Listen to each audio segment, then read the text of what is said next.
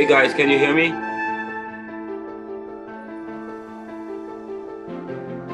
Yes, sir. All right, good. I am so sorry. Sorry about that. Were you guys getting? Were you guys appreciating the podcast presentation?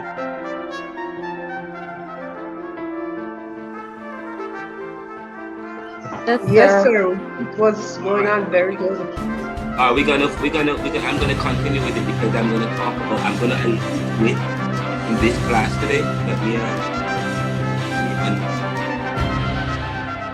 I'm gonna talk briefly about that today.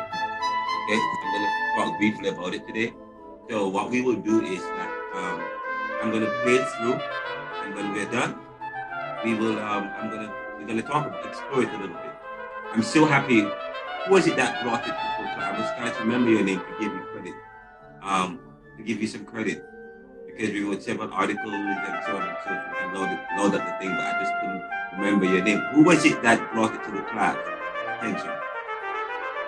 Oh, the white collar class.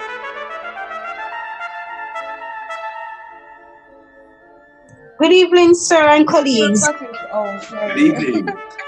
Who was it that Was brought the it? one who asked about the white collar crime, Patrice Dixon. Patrice, thank you, man. Thank you. Right on the money, right there. That was great. That was great. All right, I am going to share the sorry about that. I'm going to share the I'm going to continue with where we left off. And when we're done, we will dissect it a little bit. And then we'll get into the class. As I said, we're going to finish the syllabus. Course outline, we're going to go through it fully from start to finish, especially for those persons who are just joining the class. We're going to go through it. We're going to, while going through it, I'm going to briefly define some points and so on and so forth. After I'm finished with that, then we are going to we're going to break you up into different groups, and there are some questions that you may see in the lecture notes. Each group will look at that question. We'll choose a question from the 13. You'll choose that question, and then you break up in your group, and you'll have about 15 to 20 minutes to formulate an opinion around the question. And then when you come back from your breakout groups, we are going to discuss the question. But it's very important that I'm so happy that I decided to play this video, this podcast, because when we are done with, I'm going to leave a very important point. And then we might quickly talk about some wider societal issues, anything that you guys know that's going on in society that we just want to lift up quickly. We don't want to take too much time on that because then we're going to go straight into the syllabus. And then from that, we're going to go straight into breakout groups. Putting you in groups is vital to this class because most of the work is going to be very little individual work.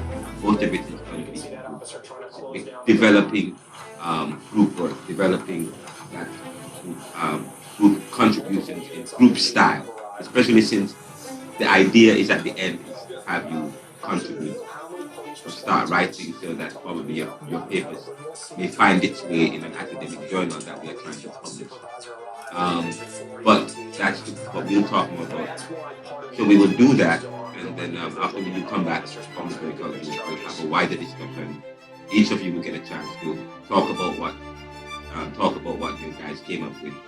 And then after that, I will conclude the lecture with some final thoughts on conceptualizing Caribbean thought, laying the foundation. I have a lecture that is actually the lecture for this week and for next week is actually written out, and I sent it to you guys. So that is the actual lecture. So you have it to read it, and you can also listen to it because some of it will formulate some argument I will present in articles, in journals, and I flesh out some of them. But there's something that we want to get at in this class, and probably I should be recording. I'm not recording, but I am recording. There's something I really want to get at in this class, and that's why I have to go through the syllabus. Is the ability with this class is called Caribbean thought. At first, I said Caribbean thought. The idea of thought suggests something static, something dinosauric. You're not thinking.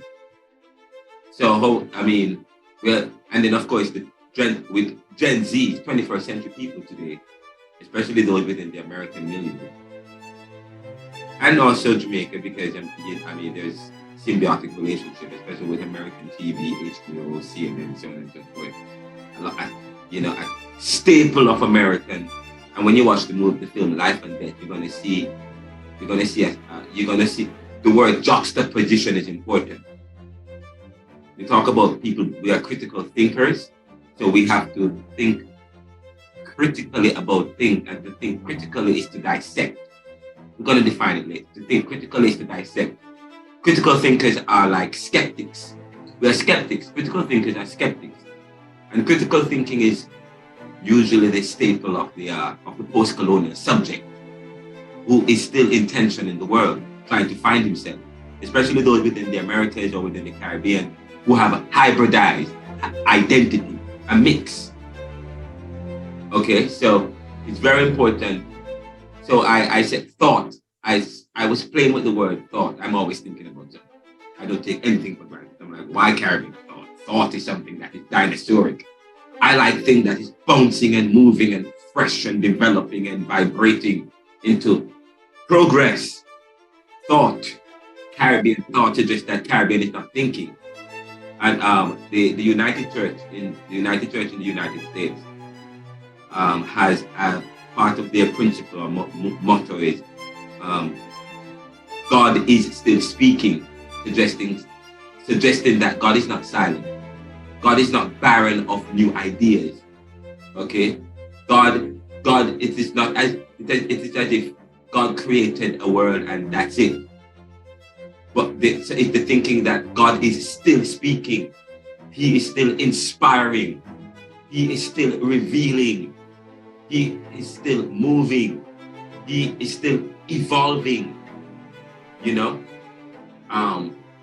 so we say talk about Caribbean thoughts. It's just thought. It doesn't mean that Caribbean thinking is not dynamic. It's not moving. It's not progressive. It's not a dynamic mix. There's no progress happening. So no, it doesn't suggest that. When we define Caribbean thought later on, we're going to talk about the past and the present. We're going to talk, Caribbean thought. But because the word thought is important, then I'm going to put it into perspective, because thought suggests what? Something in the past. But of course, if you read the syllabus, Garnet Roper's latest syllabus talked about, we're looking at diverse currents in the Caribbean, diverse currents in the Caribbean. And of course, you might have heard me, if you read the syllabus or some of the readings, you might see me say, talk about Plato and Socrates and Aristotle, Greek mythology, the Iliad, the Odyssey, the theogony. Theogony means the coming into being of something, and Homer's Iliad. And the word Iliad suggests something quite interesting. But the Iliad is about war, Trojan War, and the word. It's quite interesting. Why is the professor talking about that? Because you're going to hear me later in the lecture. You hear me talk about the Caribbean. If we're studying Caribbean thought is part of the coming into being, the part of the American, which is part of a new world, which is situated geographically and we talk about them where is the Caribbean? We're part of the American, part of the new world, part of a new people, hybrid people who have a violent past and history. But of course, you can't think in terms of violence. Think in terms of violence, you are thinking in a victimized, defeatist way. And then, so if you think, and so there are people like Dana Barry White, who wrote the book Price for a Pound of Flesh, looking at the slave in the transatlantic and how he was devalued and seen as a property, no less than a livestock. And looking at, but no, what these black scholars are doing is that they are reinventing and reimagining the black man, the black woman, the slave, in terms of the resistance, not in a negative, not looking at the slave, in looking at the struggle of the black people, moving away from a victim approach to a hero approach, from a victim approach to a hero approach, from a defeatist approach, from a pessimist approach. Not that you're shunning away from the realities of the past,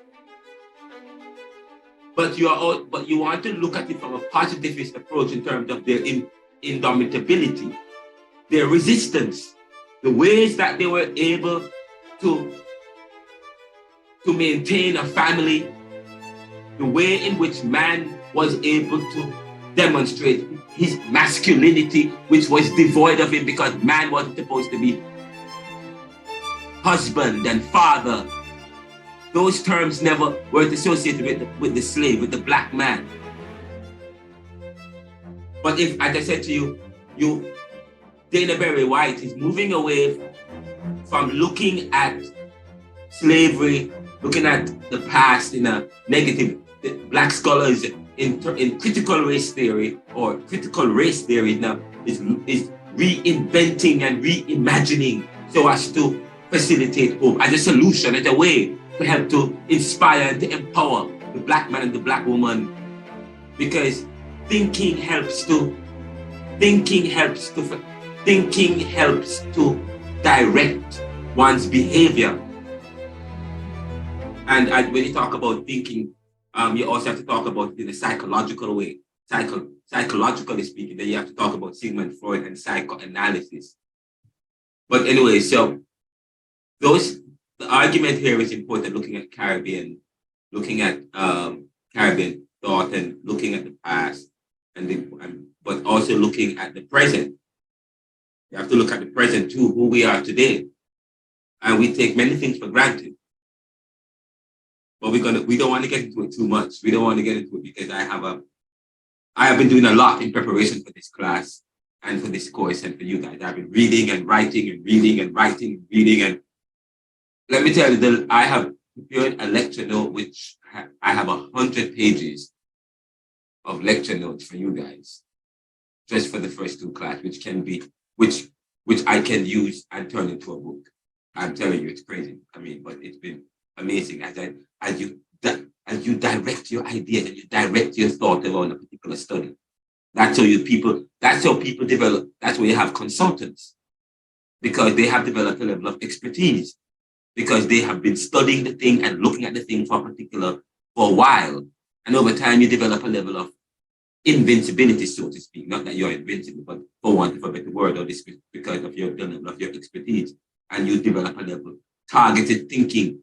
And so if you develop a level of thought, it's quite interesting. But no, that's the introduction to the class. Welcome to Caribbean Thoughts. Caribbean Thought is one of the most powerful courses in Pan-African studies or in post-colonial studies, because the Caribbean man is a post-colonial subject who has been affected by the processes of decolonization coming from colonization, who experienced the polarities and the tension between capitalism and communism, a free marketed world and a state-dominated world. This is quite interesting. But as I said to you, there are young people today who are saying, why do we have to study old people? Why do we have to study Plato and Socrates? Because people have a way of taking things for granted. And sometimes within the things that we take for granted are truths that lead to behavior that keeps people back, that make people less competitive. We'll talk about that. And actually, there was a story I found in BBC News that was quite interesting, that looking at debt mentors in the UK and how they're helping single parent mom from the Caribbean diaspora dealing with debt burden, looking at how people in the diaspora are living and charting their way through life. sometimes you don't hear the realities of struggle and tension and trying to find themselves when you study when you study people when you study people in the Caribbean and the idea of brain drain and immigration. And I have had several discussions with people when you travel and when you get an opportunity to come, people would ask, why are you here? Why you come here? I mean, Jamaica is amazing. And the ironic thing is that when you take your things for granted. People in Jamaica want to come here, people here want to go to Jamaica, but then you experience eschatological difference of contrast of experience. But we'll talk about that later on. But let us continue with the discussions here from a presentation that I did for the class, stemming from the question. Last week, one of your students asked, because I asked you guys to come with something to comment on, and the question was, the white collar crimes in Jamaica, what do they stem from colonialism? And some people might say, oh, that's a dumb question, and there's nothing such as a dumb question. And I say it is such an effective and powerful and palpable question. That question comes from a mind that is thinking in a very skeptical, provocative, and I say in an article, I wrote an article about this, it's a provocative question that speaks to human nature, that understands colonization, because I will define colonization is a process. Because the word colonization means control, in its very simplistic and raw sense. Colonization means control. Colonize is to control, is to dominate. But you will lose the essence of the essence of colonization if you just define it in those ways, because it's not just to control, because it is a way of when you study colonization, it's a process. It's a process. It's a process of controlling, of disabling, of unpacking, of redefining, of manipulating, of corrupting in order to control. And this week was one of the busiest weeks for me, even. And I must confess, I almost missed this class. I work in digital media. I have a digital media company, okay, and I do several things. I do not put my eggs in one basket. I do several different things because I believe in the dynamism of peoples, okay, especially in the 21st century, and technology. I couldn't build websites. So if you go on my website, I build the website myself. RonaldoCMcKenzie.com, TheNinjaBall.com, and all the feeds and stuff. You look at all that. I didn't know anything about probably 2 years ago. And now I'm a G. I'm telling you, the indomitability of the Black man. But this is very important that we understand this. But the news cycle has been very busy, so I have been covering a lot of news. I just interviewed one of the presidential candidates who will be addressing the class in March, and he actually I did an exclusive interview for the neoliberal round, and while interviewing him, I obtained a breaking news, and I've been working that news for the next couple of days, and there are several breaking news and stories, and you might see what's going on here in the US, what's going on in Jamaica, especially as it relates to violence and corruption. You guys talk about white collar crime, and I wrote two articles. One that says, what will end violence? What will end violence? That's one article. And the second article I wrote was on corruption, something about corruption. But it's been very, very, very busy, but very exciting, covering the stories writing about them. Oh, it's been just quite powerful, and also preparing for this class and just thinking about what's going on in the world in relation to our study of colonization. And I say to you, colonization has done damage not only to the black man, but it has also created a kind of thinking within the white man or within the other peoples in the world. Because now we think in a white supremacist milieu. So even our language and how we talk, we compare ourselves. You say we are less than. But people like Frantz Fanon, the psychoanalytic who borrows from Sigmund Freud, the father of psychiatry, or comes in and say, no, I'm not going to say, but I'm not going to compare, I'm not going to use language that make comparisons that continue the violence of the individual, of the man as an individual. I'm not going to say less than. So he says, the Negro is not, full stop. Any more than the Negro is not, full stop, any more than the white. So people who read that casually will miss the potency of that literary epicope, if you people who study theology and exegesis. The Negro is not, period, any more than the black. The pause, you don't put, that's not how you write. And that's why, I have my book on Gramsci. This is ever Gramsci. This book, Gramsci, is Antonio Gramsci, selections from the prison notebooks. And Gramsci writes about intellectualism and people like Foucault, Michel Foucault, and people like Immanuel Kant that challenges Newtonian physics, that looks at thinking in a very hegemonic, unchanging, static way.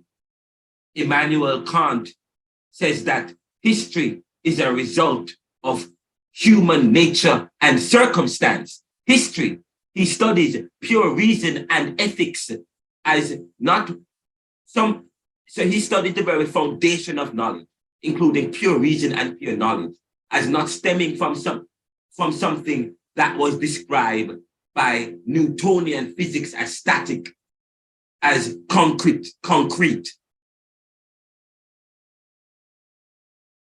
He's very skeptical of it. He studies it and arrives at this truth that history is a result of human nature and circumstance.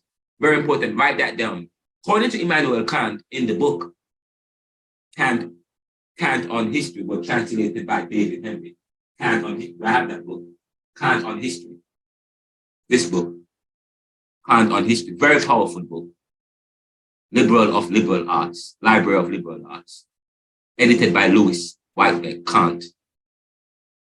History is a result of human circumstances, and human nature. So when you ask and then, so you don't take things for granted until you look at if history informs the present, and you are studying Caribbean thought, looking at how diverse currents affect the present, then you are looking at the present and you ask what gives. And every generation challenges another generation. Every generation pushes the pendulum further. But there is also, when people talk about tension between classes, Richard Trotsky and many Marxist theorists look at tension between the classes, the working classes and the upper classes. But there is also a tension between generations And there could be what we call generational gap, which is some different kind of thinking. But there's also tension in terms of generation. And you talk about, and you look at each generation and what is, you talk about Gen Zs, and so even within the Caribbean, is there also are there generational gaps? How do generations identify within the Caribbean? And that is why Frantz Fanon talks about, and Homi Bhabha in her book, Homi Bhabha talks about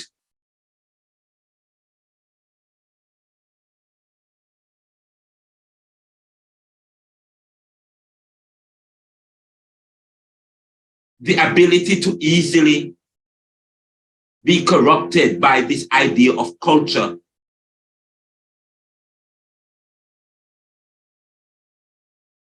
A culture that puts man within a general will so that he loses the individual, his individuality. And we talk about when you study Caribbean, you're studying culture. What is culture? Culture in its simplistic form is the way of life of a people, the way of life. But when you talk about the way of life of a people, you are talking about it in its, you're making generalization. So when you're studying Caribbean thought, you must know that we are making generalizations as skeptics, as people who are post-colonial, who are trying to move away from the damage of the man, move away from colonization that has done violence to the man, that takes away his free will, that destroys his psyche, that takes away his individuality and places him within a dominant, within the dominant, within a supremacist milieu. So we want to move away from that. So we're making generalizations about the people and the places of the Caribbean when we study Caribbean thought, and we must reflect on it in those terms. And we are reflecting on it in those terms because we are doing philosophical inquiry. It is philosophical inquiry because, of course, we're looking at diverse currents in Caribbean thought. And so we don't want to make the same mistakes that we accuse our former masters of doing, removing the individual, stripping away the individual, redefining the individual. And when people want to do damage or to justify their damage because they want to appease their consciences and their guilt, they redefine the individual as something that he or she is not, as a way to devalue. Then they move in for the kill.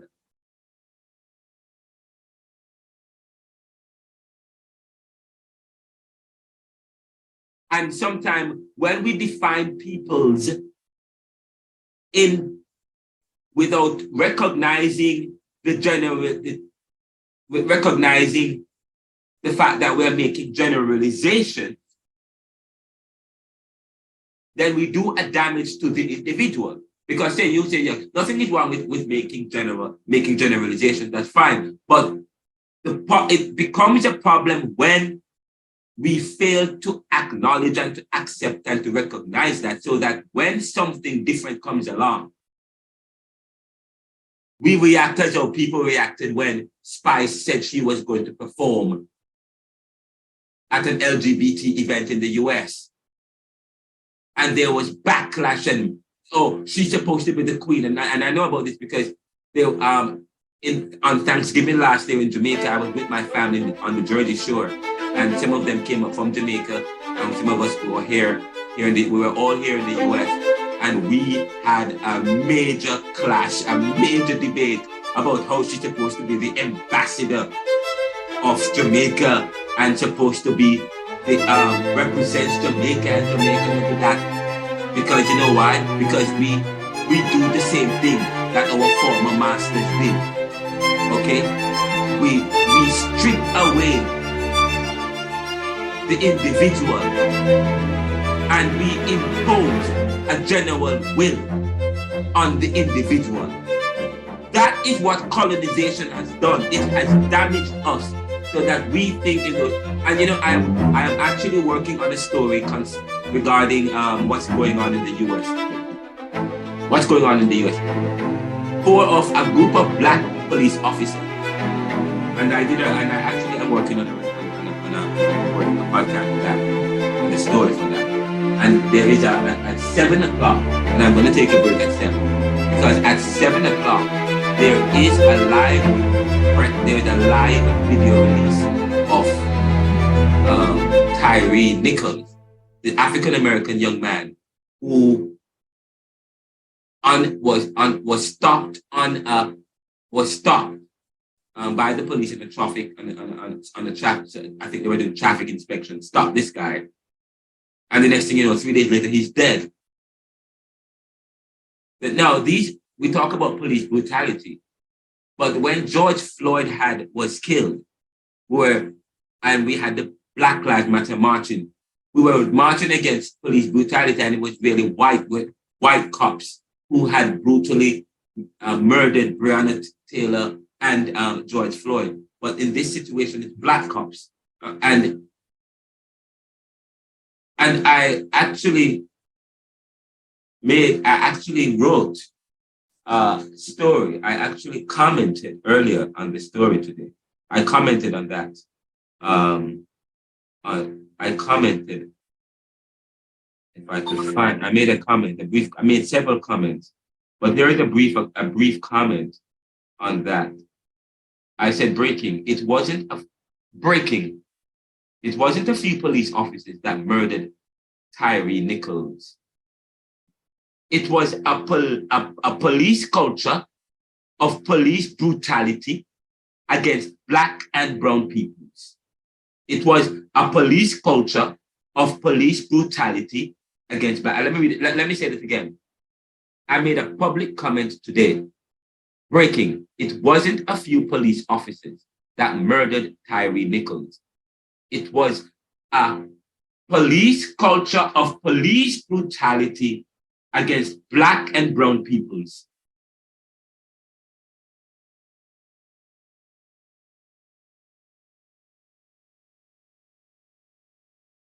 That hasn't changed since Black Lives Matter marched against George Floyd. The world braces itself for release of Tyree Nichols' video. And I tweeted that, and I'm working on an article for the Neoliberal Journal, and I also posted that in the Neoliberal commentary and in LinkedIn and Facebook and all my feeds and so on and so forth, and I'm working a story. And that is why I have to take a break at 7 o'clock, because I have to do a recording and do a quick comment. So we're going to be a 15 minutes break at 7 o'clock. But I made a comment, but this is very important.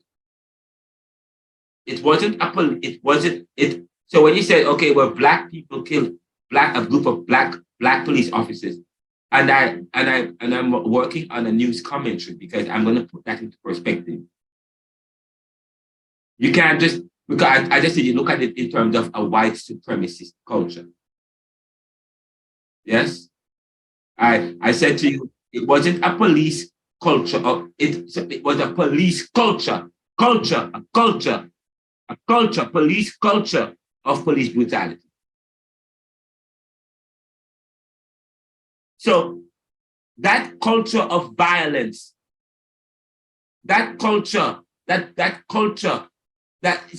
so here you have these black officers who now have become house slaves.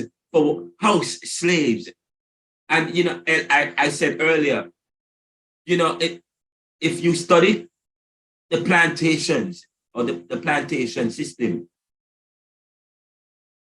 it wasn't the plantocracy that punished and whipped the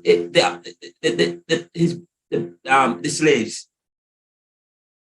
It was the house slaves or the same, or the whippers, the same black people that doled out the violence and that beat his brother and his sister. And sometimes used as spies against the other. Because for him, it was probably a sense of resistance. That was the way that he found value, to allow himself to be corrupted by the very same system he's fighting against, that has corrupted him, that has done this violence, that is treating him as second-class citizen, or within a class society that puts him in the second place, but above the rest. So what has happened is that these police officers, okay, the same way in which, the same experience, and they learn from that experience of colonization. They learn from that experience of white supremacist police brutality, learn from that experience. And that is because that issue of power, and the colonization has so damaged their mind. And then, of course, so they acted outside of that white supremacist culture of doling out violence. But then you go to Jamaica, they don't do violence. But we're going to talk about violence, what will upend violence. Now, anyways, but I say to you, I was studying Caribbean thought. So we don't think in terms of less than anymore. So he says, I'm not less than anybody else. So he says, he interrupts the normal language. He interrupts standards. He interrupts the way of thinking, the way in which society views things, the way in which we measure the dynamic, the way in which people measure the validity of their experience, give credence to their relationship with other people. He interrupts it by saying the black man is not, and stops right there. And then starts again with a new sentence. Any more than the black man. Any more. Not any less enough. Any more. So now, when you don't speak in the negative, now you speak in the positive. So, it's in terms of language is powerful. We talk about Dana Barry White and other black scholars now writing in a way that reinvents the black man and re-empowers the black man, looking at his history, his past, not in the way how you shape your past will also inject a particular feeling and self-efficacy and so on and so forth. So interrupt. So now black scholars are critical thinkers, because now they're reinventing, they're interrupting spaces. Homi Bhabha, if you read Homi Bhabha in the preface of this book or in the first chapter, Homi Bhabha said that she was particularly interested with literarians, the post-colonialist Homi Bhabha, who is from India, but who went to Oxford and so on. But she was particularly interested with people, with literarians who were on the periphery, who were off center, not people in the center. And she was deliberately interested with those people because the reason why she developed an interest in people in the periphery, because we live in a society that promotes the center, that privileges the center, that drowns out the other. And because of the dynamic of a relationship based in privilege. And we create systems and jargons and institutions that support a brand of thinking. Or Walter Litt, in his economic labor history of the Americas, talks about in the 1940s and 30s and 40s, he looks at how this issue of connectionism, this drive towards forming corporations and so on, connectionism, forming unions, forming association. Forming association is a bad word, but because people form that association to maintain a privilege. So once you connectionism is a kind of capitalism, it's a kind of neoliberalism. You are forming connections, okay? And then you create systems that prevent people from coming into your circle. So, and connectionism is supported by credentials.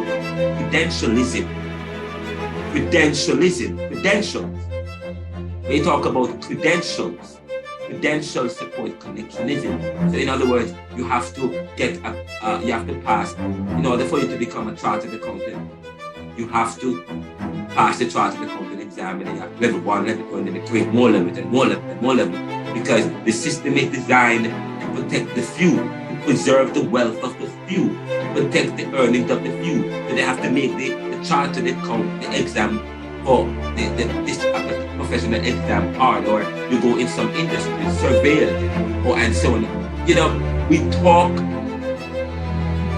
So she talk. Homie Baba alludes to this injustice, this connectionism, and so she wanted to move away from that, and to move away from the center and go to the periphery.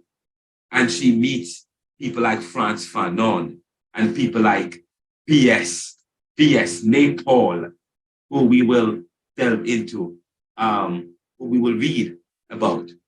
We will delve a little bit in Rex Nettleford and Edith Clark, because I'm going to challenge Rex Nettleford and Edith Clark. Because Rex Nettleford and Edith Clark, because when you study Caribbean, you also have to study the social organization, the organizational dynamic of the Caribbean. Okay, so we talk about, you study classes, you study generations, and we talk about generational gap. What did the Caribbean look like in terms of generational? The generation of the Gen Zs of the Caribbean or of Jamaica. How do they Sir, resemble? Yes, excuse me, sir. You yes. said you're gonna break at 7 because you have a recording to do. It's now 6 minutes after 7. Yes. Okay, we're going to take a break. Could you hold for a second? Let me just see if we're about to start the recording. Hold on. And while we take the break, probably I could play the recording. Hold on. Hold on just.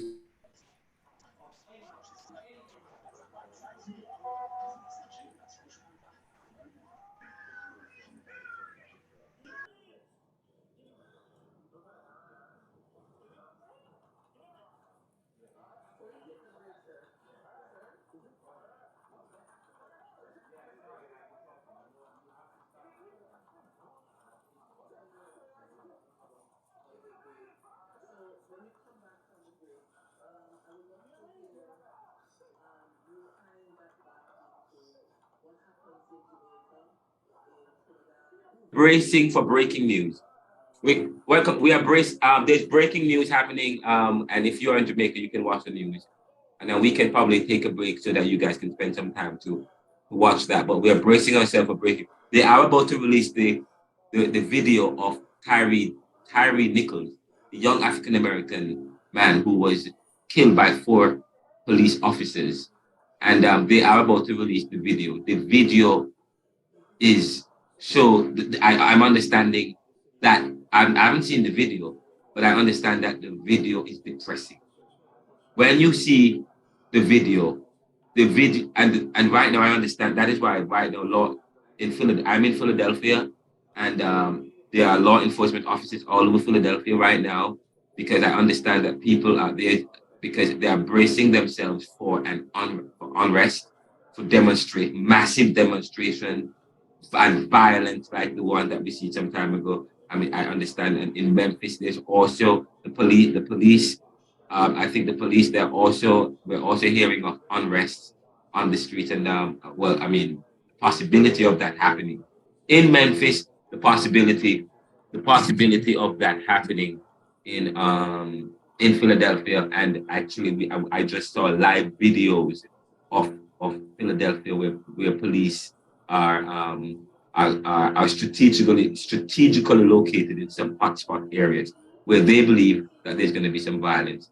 As I said to you, they are about to release the video of Tyrese Nichols, the young African American young man who was returning home from work, was stopped on his way home from the police, who later was killed, beaten and killed. And just to add some more background story to this background story, the commissioner, one of the former commissioner of the local community where Tyree Nichols is from, we understand that they some time ago they had set up stack cameras stacked to to deter criminal elements, because that particular area is a hotspot or a hotbed for criminals or for criminality.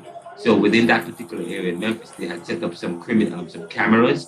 The law enforcement and local government officials had set up some cameras, and that would help to deter people and to just keep an eye and to record. But today, the same law enforcement that erected camera, yes, to keep an eye and to be vigilant in its drive to deter criminality, are themselves caught on camera engaging in criminality. Such hypocrisy, such duplicity. We talk about, and we talk about the issue of the bureaucratic phenomena. We talk about the issue of parasicalism. And by the way, I just checked, they keep pushing the release of the video. And the video, the release, they were supposed to release the video of the police beating and abusing and Tyree Nichols to pulp. I understand that the video is difficult to watch. I understand that when you watch the video, it's gonna make you cringe. I understand that the video is. I can't find any more words. They didn't use. They said it is a powerful video. It is going to make you turn and cringe. That's my understanding. I have not seen the video, but several we're hearing words from the governor of the state. Now the White House is getting involved. The district attorney's office is getting involved. Some of them have seen the video, and they have seen the video to the point that now they're coming out and they're giving statements. That's how awful the video is. Okay, that's how awful. Now this guy was beaten and killed. He wasn't shot and killed. He was beaten over and over and over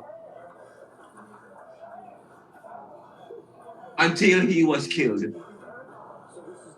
Black people have to. That is what black people have to. And I said to you, I wrote an article some time ago. We have to, part of the change, part of the change, part of stopping police brutality within a system of violence and domination and abuse of power stemming from colonization. In order for you to do that, you have to reorder and transform the whole thing. You have to change and transform the police force. Change their uniform, change their badges, change their cars.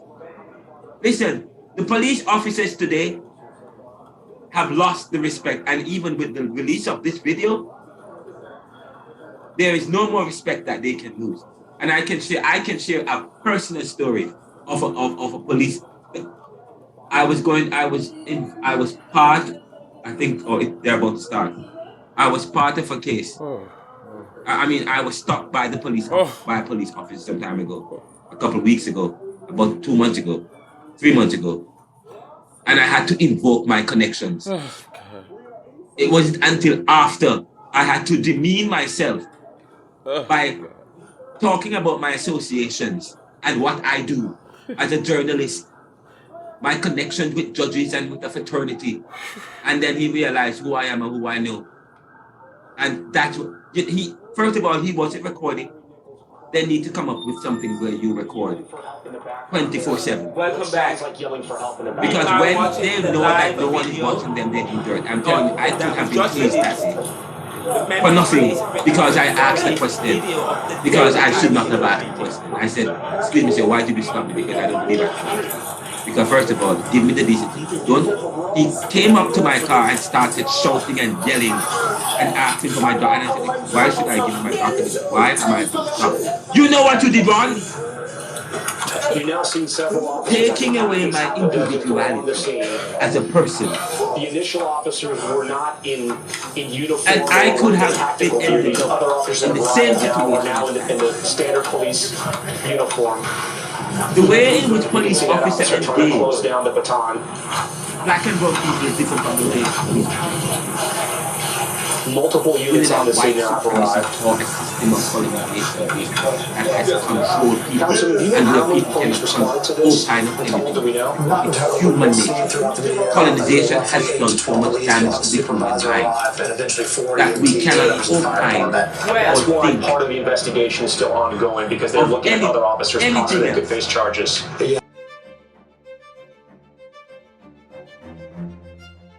But we'll take a break from here. We'll take a 10-minute break, and then when we come back, Before you take a break, sir. Yes, go ahead. Go ahead. May I ask a question? Yes, sorry, I've been talking. You know what? You have to stop me sometimes, guys. You have to interrupt. I know. Okay, great. So when you come back from the break, I would love to hear you tying that back into what happens in Jamaica, in Trinidad, in Barbados, if we have the same kind of police brutality, especially in Jamaica. Let us see if we can tie it back in that, sir. Of course, we have. Is that possible? Oh my God! I mean, I write about. If you read the book that I wrote, and part of the class is going to talk about crime and violence in Jamaica. Jamaica having one of the highest crime rates. Is it an issue of relative deprivation? I'm looking forward, sir, to hear you when you come back. Yeah, because when you study crime and violence, you have to, and then that's why I want us to finish listening to the thing about white collar crime, and then when we're finished with that, then I'm gonna answer your question. Okay, good. Thank you, sir. And then we break it. We may not finish the lecture, but that's fine. You have access to everything. I'll send you everything. We'll take a break. I have to run and go check on this real quick. Thank you so much. Sir, thank you. But remember, ask me that question again, and we're going to talk about probably we have to tie it in with relative deprivation. Relative. Write that word down. That's going to be in your exam. Relative deprivation, because that speaks to Caribbean context and the issue of crime and violence. Okay. Thank you, sir. Bye-bye.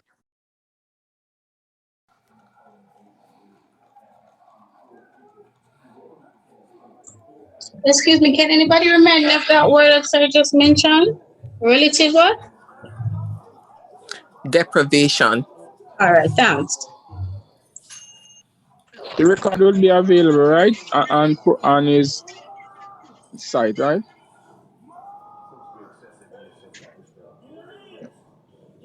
Can somebody confirm, please? I am not sure, I need to ask. Okay.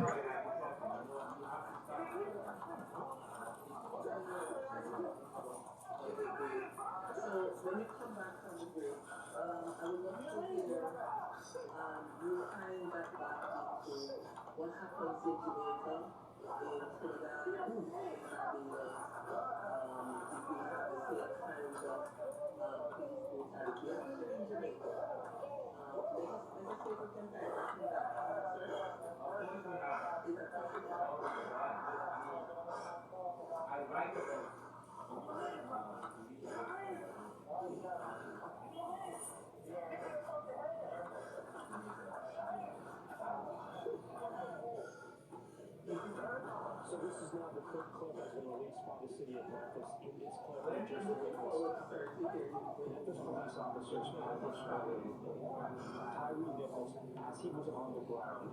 This follows a pursuit after he ran from them. And at the beginning of the clip, and council members, you told me this because you've seen this before, that's when he cries out for his mother. Because their house was so close by. You can clearly hear him cry out for his mother. Yeah. Councilman, before you were telling me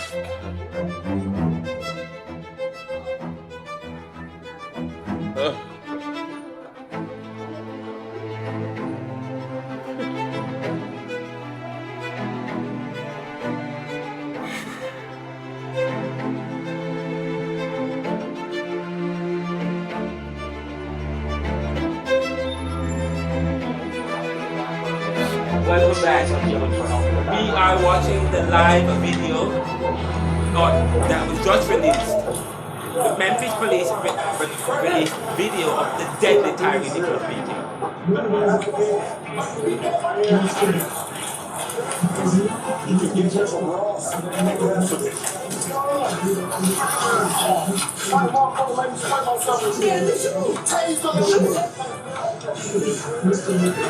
You've now seen several officers, I can count at least half a dozen who are on the scene.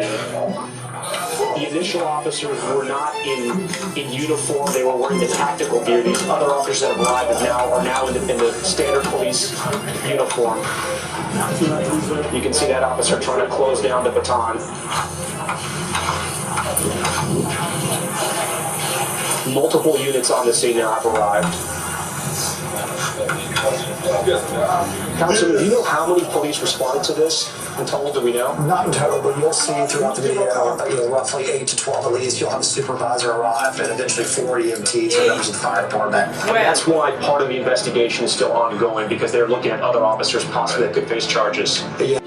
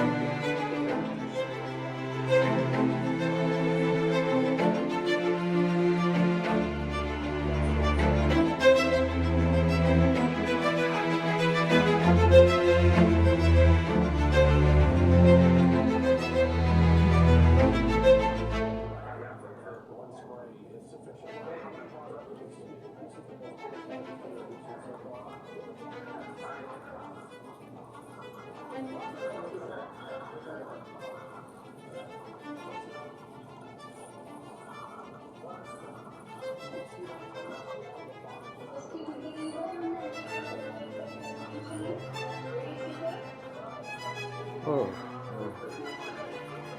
Oh.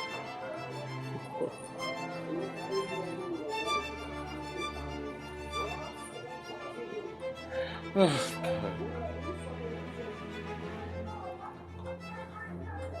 Oh.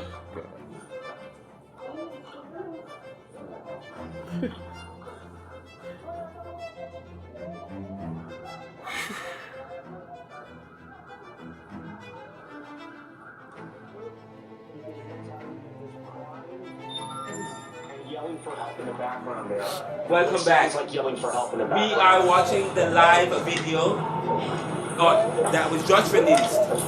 The Memphis police released video of the deadly Tyree Nichols beating.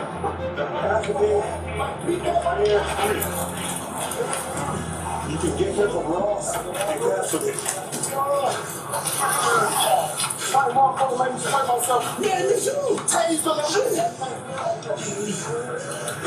You've now seen several officers. I can count at least half a dozen who are on the scene. The initial officers were not in uniform. They were wearing the tactical gear. These other officers that have arrived are now in the standard police uniform. You can see that officer trying to close down the baton. Multiple units on the scene now have arrived. Councilman, do you know how many police responded to this in total? Do we know? Not in total, but you'll see throughout the video, roughly 8 to 12 at least. You'll have a supervisor arrive and eventually 4 EMTs and members of the fire department. That's why part of the investigation is still ongoing, because they're looking at other officers possibly that could face charges. Yeah.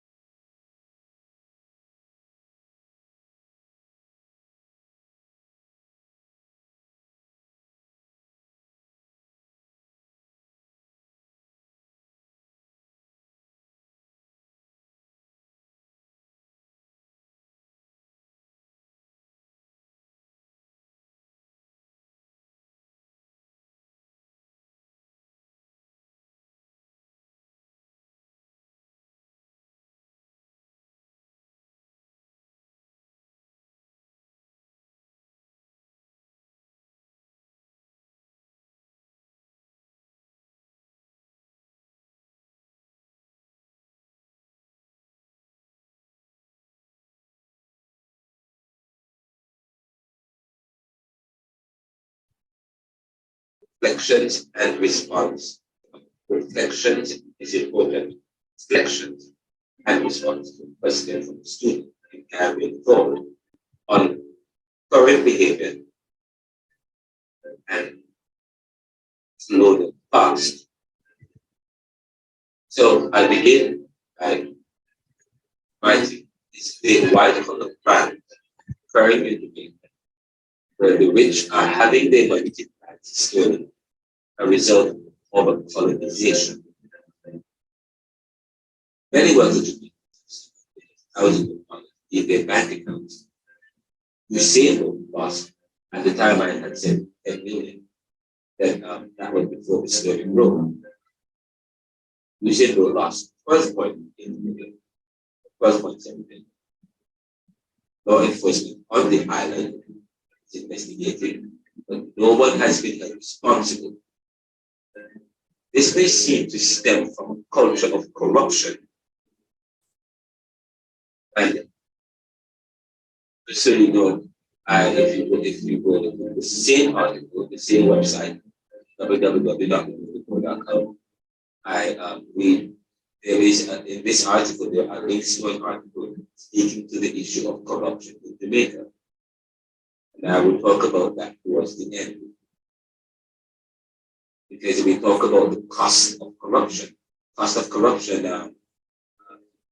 Professor Trevor who was the executive director of the National Integrity Agency, did a video with that cost of corruption. I think it was in, I don't know. Prior to that, corruption was a sore issue in Jamaica, and I believe the video they wanted to, and I will talk about this in Friday in my academic class. We will get it, and we will get a chance to talk. I know this, and it's on YouTube. This is one of the respondents, commentators in the video asked. They can have received so much money. Jamaica has received a lot of money in investment, billions of dollars, but where's the money? I alluded to that in my new book, consider where is the money?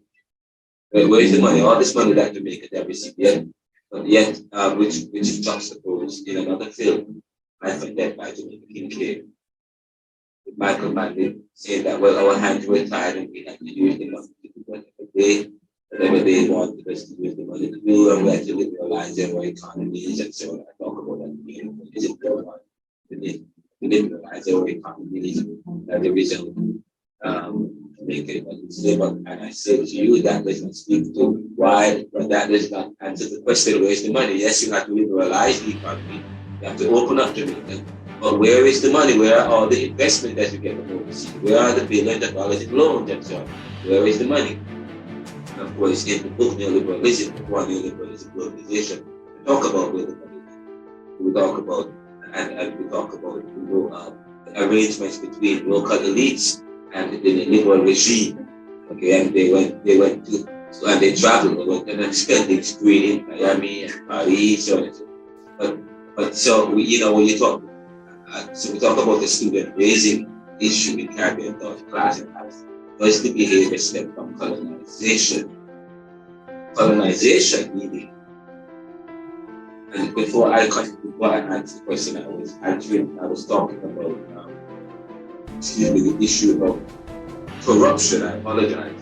That is the white collar crimes occurring in Jamaica, where the rich are having their money stolen as a result of colonization. And I say to you, as law enforcement on the island is investigating, no one has been held responsible. And this may stem from corruption. There is a corruption between that's the corruption. And I say to you, prior to before the Jamaican government established the law, National Integrity Agency, corruption index was high. Now it's in 2018, 2019, corruption index lowered significantly. Or 2017, but we know that there's an article. I wrote an article that speaks to corruption, that speaks to crooked politician being on the UK radar, and that was in 2019 or 2021 or thereabout. An article was done that so corruption is on the rise again in Jamaica, and since COVID, and I'm going to allude to this further in the article. But there's an if, but if you there in the article I'm reading from that I've written in the Daily Liberal Journal that you can access, has several links within the article that you will benefit from, that you will not benefit from, that by just watching this video or listening to the podcast. Okay, so yet a student, so let's continue. So yet a student raised the issue in private class and asked, does the behavior in Jamaica, white collar crime, the SSC crime, whatever it may be called, does it step up colonization? Which is an appropriate question. Colonization, meaning, this is my definition, meaning the periods in the world, in world history, where Europe and created privileged white race, engineered and successfully completed a systematic takeover, domination, and control of parts of the world, even predominantly Africa and America. And notice I said created white race because I said to you, there is no such thing as a white race that was created in the early 1600s to support or to prepare for the most heinous and project to enslave a whole set of people. And I think that see, that's the ethical question. So that's what colonization is. Again, the period in world history where Europe and the created privileged white race engineered and successful with a successfully completed, successfully. Again, it was colonization. The period in the process is also represent a period in world history. The process is represent a period in world history where Europe and the creative privilege is engineered successfully. Complete a systematic takeover, domination, control of parts of the world and people. This involved what are known in the word black skin and called it the depersonalization of the colonized system, which is systematically controlled man and woman. So as to project all things with a European or Anglo-Saxon white supremacist belief. The question is different. Students ask. Therefore, a provocative one and provides for a deeper reflection within academia, academic thought, and considers human nature, practices, and behavior. The issue of theft and white collar crime. There is white collar crime, blue collar crime, once carried heavy and easy weight. But these white collar crimes are experienced by the white collar crimes that have been experienced by the wealthy, who have worked for what they have, worked for what they have. Yet can they afford to lose any more of their earnings and share it with the rest? We talk about taxes. Would you share your wealth or would you allow it? That's a very important question. Would you share your wealth or would you allow it to be stolen? Yet can they afford to use it and share it with the rest? You sitting there advantage and look. However, the accumulation of wealth does not necessarily come from hard work and just from the hard work. The accumulation of wealth does not necessarily come from hard work and labor within the capitalist society. Believe when we read wealth of nations and when we look at certain people's lives, leave out the certain parts. But when you read Wealth of Nations by Adam Smith, it was, but according to many, it was the influence of Jean-Baptiste Faubert, Wealth of Nations by Adam Smith being the Scottish man. Of course, we are saying that. So I am saying here that the accumulation of wealth does not necessarily come from hard work and labor within the capitalist society, as we are made to believe when we read Wealth of Nations. Right here, be very critical. It's critical to work right there. when we read Wealth of Nations. About thinking about what has been thinking and thinking what has been previously thought about what we define critical thinking as that. Jean-Baptiste Correll of France was said to have influenced Adam Smith, which had informed, Jean-Baptiste France was said to have influenced Adam Smith, which informed or probably explained the idea of capitalism, or the theory that explained the idea of capitalism in Western civilization. It was said to, Adam Smith. Wealth of Nations was said to be Adam Smith magnum opus. Yet it was influenced by somebody else.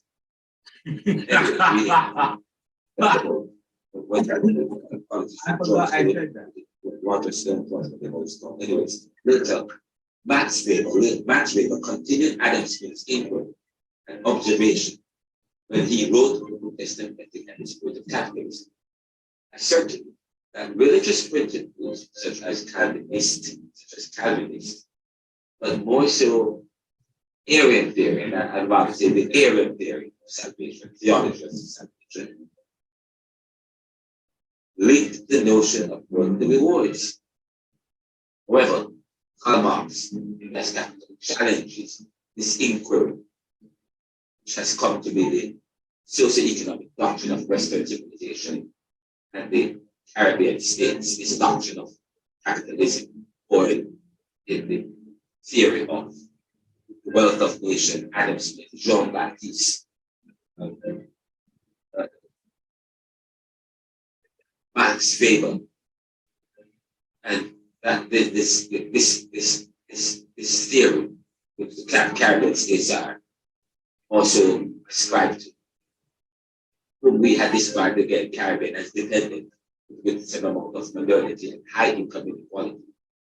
Marx re-examines this socio-economic history, this history, revisits it critically.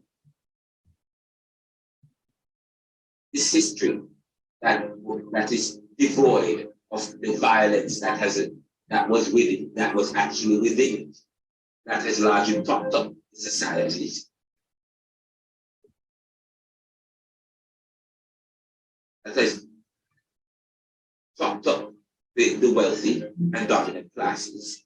They leave out the violent part of it, the theft. So Marx revisits all of this. He says one of violence and one of theft. Trotsky picks up this Marxist theme to explore the tension and struggle in societies between classes, contending for dominance. But is this short-sighted? Or is it just the dominance, equality, independence, access what has been stolen or has escaped through theft and laws that protect theft by the people who we now call elites?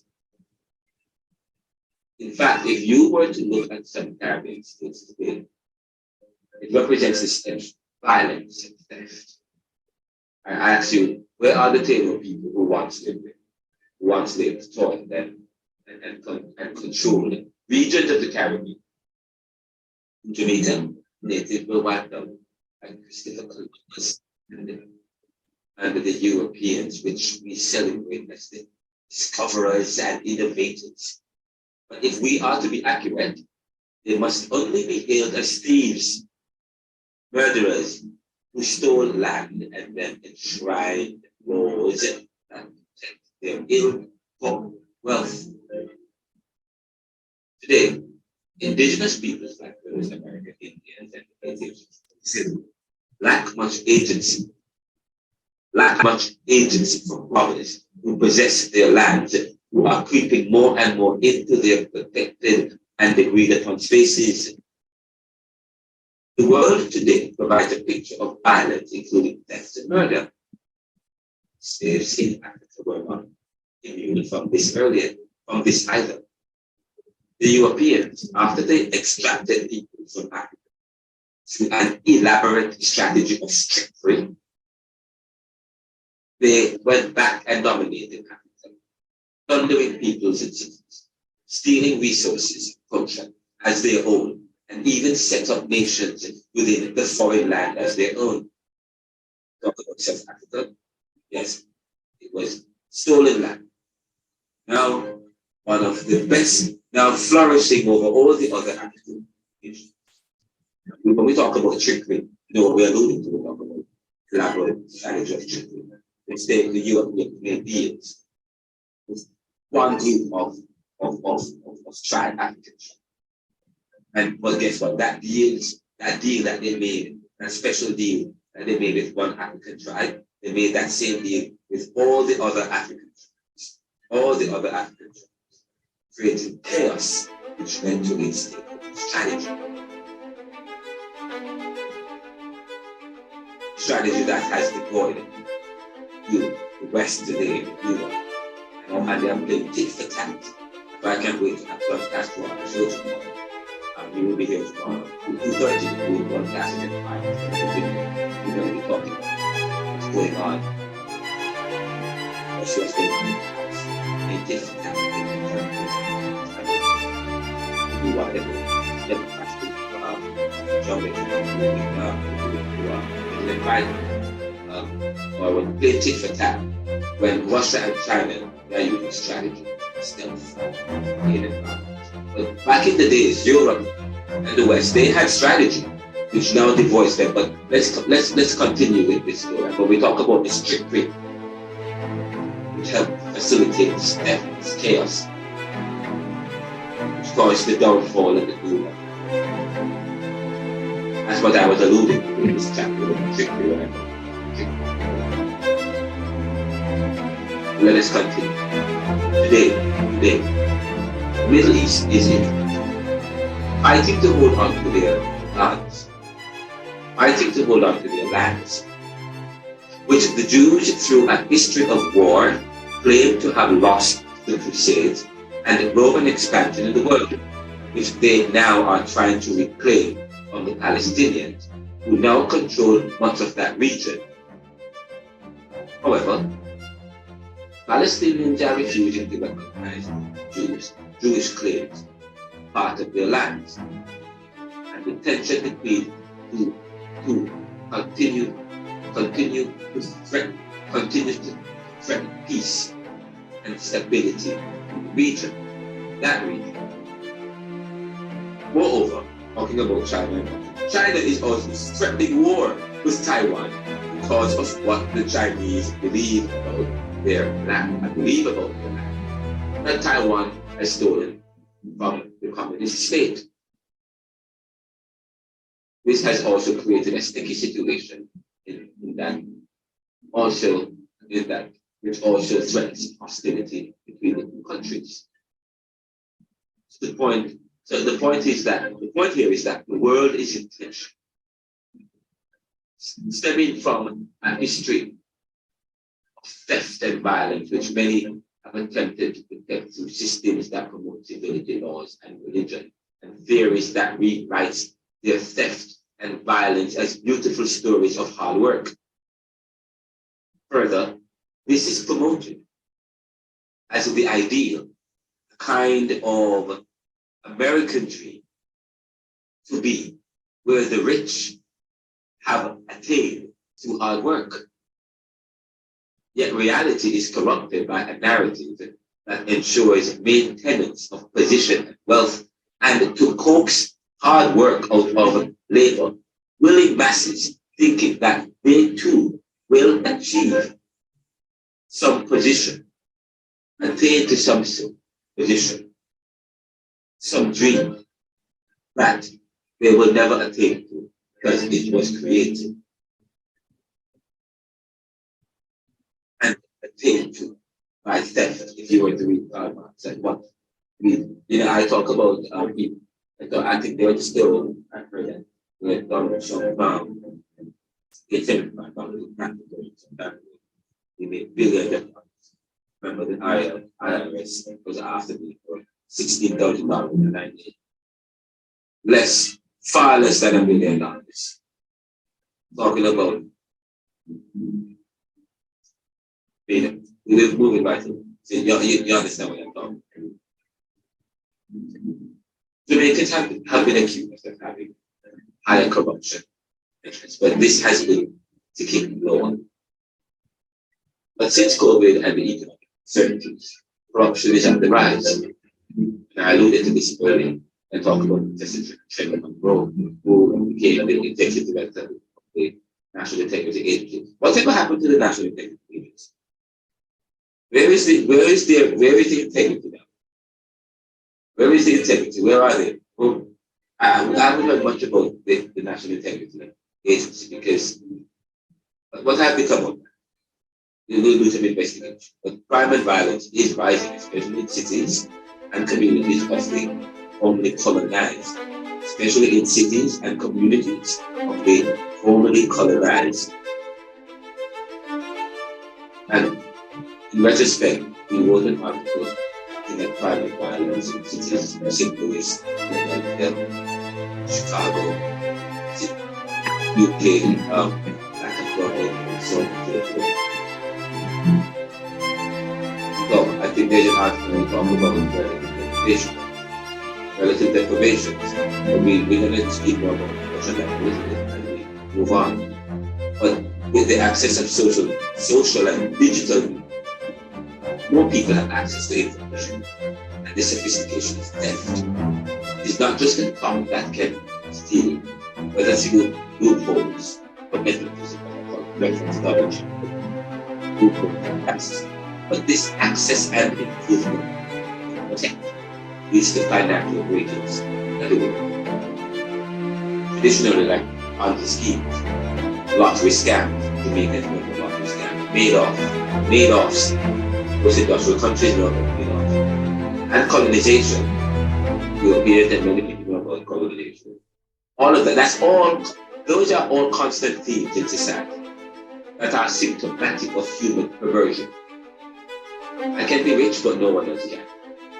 I have the right idea, but no one else can have an idea. Russia, for example, justified its invasion or attempts to steal part of Ukraine as a world-saving mission. This is the human perversion, adopted posture, privilege, that attracts the lower, which now attracts the lower classes, or has always attracted the lower classes as part of this tension, who compete among themselves, even through theft and disregard of the other to arrive at a place he will never get to or was designed for him.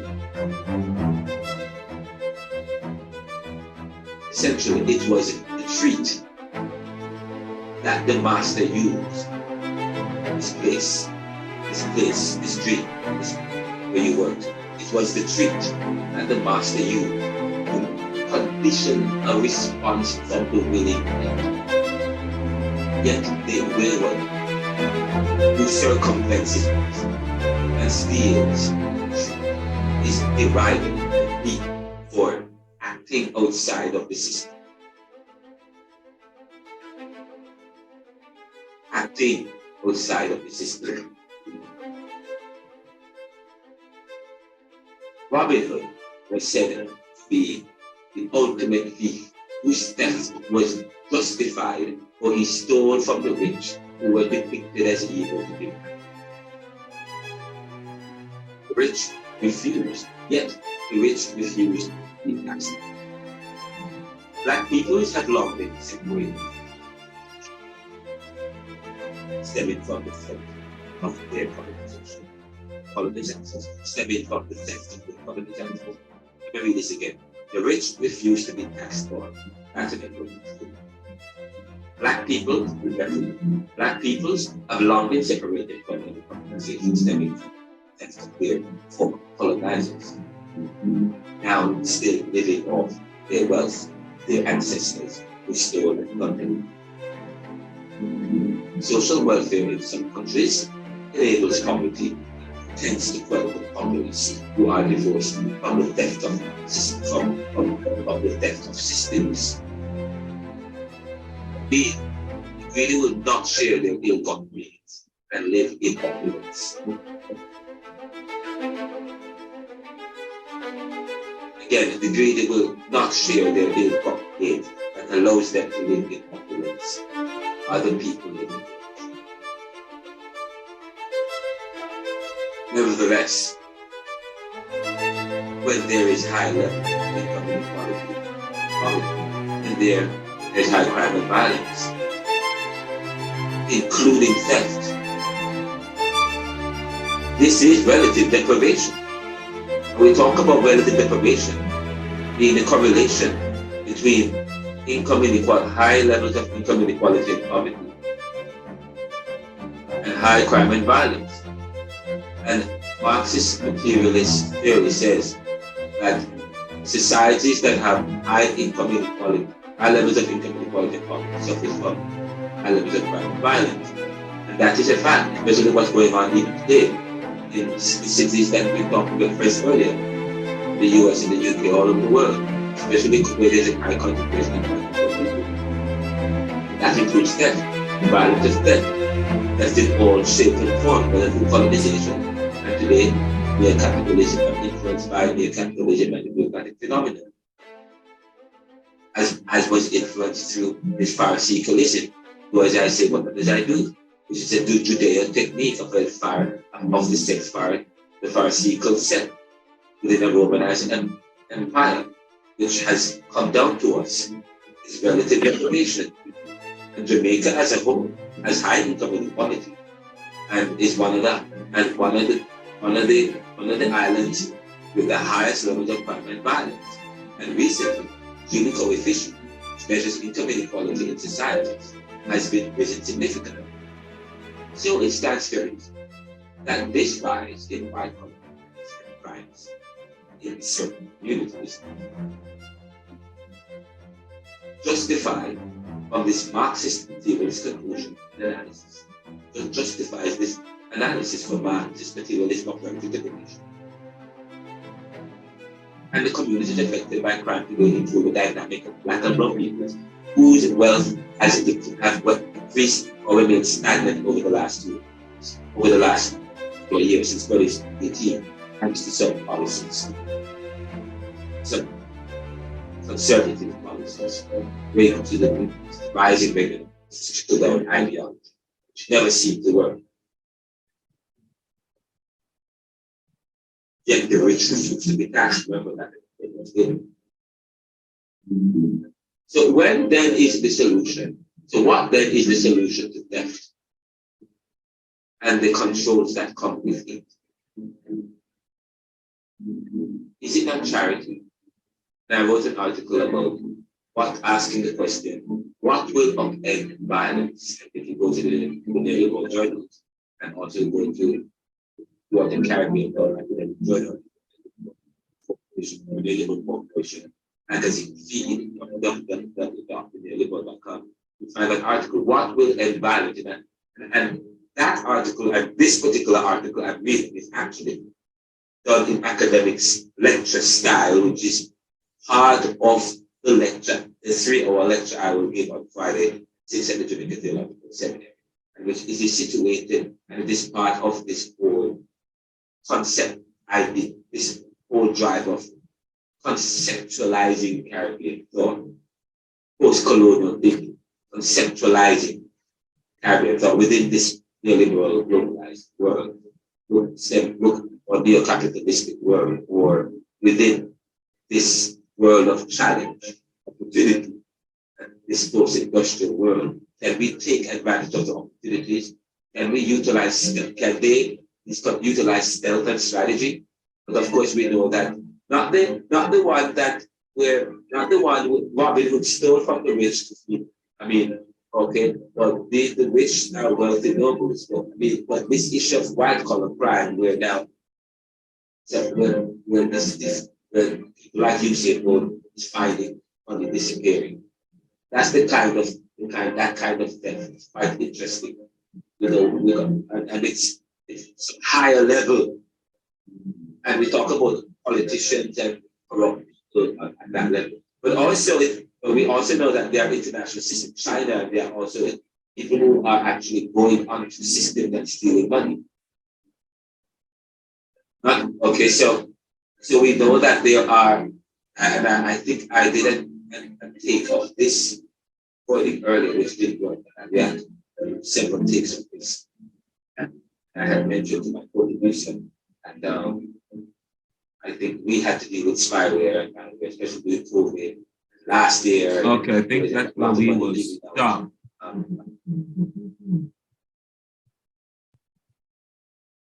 Okay, I think that's where we're going to stop for that video for now. I think that's good enough for now. I am actually, welcome back, guys.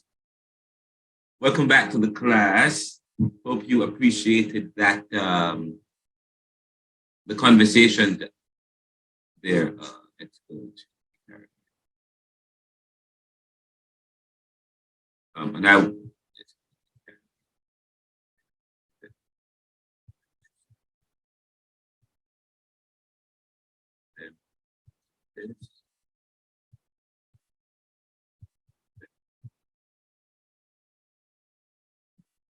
okay, and then,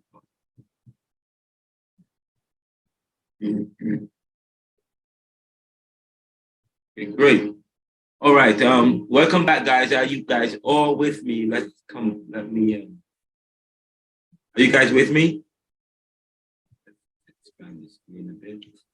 Yes, sir. I've been with you for a while. Okay. Next week, I want to see everybody. And just so you know, when we have the guests, everybody have to have their camera on. And I need to say, I'm not too familiar with how you guys look. And I think I'm in my third week, and I don't think, well, I haven't realized my goal of knowing you guys yet. I think I need to improve on that. So I guess I need to do more individual, probably I need to do 1 or 2 individualized work, and then I'll be able to get to know you more. I think part of my goal, I still haven't known you, I don't know you guys yet. I'm still working that out, and I'm still trying to help you to understand the course and conceptualize the course in our things. But I think what would also help me to know you guys also is if I have the camera, if I see your faces. So starting next week, I hope that I would like all of you to show your faces, your beautiful faces, all right? Your amazing faces, so and I can get to know you guys better. And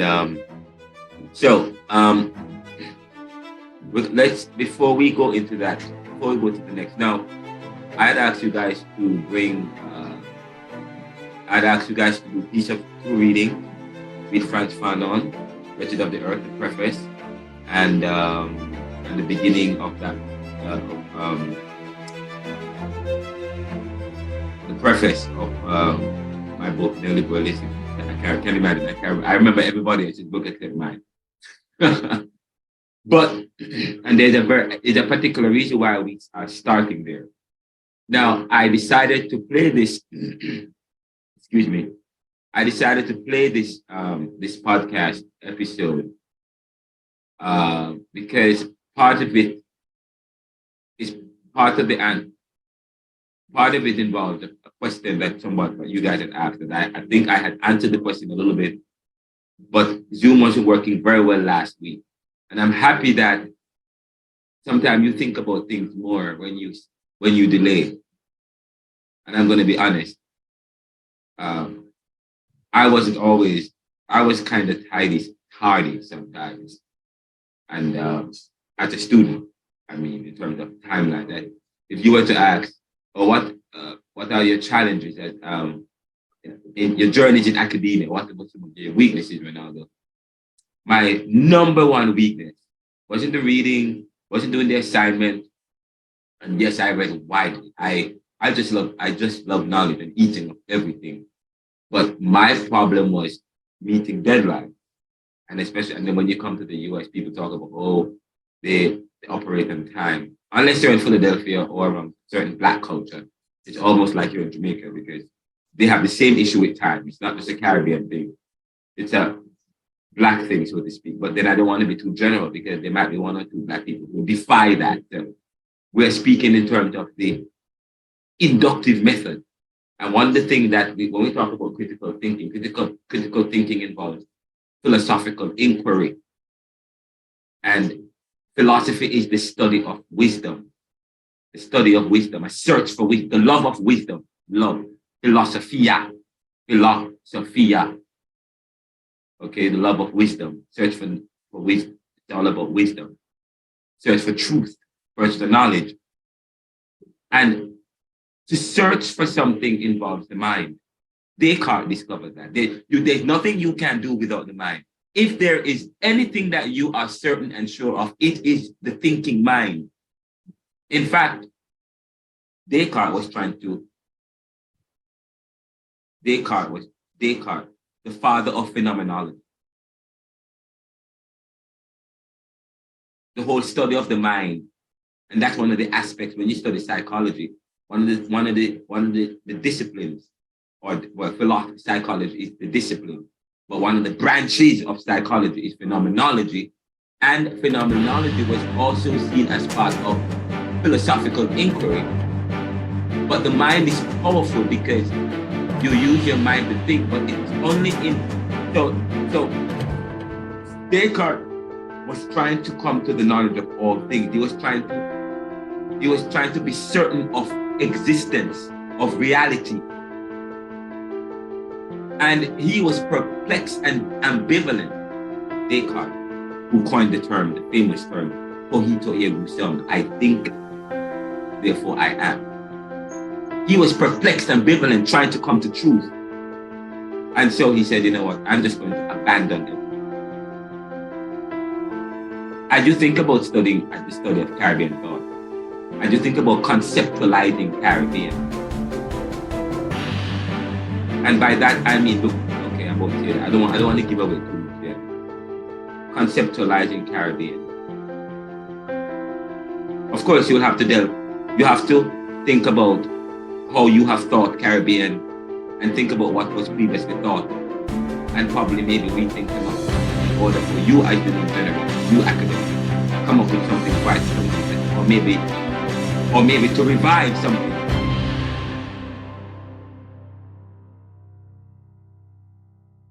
Because if the Caribbean is an invention of the past, if the Caribbean today is an invention, and I think one of the readings I have speak to this issue, if the Caribbean is an invention.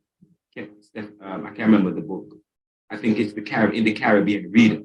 The Caribbean Reader, and if you go to the syllabus and you scroll all the way down to the bottom, there is a link. You click on it or copy and paste it into your URL, and anything that you see highlighted in blue, you might be able to click on it and it takes you there because it's in Word format. But if you select it, copy it, and paste it into the search engine, Google or whatever it is, maybe it's going to take you straight to the link, and you'll be able. So one of the you might find very informative and insightful the book, the Caribbean Reader. The entire book, or the most substantive, most important part that you need to read, the essence of the book is found in the link that's available. And when you click on it, when you access the document, it talks about the Caribbean. And one of the authors said, if the Caribbean is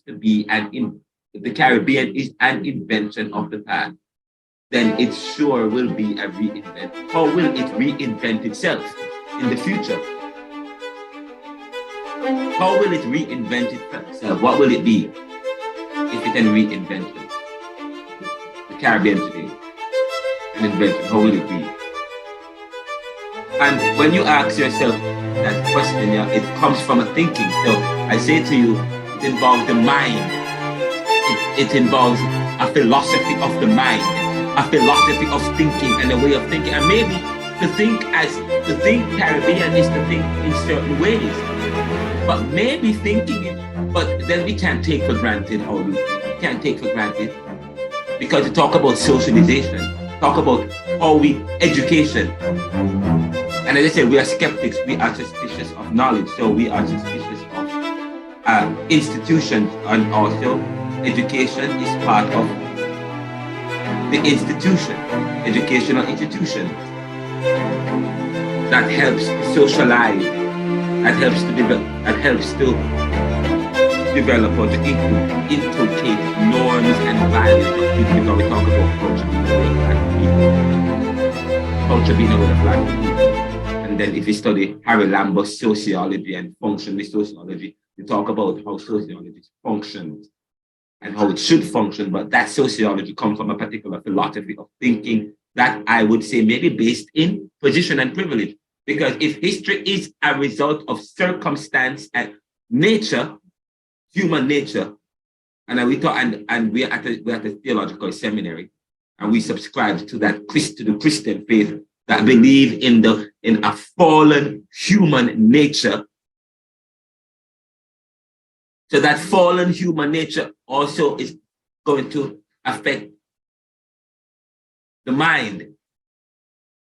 We say history is a result of human nature. So the human nature imposes itself on our interpretation and also on the writing and record of history.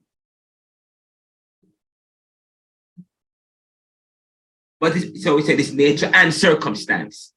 Human nature is a result of, history is a result of human nature and circumstance. Circumstance, what's the circumstance? Circumstances could be what the reality of the people. They could be post-colonial subjects who are still struggling. So the way they see things, the way they view things is different. So that sometimes people say, no, we can't understand Kyrie Irving. We can't understand Mutabaruka. We can't understand Mutty Perkins. I was a big fan of Mutty Perkins. Mutty Perkins influenced me. He was one of my biggest influences. I listened to Mutty Perkins when I was 8 years old, all the way to, that guy, the way how he thought, he was a critical thinker, he was sharp. Okay. I would say to your personal experiences that I believe I was a supporter of the Jamaica Labour Party. I was a big supporter of Edward Seaga. I liked Edward Seaga's policies. I supported him, but I never thought about it in any ideological way. I never thought about it in that, but my father and my household supported the Jamaica Labour Party and Edward Seaga, and they saw him in a favorable light. And every time they talk about Michael Manley and the people of the National Party, they always talked about them in a negative light. So as I grew up, okay, I found myself thinking and talking in those ways, the same way. But until I came to the US and started to study society deeper and started to study and to look at people, study human nature. And then I started studying the foundation of knowledge and history and philosophy and psychology and religion and so on and so forth, and Greek mythology and Egyptology and Kemetic spirituality and economics and capitalism and neoliberalism, and studying China and Russia and Singapore and the Caribbean and the global south, and studying global forces and how they are at tension and how the world has evolved.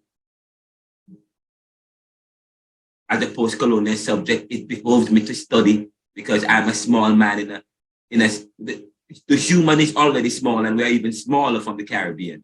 I'm an immigrant from the global south, living in a post-colonial country. What voice do I have? I say that in the book, Neoliberalism, if you read the preface. What voice do I have? The alien is seen. The immigrant is seen as an alien with big sharp teeth and big ears, seeking to steal profit. The description, the idea, and sometimes though, and Rex Nettleford talk about how the Caribbean man is to be seen. Is it okay? How in terms of the external, and Frantz Fanon talks about the external, but even Rex Nettleford made the mistake, and Edith Clark, who wrote the book My Mother Who Fathered Me, looking at three communities in rural area Jamaica, looking at parenting and the organizational dynamics, looking at how parenting, looking at the family structure and the practice of it in that community, and how it was seen as it was defined as illegitimate, the family structure and so on, and the sexual behavior. It was seen as illegitimate concubinage, so on and so forth. And so they were saying that it's because the Europeans didn't understand, and so they were trying to understand the arrangement in that community. And part of the analysis and the conclusion was that these people in these communities behaved in the way that they did because stemming from the societal arrangement the family arrangement, the organizational arrangement in Africa. But that I don't know. But I believe that I disagree. I take exception to that because they have formulated their opinion back from reading traditional sociology and conservative history, not critical history. They borrowed from that. They borrowed from the idea saying that thinking, because the idea was that Africa never had culture. Africa never had culture. Africa never had religion. Africans were primitive. Africans were primitive people. They never had culture. They never had religion. They never had a family structure. And it was one that was illegitimate and concubinage, and that is why some people in the Caribbean and these communities that they studied, that Edith Clark and Rex Nettleford studied, that is why they behaved the way they did. That is why they had that kind of family structure. That particular thinking, the ways in which Edith Clark, who wrote My Mother Up, Who Fathered Me, and Rex Nettleford, who contributed to the forward of that, suffered from critical thinking. And they were also trained in an Anglo-Saxon, Oxfordarian, Cambridge kind of a milieu that accepted this Englishness as much as they tried to eschew it. They don't even realize that they were thinking in that milieu, because what they did, they failed to realize that, first of all, what connections do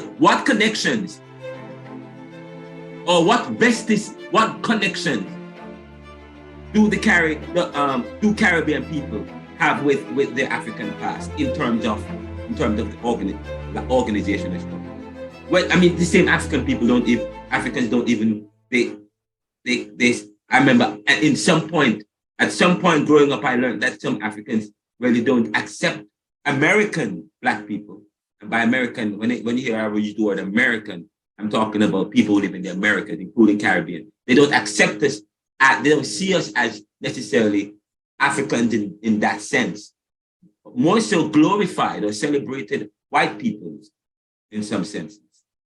That's one. The second thing is, what connections does the past bear with the present in terms of looking at the organizational unit of the Caribbean man and the Caribbean family? Sorry.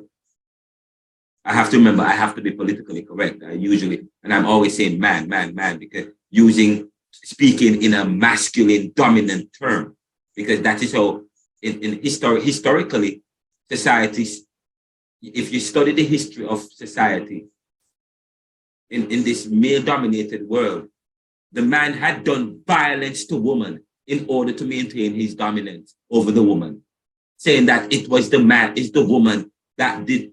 It's not just Christian religion. If you study Greek mythology, if you study if you study the Iliad, the Odyssey, from even Mesopotamian history, oral tradition, if you Herodotus, Thucydides, Dionysus, all that history, you study the Elias, German horseman or Norseman history, and then part of Western civilization, and then coming up, or Muslim religion and the Jewish religion or Greco-Roman. There is this violence done to women. The woman is responsible from the man for failures. And so now the woman serves the man. And so now you have the man, so you have privilege. So you wonder, why is it that the dynamic that exists between man and woman, where does it come from? Remember, critical thinking. We just live as, because that's how it is. You can either, we live casually, take things for granted, or women who said, no, I refuse to live in a society that says I'm second to a man, based on a man-made history, or based on a history that we are casual about, that we take for granted. Because if history is a result of human nature and circumstance, circumstances, nature, human nature, that nature, and we talk about fallen nature, that nature to privilege, that corrupt nature, and then circumstance. In other words, whatever is going on in the realities and the experiences of people give rise to how they interpret and how they record. So you find from Homer talks about the origin of all things, looking at the warrior god who dies, and the warrior god who does it, the warrior god, the fighter god, and then from you have people who that's the picture of Achilles, okay, Achilles, and then you move and then you go to the picture of and then you look at Jesus, mirror that with the hero of Greek, of the Greeks, the earlier Greeks, the hero, the way they paint God is they look at God in terms of the warrior God. Their hero is a warrior God. Then you look at in Judaism or in the Hebrew people, what was going on, what was going on in the reality of Jews and how they developed and grow, and the oppression and the fight that was going on at the time in the Bronze Age. So then, of course, they develop a story that fits their reality, okay? A God that's going to come back and he's going to be the God in majesty and in glory. In the Old Testament and the New Testament, now the Greeks and the Greco-Roman world, they pick that up and see Jesus now as the ultimate sacrifice. The idea of Jesus, they don't see Jesus now as the warrior.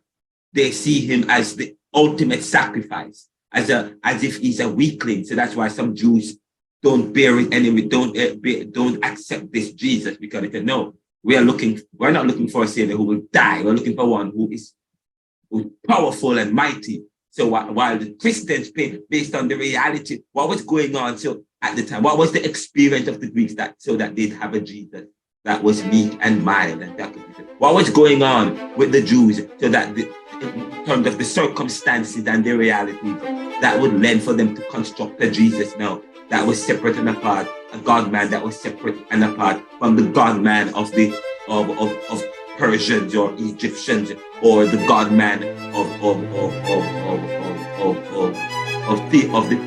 Hesiod's Theogony or Homer Iliad. As you go from civilization to civilization, and you study the group of people in these various civilizations, then the civilization, then from one civilization to the next, and from epoch to the next, and you study the circumstances of the people,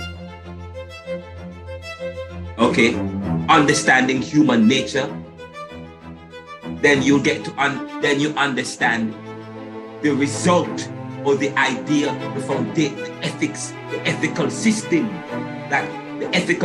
that comes from, yes, the nature and the circumstance. The nature and the circumstance. So therefore we talk about phenomenology, looking at Caribbean thought, looking at thinking. Because I begin by talking about thinking, or cogito ergo sum, and when you start the importance of, when you come to the study of Caribbean thought, it involves philosophical inquiry. It involves coming to with reality of what is. It involves some philosophy. And I said we have to be careful that we don't make generalization, yet generalization is useful earlier. Okay, but we must remember that we can't make generalization. But we said that the only thing that we are certain of is our mind. That's Descartes. The only thing we are certain of is the thinking. So he started by saying, so okay, if history is a result of human nature and circumstance, and you cannot accept Newtonian physics, which is part of the science of the day, which is part of the law of thermodynamics. In fact, the law of thermodynamics, the second law of thermodynamics, okay, that talks about, in order for you to remove a force, you have to apply the same amount of force. And when we study violence, we are going to look at that, okay? When we study violence, but the second law of thermodynamics, but he even debunks that as that is not, it's not concrete. It's not like you don't wake up in the morning and you say, oh wow, oh, that computer just happened to be there. You just wake up, it's God brought it there. You can add, okay, you wake up in the morning and you see something in front of you. The thinking man would either say, okay, where does that come from? Does it was just planted there, or maybe somebody put it there, or so on? And it's important for him to know that in order that he can proceed, because he can either take advantage of the thing or he may not take advantage of the thing, depending on what he knows about it. So we talk about the masculine, the male-dominated society that we have. Why? In terms of when you study the dynamic of male and female in society, where does that come from? It comes from a story that's born in privilege, where men have sought to privilege themselves over women and have developed beautiful stories that justify. No, but I say to you, when you study corruption is a process. It involves control. It involves redefining people.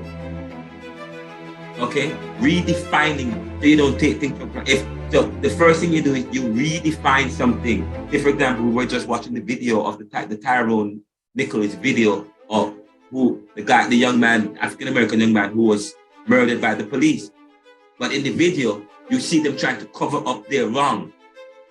What they say, they try to say that he had a gun. So what you do, you try to demean so I'm telling you, we do violence. People every day, in our everyday interactions, we try to justify our violence, justify our indiscretions, and so on and so forth, by redefining people. And when we redefine people, we are also doing an injustice, because we are stripping away the individual right, yes, and the individual right to define himself. And if Descartes is right, cogito ergo sum, I think therefore I am. If we cannot be certain of any reality outside of our own existence, then anything that we know for certain is in the subjective. Is in the subjective. Anything we hold for certain, because that's the only thing that we know for certain. Because Descartes starts by saying, okay, I'm going to start by saying nothing exists. But to say nothing exists, there's something thinking that nothing exists. That thing that is thinking that nothing exists, that exists in thinking that nothing exists. And therefore, that thing exists and is the only thing that I am certain. So therefore, my mind that is thinking that nothing exists. So the only thing that he is certain of is his mind. And that's where you come up with iMessages. You know, people know if you study conflict resolution, or even if you study psychology, or talk about iMessages. iMessages is an accepted, the whole practice of this mechanism, the practice of iMessages comes from the acceptance of that. So you see why studying thought, and critical thinking is important, and physical or philosophical inquiry, because now it leads you to developing things that help you progress and to develop society into something better. Okay? Because now with that understanding, so we say people aren't responsible for how you feel. People aren't responsible for how you feel. You know, if people are responsible for you, but people respond to external stimuli differently. Caribbean people respond to stimuli differently from other people, but there are Caribbean people in the Caribbean who respond to stimuli just like Caribbean people in other countries. Especially with social media, which is something that we have to talk about. And there's something on the part. There's something that if you go, what time is it? Oh, we have to. I have to stop here and go straight into the syllabus. But I'm happy. We don't have time. But I don't have much time for this. But that's something. These are some of the things that we will explore at greater detail. But the conversations here are very. I'm talking about thinking and how we thought. how we have always thought about things. Sorry. And so this is how. So you know, I remember some time ago I was supposed to be teaching Christianity Today, and I was challenged. Some persons had a problem with me Christianity Today because they thought I was too radical. Radical. Let's talk about it. Just so you know, the post-colonial man is a radical. The skeptic is a radical. But when you talk about radical,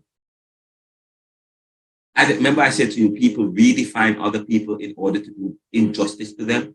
They said, oh, Ronaldo is a radical, so he should not teach critical. So they define me. They define me. And then they do violence to me. And then they make their justification about it. But that is how, but the thing is, when you talk about radical, you're radical because you question a truth. And I say to you, what is wrong with questioning anything? What is wrong with questioning truths?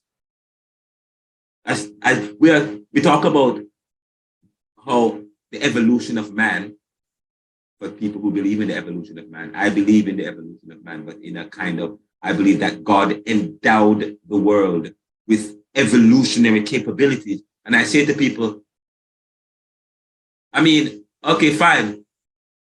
Evolution, to think Charles Darwin inquiry or theory, which now they're trying to make into a fact. But Charles Darwin idea or theory of evolution, looking at the development of man and the history of man, the origins of man and so on. Charles Darwin idea of, to subscribe to Darwinism doesn't exclude or preclude subscription to creation.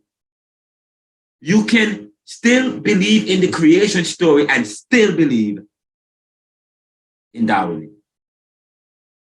But, you know, people have a way, because of how we think, have a way to put things. You cannot accept Darwinism if you are a Christian, because that's how people think, you know, because people develop binaries or people develop franchisement of their faith.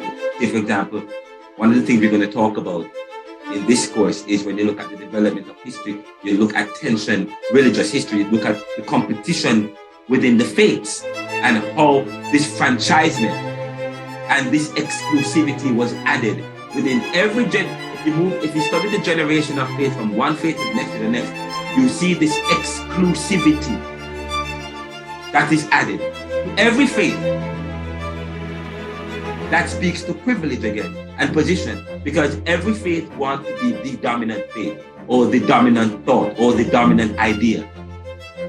And when you talk, and that's part of violence too, you know.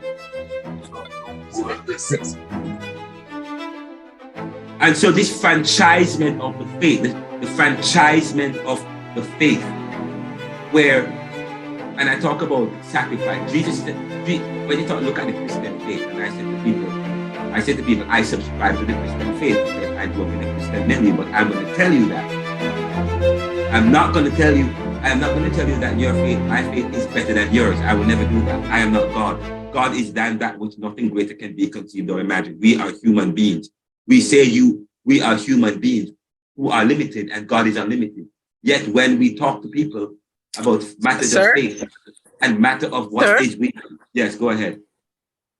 Sir, I'm enjoying your class a lot. Yes. But I'm also looking at the course outline and looking at the assignments. One second, looking at the assignments that are there and wondering whether or not you're going to be following those assignments, or you're going to be given some different assignments. And if you could just put in perspective for us what we can expect in terms of, I note that the final exam, it states what is going to be there. You have been talking about some of the philosophers, but I haven't heard anything about Forbes Burnham, Michael Manley, you know, some of those thought leaders in the Caribbean, and wondered whether or not how those will fit in into the module, bearing in mind that we are now Let me at tell week you, 3. I'm gonna. Okay, Yes. I have referenced Michael Manley. This is a lecture. When you come to my class, it's a lecture, but we probably will have discussions, and that is why there's a lot of outside reading, and I give you a lot of materials to read and to familiarize yourself with subject matter. My understanding of classwork is that when you come to the class, you would have been exposed to some of the information. So when I'm speaking, you can say, "Oh, I remember reading that," and you might have a question, Sarah. I remember reading from your book, blah blah blah blah blah. I remember reading Michael Manley who said this. But just so you know, we will get to we are going to lift up each of those currents. We're going to talk about when we start talking about social. We are conceptualizing the course, looking at how far do you go. We're situating Caribbean within the Americas, within it being a new world. We're going as far back, looking at philosophy, looking at when you talk about Caribbean thought, we're defining it. What are you doing? We're talking about a critical thing. It doesn't begin with Michael Manley. Okay. No, it didn't. But the Right, the but question Michael, I'm asking, 1 second. The question I'm asking, Mhm. how your development of and you're doing a broad-based development, which is great. How does Right. that factor in to what is on the course outline in terms of the assignments? If you could just speak Okay. to that for me, are you going to be using those assignments, forming your own assignments? Well, Just so that my head wraps around what are the expectations from you? who is speaking, by the way? Is it Semidata? My name is Rose. Rose. Okay, Rose. Now, I don't know if this is your first class, but if you were in previous classes and read the emails and go online, I said the course outline is loose. It's not concrete. Yes. And it depends on and I say to you, you will only do the assignment I tell you to do. So Okay. if I haven't given an assignment, then nothing is due. I will tell you what is due. The most important thing in this class is I want you to start developing your thinking within school of thought. The reason why I begin the course by asking you to bring a particular and respond and talking about that question, that raising the issue that student had asked the last week, I can't remember again. And I spent some time answering the question. I said to you last week, when you respond to questions as academics, as commentators, when I ask you to comment on what's going on in society, within this class, Caribbean thought, not only are we looking at diverse thinkers, in other words, we're looking at people who shape people and the society. I want you to look at it in terms of a school of thought, a philosophical principle, okay, academically. Respond in a very coherent, organized, directed way, using critical thinking skills, using school of thought, talking about Marxism, talking about, okay, what philosophical principle guide the Caribbean man in your thinking so that when you respond to issues of today. So you asked me a question earlier, which I am going to get to, which I actually referenced in the podcast presentation that I played to you guys. And I hope you were listening to because it's as if I went around the bush, but I didn't go around the bush. It was a philosophical inquiry. It was an argument that speaks to the issue of looking at corruption in its historical framework, but making the point that corruption, theft, and violence is not just a Jamaican experience, it's not just a Caribbean, it's all over the world and it's on the rise. And I say to you, relative deprivation is a Marxist materialist ideology. And Marxism influenced, and I am starting with the theories first before I get into the people. And I talk about Rex Netterford and Edith Doctor. I'm not going to put them on the board and list some stuff underneath them. Okay? Because we are, as I say to you, there are several thinkers that have contributed to Jamaica. We're not going to list, we're going to think of them in a general way in terms of how they have been, because we're not taking thought for granted. We're studying. We're dissecting thought. We're critical thinkers. We're not taking it for granted. So how was Michael Manley? Who are the diverse currents, and how were they influenced? Okay, and of course we talk about the church being very influential in the Caribbean. So of course we're going to have to look at Caribbean thinkers. If I were to ask you, who is the father of? In fact, one of the questions I have: who is the father of Caribbean thought? Who is the father of Caribbean economics? Who is the father of Caribbean psychology? Who is the father of Caribbean history?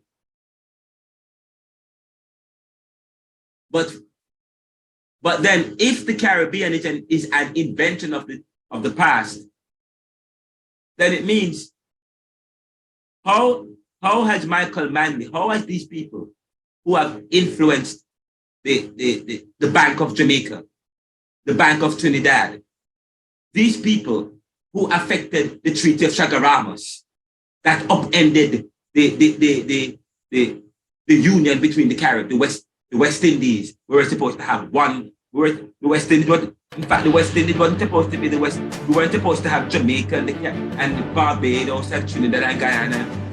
We were supposed to be one after, just before independence, from 1955 leading up to 1962. The discussion we were having with the colonizers, the discussion that people like Michael Manley, Buster Manley, and people from the Caribbean and nationalists and activists and people who they call socialists. Michael Manley was driven by nationalist ideology that's usually situated within socialism. I am talking to you about this, but first you're going to say, okay, how are we defining nationalism? What is socialism?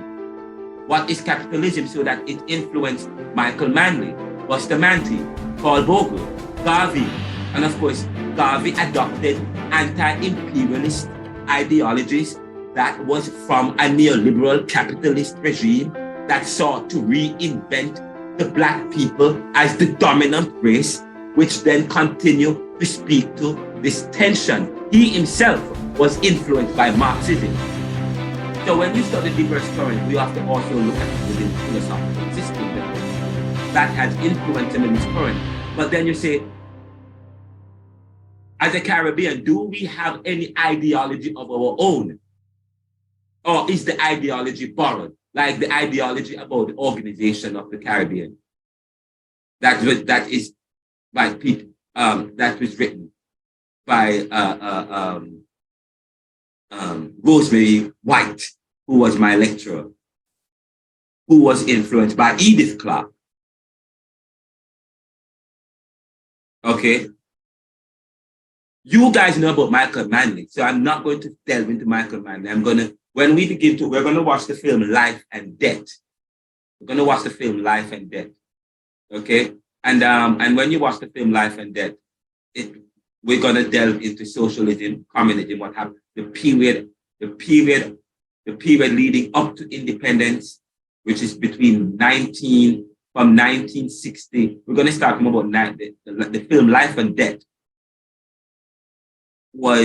is a film that was produced by Jamaica Kincaid, but it's a book that was based on, it was a film that was based on a book written by Stephanie Black about Antigua entitled A Small Place.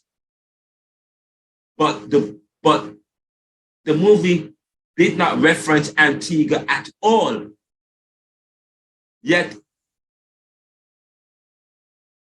but every single reality and every experience that Life and Death showcased in the movie Life and Death documentary film.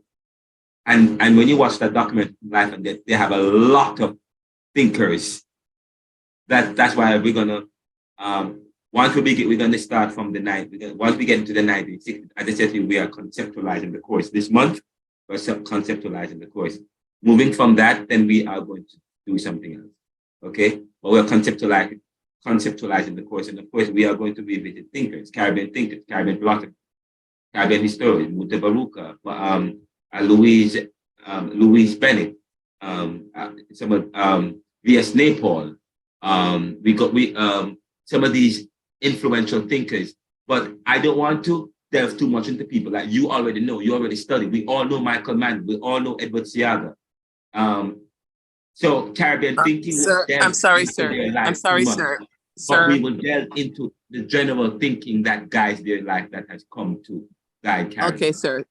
Patrice. Yeah, I think you're making an assumption that I don't know for anybody else, but for me, you're making that assumption that we know about Michael Manley.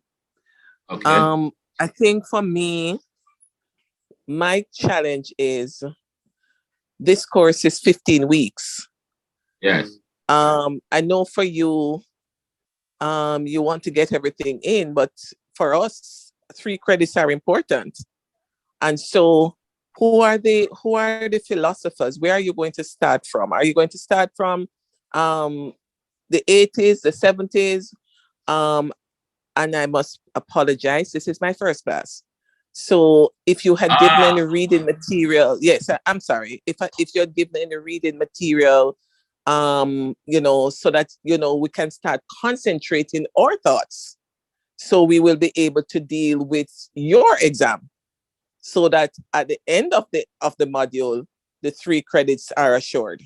I think I think that's what is foremost in my mind, because the truth is, I don't think that we are going to be able in 15 weeks to conceptualize and contextualize all the philosophy and the thought processes and the thought leaders in the Caribbean. And so I am happy that you spoke about the thought leader for psychology, for philosophy, for politics, for finance. I love that. I love how that is sounding, and just the contextualize it so that when we come to the class, we're able to keep up with your lecture. Okay, what is the theoretical underpinnings for the class? Okay, all right, Patrice, you start. Patrice. Sorry, who is that? Rose. Rose, man. Yes, man. You are This is your third. This is your third class, and you are asking a question. You're asking a question like that. That's a question you ask outside of class. You have a meeting with me, and you talk to me. You go on. If you go to the JTS online. Yes. I have sent several notes, several emails. What needs to happen is you need to have the questions you're asking me, the question that have already been established in the first week. Right. Okay. All right. I have emailed the course outline. You're supposed to read the course. Mm-hmm. I have submitted lectures with questions that this course will consider. Caribbean thought. Right. Okay. So this class, the students got the homework, got reading assignments. Yes, yes. Now, my grading is different. My grading is not based necessarily on exam. Okay, because I believe that people are different. If you look at the course outline, I only give 20% to the exam. 20%. Majority comes from coming to the class and participating in the reading and the group, but most of it will come from the research. The research. That last research is worth 45 to 50%.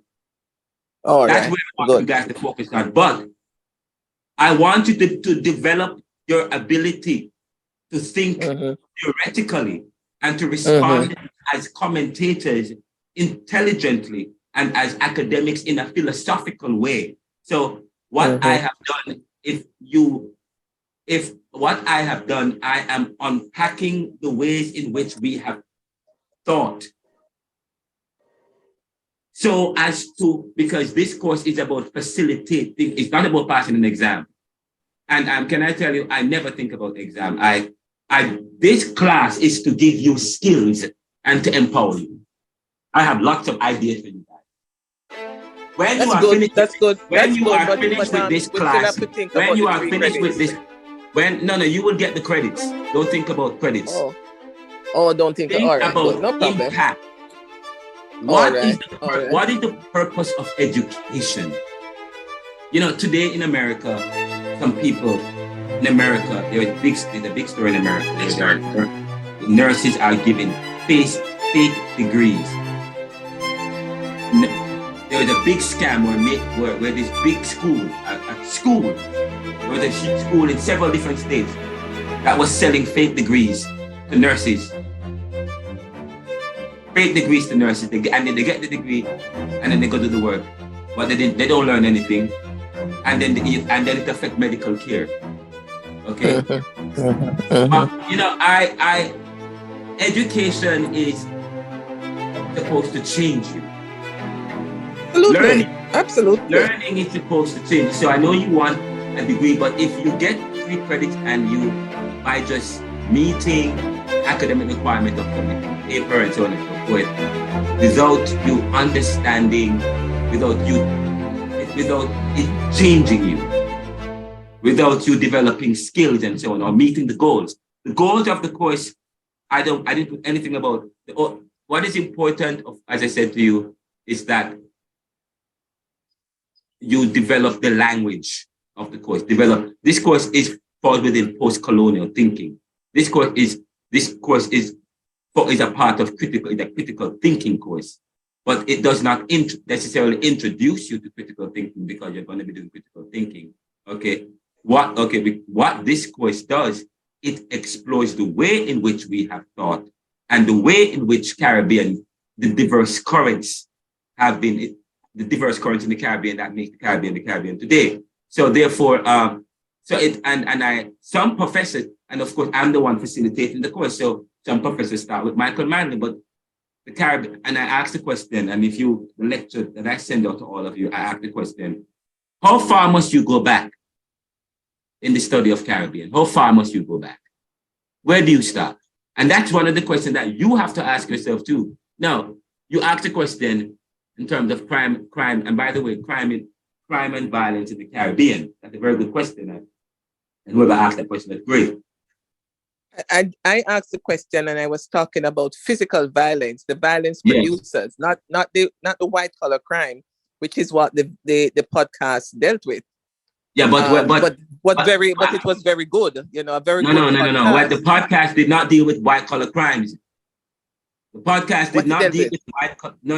Listen, the podcast did not deal with white collar crime. It looked at violence and corruption in all forms, and that violence runs rampant.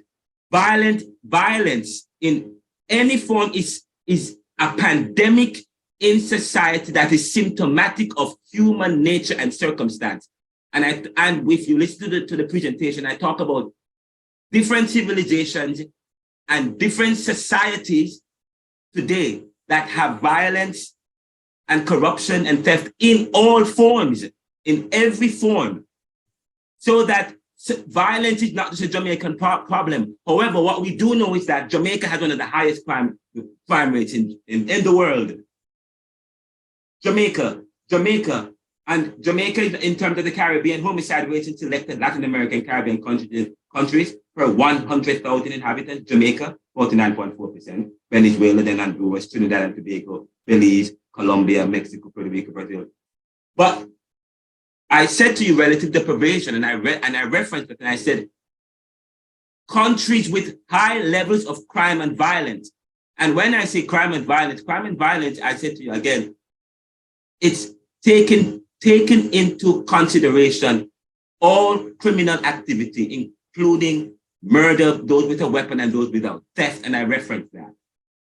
Okay, when you study, so there's violence and crime in every country, but Jamaica, the Trinidad and Tobago, former colonized countries, and wherever you find a higher density of Black and brown people or people of the African diaspora, they have the highest crime rates and coupled with or correlated with what? High levels of income inequality and poverty. Of course, I hope yeah. Sorry. Right now, yeah, go ahead. Yes, sir. Patrice here. I was asking, based on the statement that you just made, why is it that in the African American community, or in minority community rather, you find that there is a high level of crime and there is a deficit as it relates to peace and equality? Is it stemming from slavery and the mindset and the whole issue of slavery and what had happened so many years ago? Even in a colonized society, there is still some byproduct residue of what our ancestors would have experienced. Is it a mindset? Is it something that would have been passed on to us from generation, or is it something that is just labeled among the specific community? Well, that's the same question. You're asking the same question because you're asking about what's causing. You're still asking the same question: what's causing crime and violence, the theft, the abduction, robberies, killing with the use of a weapon, even suicide rates are high, and so on and so forth. Of course, and I say to you, and of course, and I talk, and you say that in Jamaica and so on. Of course, in Jamaica and in Black and brown communities and former colonized communities, they're dealing with high levels of crime and violence. And at the same time, there is high levels of income inequality and poverty. And we said that when social scientists and academics and so on study society, when they study society, say for example, and I did a study of Jamaica. I studied Jamaica. I studied Jamaica using the Gini coefficient. And I also studied Jamaica's poverty. So what I did was to study Jamaica crime and violence and look at other communities. And it is true. When you study the crime and violence, say, okay, crime and violence is sticking up in Jamaica. And it's always been an issue. But poverty and income inequality has always been an issue. And lack of resources. So now when there is a lack of resources, people become creative. People get involved or see the underground economy, which comes with a lot of vulnerability and tension and so on and so forth. But yes, in one sense, there is high levels. So in Jamaica, if I ask the question, is there high levels of crime and violence in Jamaica compared to other countries where there's more people and communities? Yes, higher levels, yes. And it's what is in terms of when you look at poverty, what's the Gini coefficient in Jamaica? The Gini coefficient, right? Gini coefficient in Jamaica, when I studied the Gini coefficient, it was 0.45. Crime was still high, but I mean, it has risen significantly. Okay, and then in the 2016, 17, 18, there was a massive drive, okay, to rid Spanish Town and some of these communities. But that hasn't helped. You know why? Because it hasn't followed the correlational investment that's helped to deal with poverty and income inequality. Okay, no amount of, look at what's going on in the US. Of course, there's mass killings and so on that also stems from human nature of privilege, or extremism. There's also extremism in the world. So there's one that stems from the issue of in terms when the type of crime and violence happening in Black and brown communities in the Caribbean and Black and brown communities in the diaspora of the Caribbean and Black and brown communities born in the US, like in Chicago and St. Louis, and in the UK, all over the world. What I'm telling is the situations are similar, the dynamics. And when you study the reality, so remember you have to study the reality. So crime. When you study factors and how they correlate to make conclusions. So when I ask you to make a comment on a story, you want to study it within a particular what discipline, what milieu, what frame are you using to analyze the thing? So you guys are asking me a question, but next week I'm going to come. By the way, I did give you a homework, and Hanif had a homework was to read Frantz Fanon to give you a perspective, and to read When You Hear the Caribbean, You Think of Beautiful Island of Paradise. No, we have a lot of by the way, we have a lot of secretarial stuff to take care of, which I haven't read through the course outline, and I haven't gone through the lecture but we will get through that. We are all different, I understand that. And just so you know, people respond to stimuli differently. People respond to different, no matter, we're all Caribbean, but no matter, we are all individual, okay?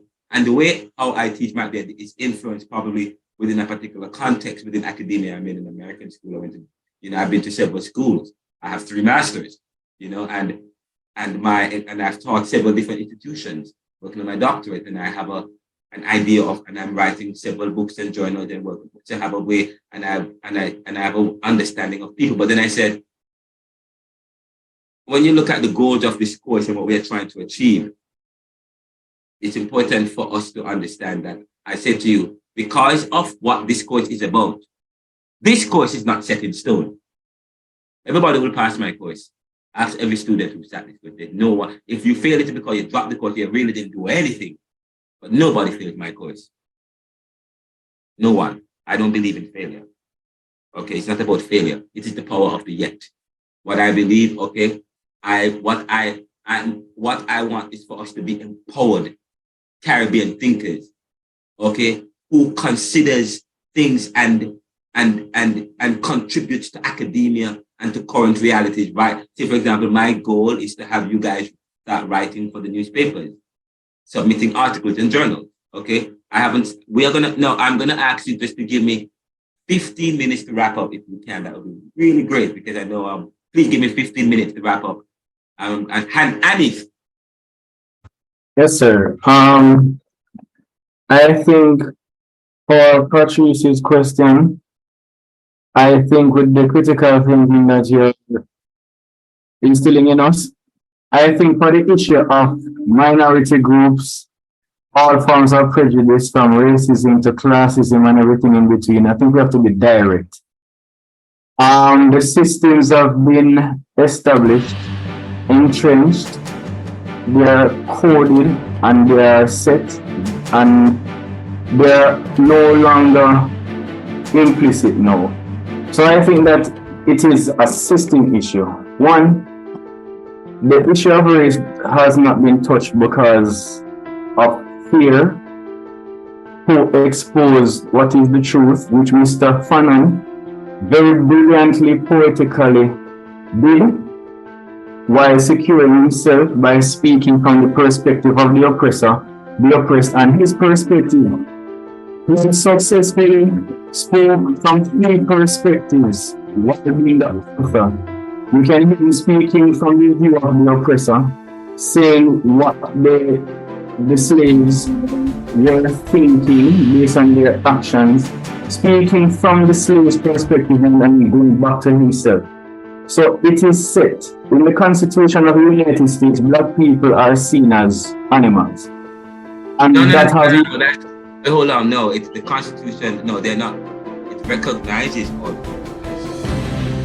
What's so to be fair, black people have not been given a fair chance. Okay, let me err on the side of caution. Black people are seen as less than, but the diplomatic term is minority group. It's just an intellectual insult. Is patronizing the fact that we are seen as less than, almost worthless, and we're never given a fair chance.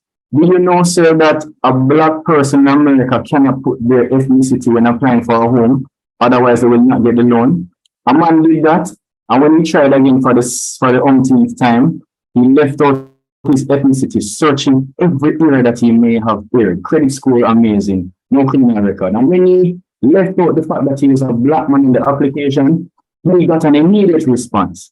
So the reason, one of the reasons why minority groups, apart from the psychological barriers that we have helped to place on ourselves, the system has beat us. Mr. Conner, the same assignment he gave us, caused us to realize that we were identified as a threat because of our physical and intellectual potential, and we were mentally, emotionally, and physically to the point of petrification due to fear. Our petrification period, to see limitations in ourselves that didn't exist. And what happened now?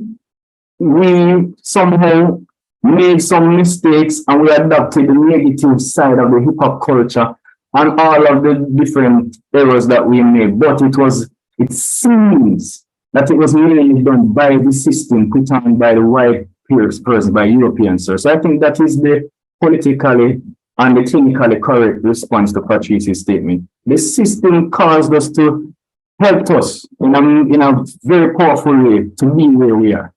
And what kind of, and the Black Panther movie put into perspective that the truth is that we are actually the greatest superpower, and we have to realize it.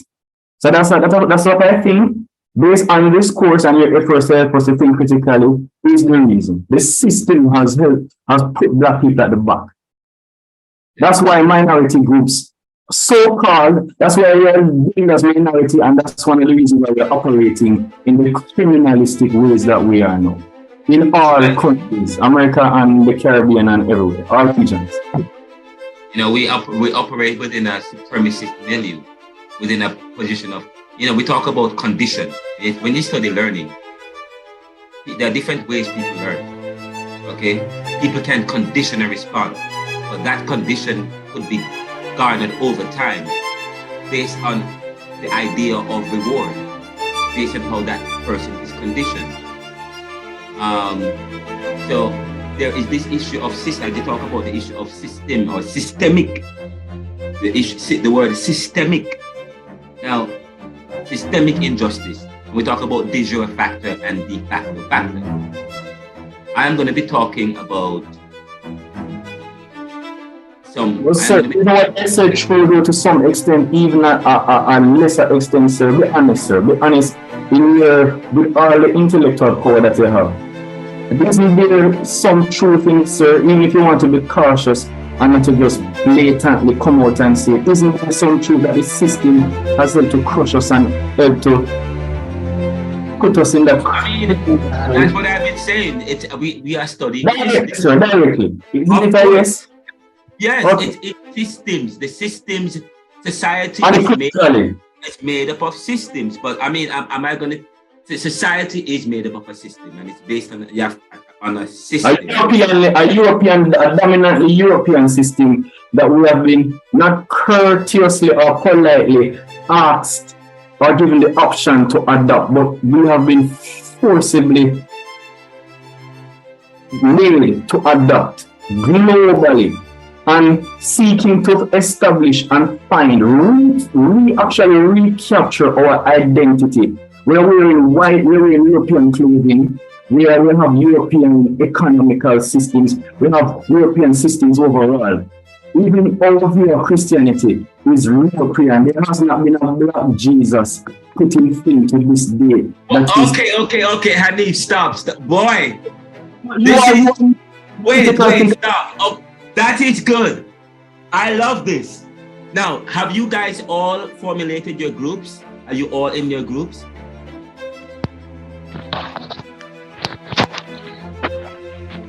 Because I have to take a break from that. We'll continue with the discussion, but I wanted to ask a question. Have you guys all gotten a chance to formulate your groups?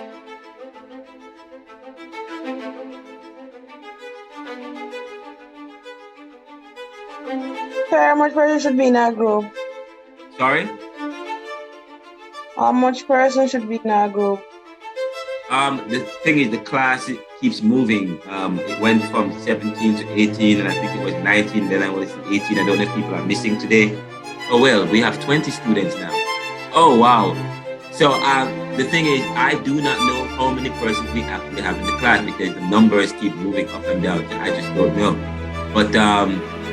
But as I said to you, the most important part of this class is the paper. The end of term, it's gonna get you 45 to 50%. And your participation, and if you write just the paper, that will give you 50%. And of course, it's gonna be a midterm paper, which is going to be, I'm gonna ask you to, which you will submit in your groups, okay? But you will get a chance to do that. What I will do is, I want to give you guys a chance to put yourself in group, and then to come to me and tell me, okay, this is the group. But you guys have done that. So what I will have to do is do in groups, okay? And then I will circulate the groups based on who comes to class. Yes. Sir, excuse me, you had asked us to put ourselves in groups last class, and some persons have done that. So are you going to, will you override that? And no, I will not. I will not. Please remember, this class is I am about empowering the individual, facilitating thinking. creativity. Yes, I am. That's what I'm about. It's what this class is about. That is why I said the course outline is not set in stone, except for the paper that I want you guys to do, because that is why when Patrice or Rose here is listens to read the course outline, I don't know if she got a copy of it, and I need an assistant. I need somebody. I need a class before we leave. Right today, I need somebody who corresponds with me and is in charge of ensuring that all the students are in their groups, class. Someone who is in, who an assistant, so to speak, a class monitor or a class facilitator, an assistant. So you guys may have to elect that person. So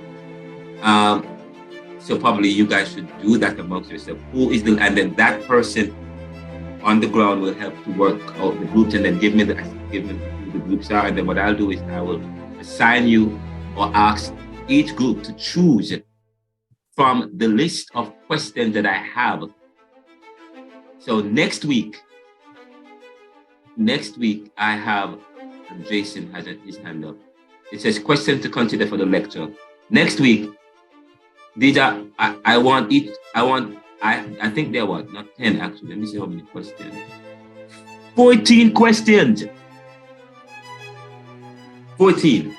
I want each of the group to take one of these questions, choose any one of the 14 questions the group in your groups when you have decided what groups you're in.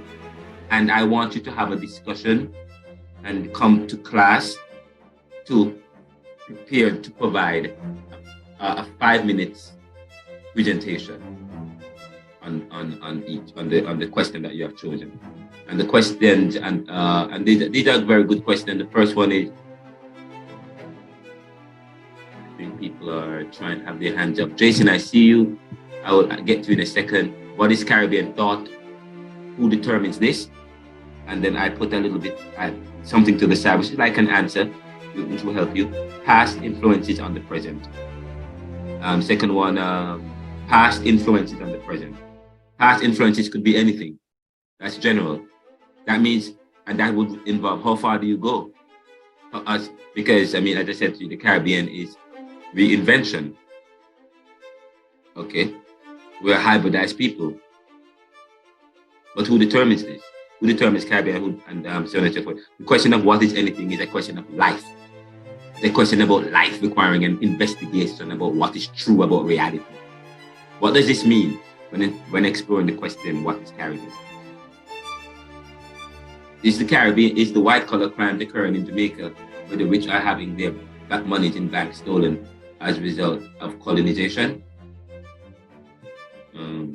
Is Jamaica? I don't think you guys should do that question since I already deal with that. So skip that one. Next one is Jamaica corrupt? Is Jamaica a corrupt country which accounts for its competitiveness and vulnerability?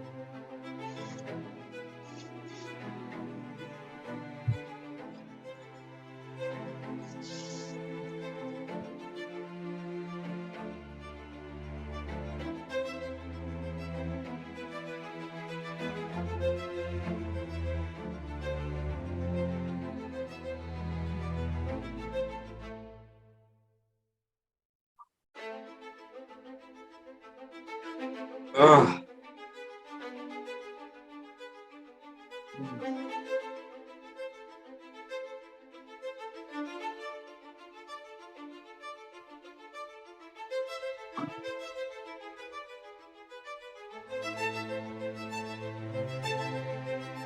One second. Just a second.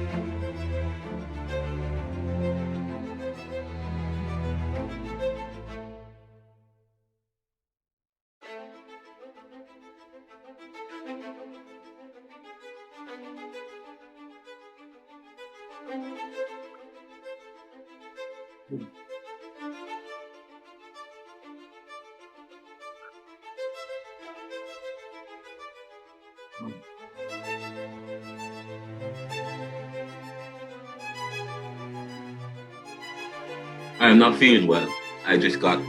Suddenly I got sick.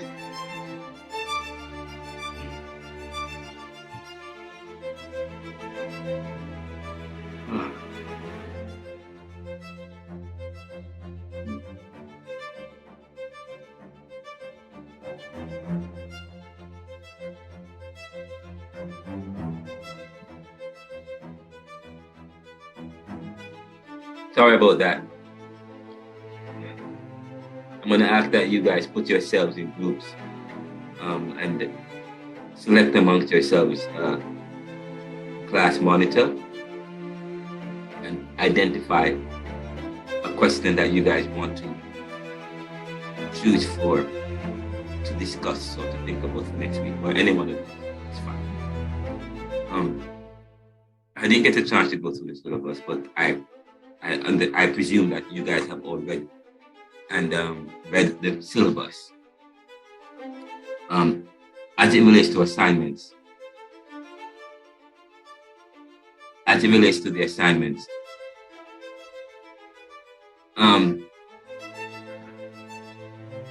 I will send an email as to the reading for next week. Okay, and I would follow up with you about that. I'm not feeling very well, so but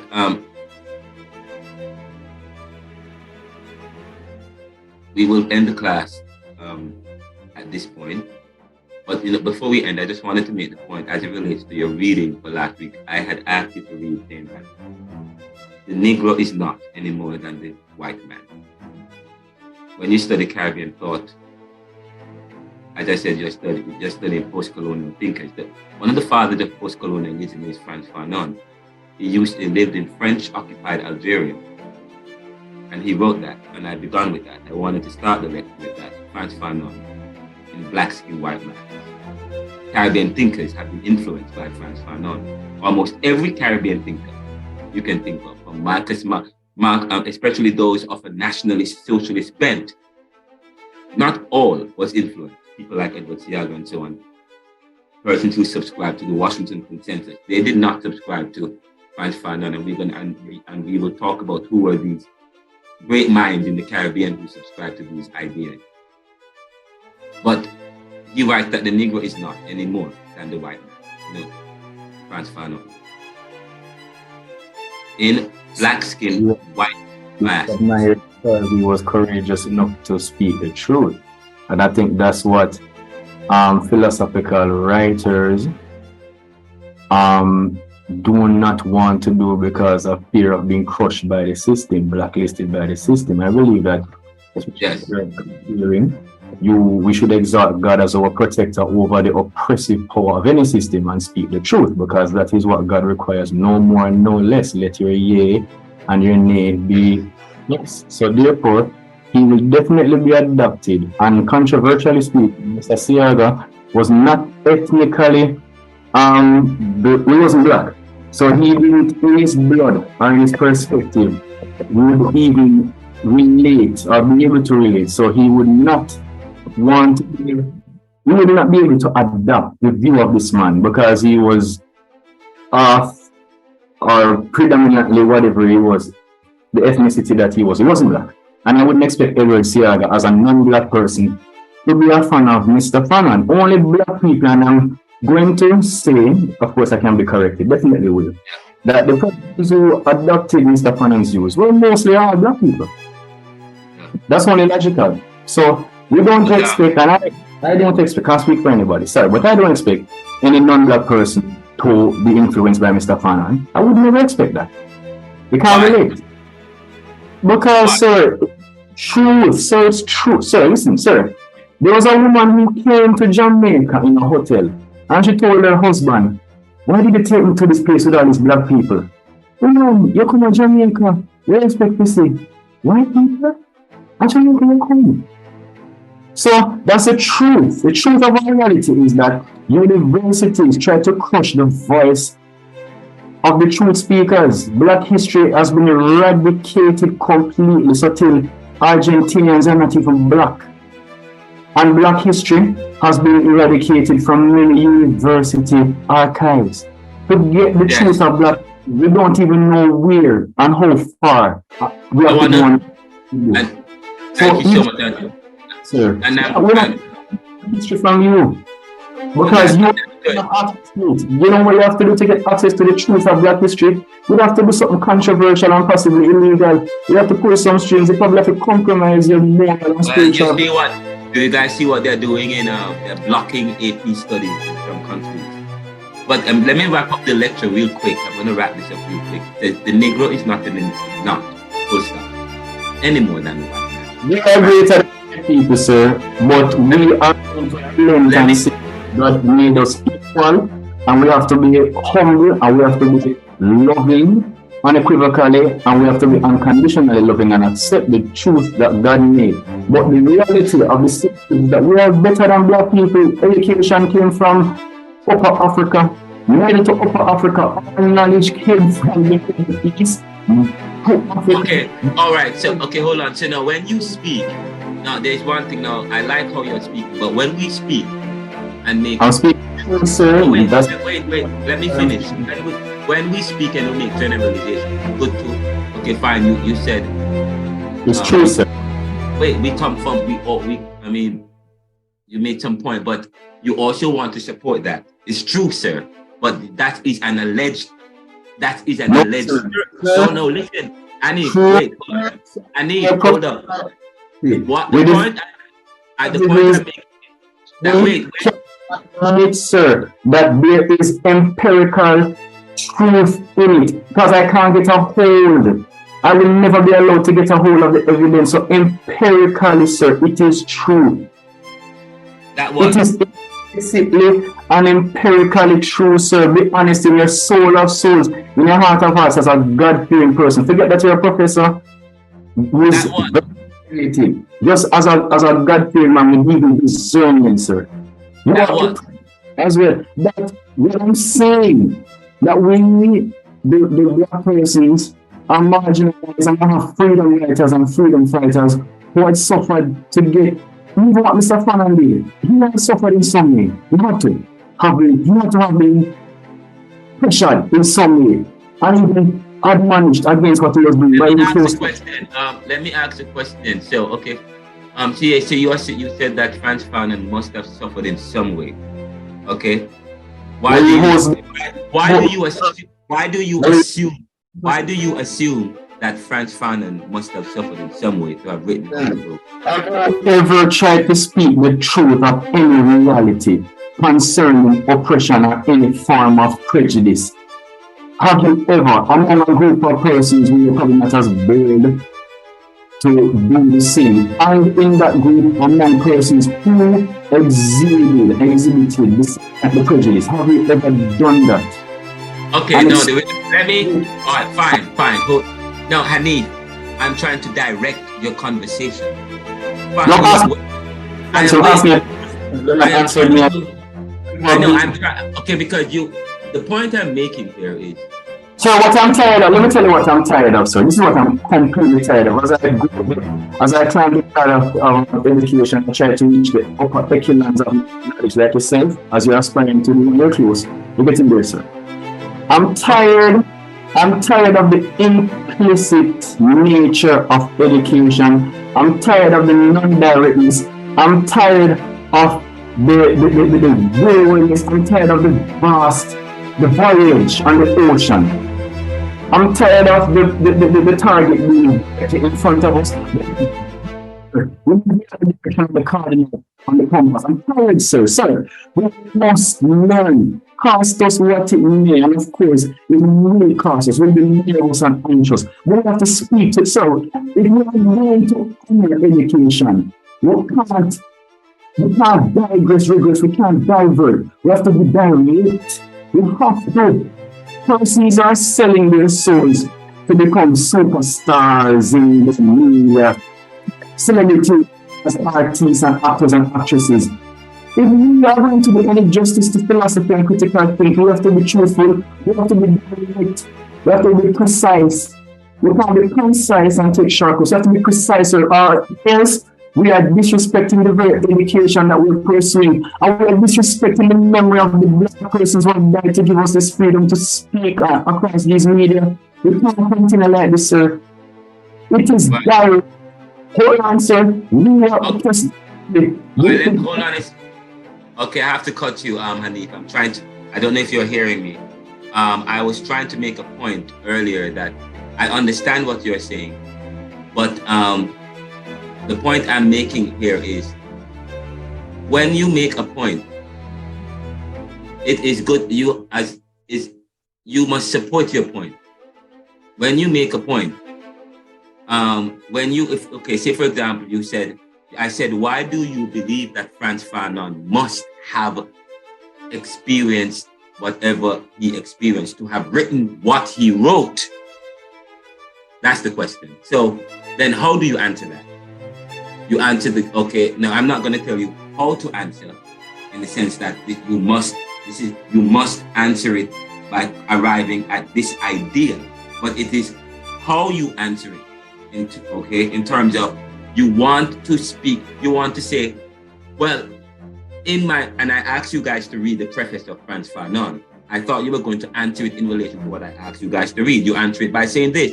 Well, and maybe you read widely, Homi Baba. You say, well, I read Frantz Fanon, and in his book, Wretched of the Earth, he says, according to Wretched of the Earth, he was ill. Frantz Fanon is a psychologist, a fighter, whose country was occupied by Algeria in the 1950s, but he got ill. He was very sick, and he was a writer and so on.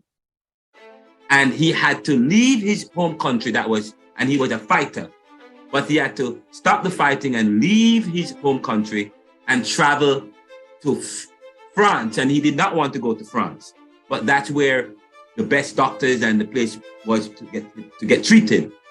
On his journey to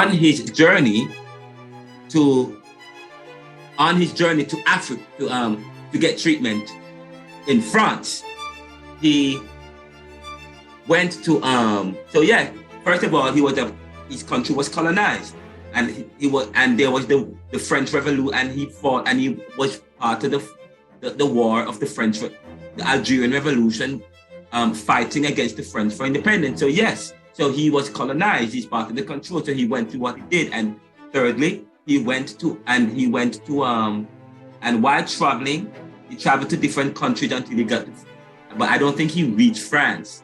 He went to Liberia, but Liberia was also occupied by France. But his journeys to seek treatment from Algeria to France, on his way to France, but he didn't get there. The reality is what he saw, he couldn't believe it. So that anywhere in his travel, every time he saw the black man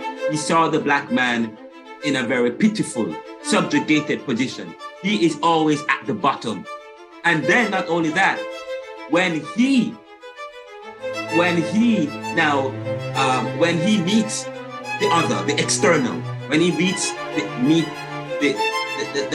the colonial masters or a white person, a Caucasian person, they'll look at him in pity.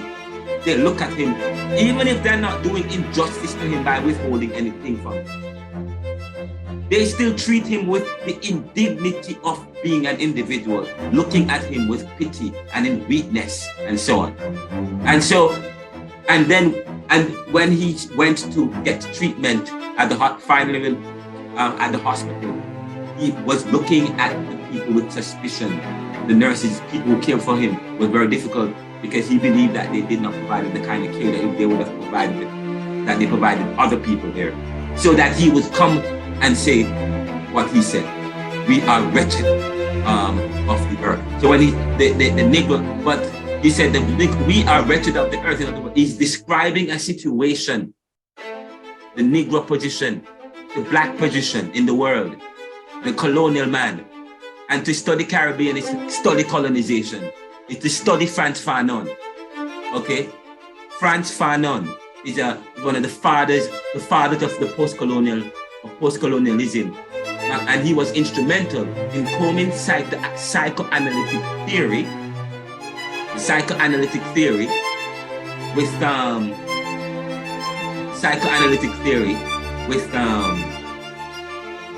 colonization. Looking at, but when you talk about the psychoanalytic theory, you're studying man in terms of his mind and that tendency to push things to the subconscious and the subconscious in order for him to continue live the empowered self. So it was all about he thought in terms of the empowered self. Okay, he wanted escape from his reality and the reality of the people he experienced. So he write what he wrote. The Negro. Okay, but it's quite interesting how he wrote. He said the Negro is not any more than the white man. Okay? In other words, that was his psychoanalysis of the colonized being the systematically controlled man and woman. In a sense, when he said the Negro man is not, full stop, any more than the white man. In essentially, what is he doing? He's removing the dominant view within comparisons. He is removing the dominant view within which we compare and define ourselves. He's interrupting the pattern. That is why he wrote it's written it's written, the Negro is not, but he doesn't follow the laws of English or the laws of language. He put a full stop where a full stop not supposed to go. But that was intentional, to interrupt our pattern of thinking. And when he says anymore, people never, and start with the capital A, it wasn't a grammatical error. Okay? It was deliberate. That was his violence. When we talk about violence, that was his way. It was this Fanon, this idea of Fanon found way in the socialism of the Caribbean, the nationalism that they tried to, because nationalism was about empowering, so trying to capture the man in the way that Fanon had envisioned. That's the man that they had envisioned. So people are, okay, so when you think about religious thinkers, okay, who have contributed significantly, that in contemporary time, especially from the 1950s and up, you think about how people like Frantz Fanon have influenced the nationalist thinking, Caribbean thinking. So when they say, oh, I want to know where you start from, sir, no. You want to know where I start from because you are not thinking yourself. The thing is, learning is not an empty jug thing. I am not going to, okay, you have to come to the table with your thinking, but my job is to guide your thinking. So Hanif has a lot of ideas, but no, I have to guide it, I have to mold it. Because, okay, in academic language, so that it doesn't sound like the everyday run-of-the-mill people talking on the bus. I don't want to hear okay, when I ask you to comment. Sir, are you telling me to think critically? So you have done a good job of yes. But thinking critically now, as you move from one educational level to the next, and as you are exposed to more things, sometimes look at in order for you, yes, to overcome and to challenge the system. Sometimes you have to understand how they think and how they put things. So So when you say to me, oh, why did he think like that? You went somewhere else, but I want you to speak to the issue at hand. What in his reading? What have you read about his life? What have you read about his life or surrounded? And if none of you have not read Frantz Fanon, that is your homework this week, to learn about Frantz Fanon and how his ideas and how his thinking is influential in the development of Caribbean thinking today, especially within the period of the 60s and the 70s. The kind of independence that we got, the nationalism and he was a socialist. That's what I'm talking about. Yes, go ahead. Ooh. It doesn't change the reality, sir. I believe that no matter how much truth we digest, even from the passion and power that you're delivering it, sir, with sincerity, and other persons like you in centuries to come, if we live that long, it will never give us what is needed, which is the freedom. The fact that Barack Obama in his inauguration had to be placed behind bulletproof glass was embarrassing enough to the black race, embarrassing enough to what America says, land of the free. And nothing that Fanon wrote could have changed the reality of the persons in America if they had dared to even like you and other persons like you read or to have read Fanon's writings. So that's what I'm saying, sir. Ingesting knowledge doesn't change the reality of what we need knowledge to change, which is impacting change. Action, sir. Affirmative action. We can't just be persons eating food, sitting on the couch, getting fat, waiting to die of heart disease, cancer, diabetes, and all of the diseases. And that is why I can't wait to move. That is why I'm telling you, this course is going to move you. It's supposed to move to challenge you. And yes, but as I said to you, I like your response. I like your answer. You talk about, the Bible says, and because of a lack of knowledge, we perish. But what knowledge are we talking about? What knowledge? We have enough to no longer perish, sir. That's what I'm saying. The critical thinking, where you challenge, where you think about you in relation to other things, and why are you you? Is it because of your own ideas, or because the ideas came from somewhere, and the idea is steep, and the ideas, and listen, and the ideas is steeped in circumstance and nature, according to Kant. Immanuel Kant says that, as he says, that the development of moral codes and institutions was ruled out as irrelevant and even dangerous in the study of morals. In other words, there is no morals, there is no foundation that you can look to the foundation of institutions to study morals, in other words. So because we, and Hanif, yes, you agree with me, this, you are following me, good. And so what I would love for you guys to do now, take your ideas. And do what, sir? And write. It's not enough to do the amazing job that you're teaching us to do, which is get an education. That's not affirmative action. That's the acquisition of knowledge that's action. That's action, sir. But the affirmative in this context, even in context, is to do something with the knowledge you have acquired. Plants get the knowledge. They photosynthesize the knowledge of sunlight and produce fruit and reproduce. Human beings synthesize the knowledge of procreation in the form of intimacy and reproduce of their offspring. Animals synthesize it through instinct and reproduce. What are we doing with the philosophical, critical thinking that we are accumulating in terms of empowering ourselves as Black people with the resurgence of oppression, the shootings, the constant marginalizations, the fact that we cannot be at the pinnacle, we are not in the top of anything. We are the fastest man. But we're not going to talk different, and that's what this course is going to talk about.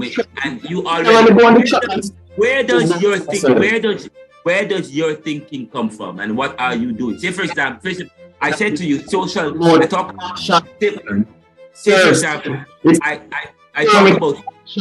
about social media. What's the solution? Okay, talk about the decentralization of information. Because look what's going on in Russia today. Russia is invading another country because Sir, that has nothing directly to do with what we are suffering. We are sympathetic, empathetic. And if we could take up ourselves and go over and stop Putin or fight with the Ukrainians, we will. What I'm saying, sir, applying to our reality as we empathize with the Ukrainians. We have to do something. Action is no longer cute. It's no longer the norm. The trend, what's trending is affirmative action. So I'm saying to you again, and I say it with my dying breath, sir. When we gather all of this powerful knowledge, we need to get up off of our laurels and do something. You're in a country. Of course, yes. And now, of course, and we're going to talk about that because I think I actually added a reading, or I added an activity in the. Just want a degree. You're in America as a black man. If that doesn't intervene, you never self-actualize. If your dreams are astronomical. All right, hold up. I'm going to cut you. I'm going to pause you right now. Hold on. So I understand the point you're making, and of course you're making the point I make. I said this course is not just about getting credits. Okay, this particular course is designed to empower you. This course is designed to help you think critically about diverse currents and who we are as a people, and not to take who we are as a people for granted. Understanding that comes from a past which provides an uncertain future. And if we are to fix our uncertainties in the future, it begins by reinventing maybe what Dana Berry says, rewriting our own history, reinventing and reimagining the black man. Okay, but that is first if we agree with the whole idea of this of this course, critically examining and re-examining who we are as Caribbean people, and from a position of skepticism and a position of suspicion. We may even depart, we may even take at liberty what Michael Manley had said, what Edward Seaga had said. Okay, we may have problems with some of these things, with some of these thinkers, with Nelson and the Trevor Monroe and the Rex Nettleton. We may have problem with some of these Jamaican thinkers because we might say, well, all they did, which is what I have said, and I've been writing about that. All they did was to ceremonially accept freedoms and independence. When I don't want any independence handed to me, am I not a man? Am I not born in this world free? Without freedom being gifted to me through arrangements? Am I not an individual?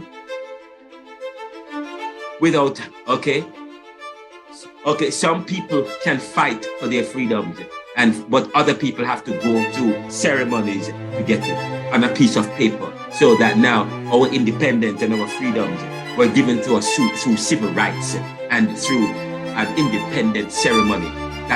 As in a sense, another group of people have all the independence and freedoms, and can give you the right to be an individual, give you the right to be a man, give you the right, but with strings attached, because these very same people who negotiated, Jamaica's independence and our freedoms with the neoliberal technocrats of the Washington Consensus of the Global South, according to, if you read Michael Crozier, Bureaucratic Phenomena, if you read his book, and several other thinkers talking about the arrangement of the bureaucratic phenomena. No, but I'm talking off the top of my head, but these things are discussed in the lecture that I have, that when I've sent it to each of you, you can read. But I want to wrap up this by saying, when we hear of the Caribbean, when we hear of Jamaica or the Caribbean, we think of beautiful islands of paradise with sea, sand, sun, reggae music, cannabis, and irie people like Usain Bolt. People who are living out their best dreams, desires, and lives. But this book analyzes the motif, that prevailing idea, given the historical and current economic and political situation in Jamaica and the Caribbean and the global South. There are people who are rich in Jamaica, and there are people who are poor. And there are people who blame, there are people who say, we blame the politicians, but who must be blamed too? We must, the Jamaican people, because we've been complicit, that Hanif has been talking about. Hanif. According to the video, if you watch it, Life and Death, I said the Jamaican government was weak-kneed and they lacked vision. But what about the Jamaican people? We as a people in Jamaica, what have we done? In terms of, part of Jamaica's problem is that we lack that competitiveness. We're not competitive. And that lack of competitiveness, that lack of competition that has dogged us, is as a result of interventionist policies of the 1970s, where we had to go to OPEC.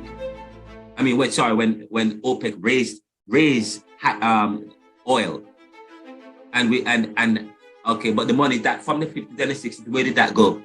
I mean, let me tell you, this is quite interesting. But so we lift up the challenge of the Caribbean, which is economic, but it's also religious, because religion has held us back.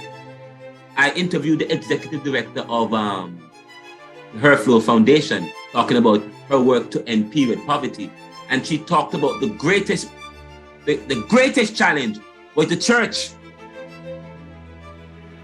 The church. The Jamaican, okay, the church posed the greatest because of, and then the church, and in the sense that the church and the cultural ideas about masculinity and gender and sexuality.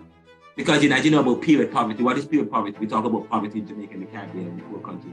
Poverty where some people in Jamaica, some girls, they don't have resources, okay, to get menstrual tools, okay, the menstruation tools, okay, and so they skip school and so on and so forth. That's a major issue in the world that's affecting that's deepening the realities of poverty for our girls in the Caribbean and in Jamaica. And there are people doing something about that. But guess what? People are fighting against it. Who is fighting against it? The church, okay? Who promotes a particular ideology. But she said, you know what? I couldn't. Okay, but when I reach out for them for help, they ask me for an offering. But outside of that, I could not go into the organization to talk about period poverty, to talk about girls, talk about female sexual health. I couldn't do that. The greatest fight was from the church.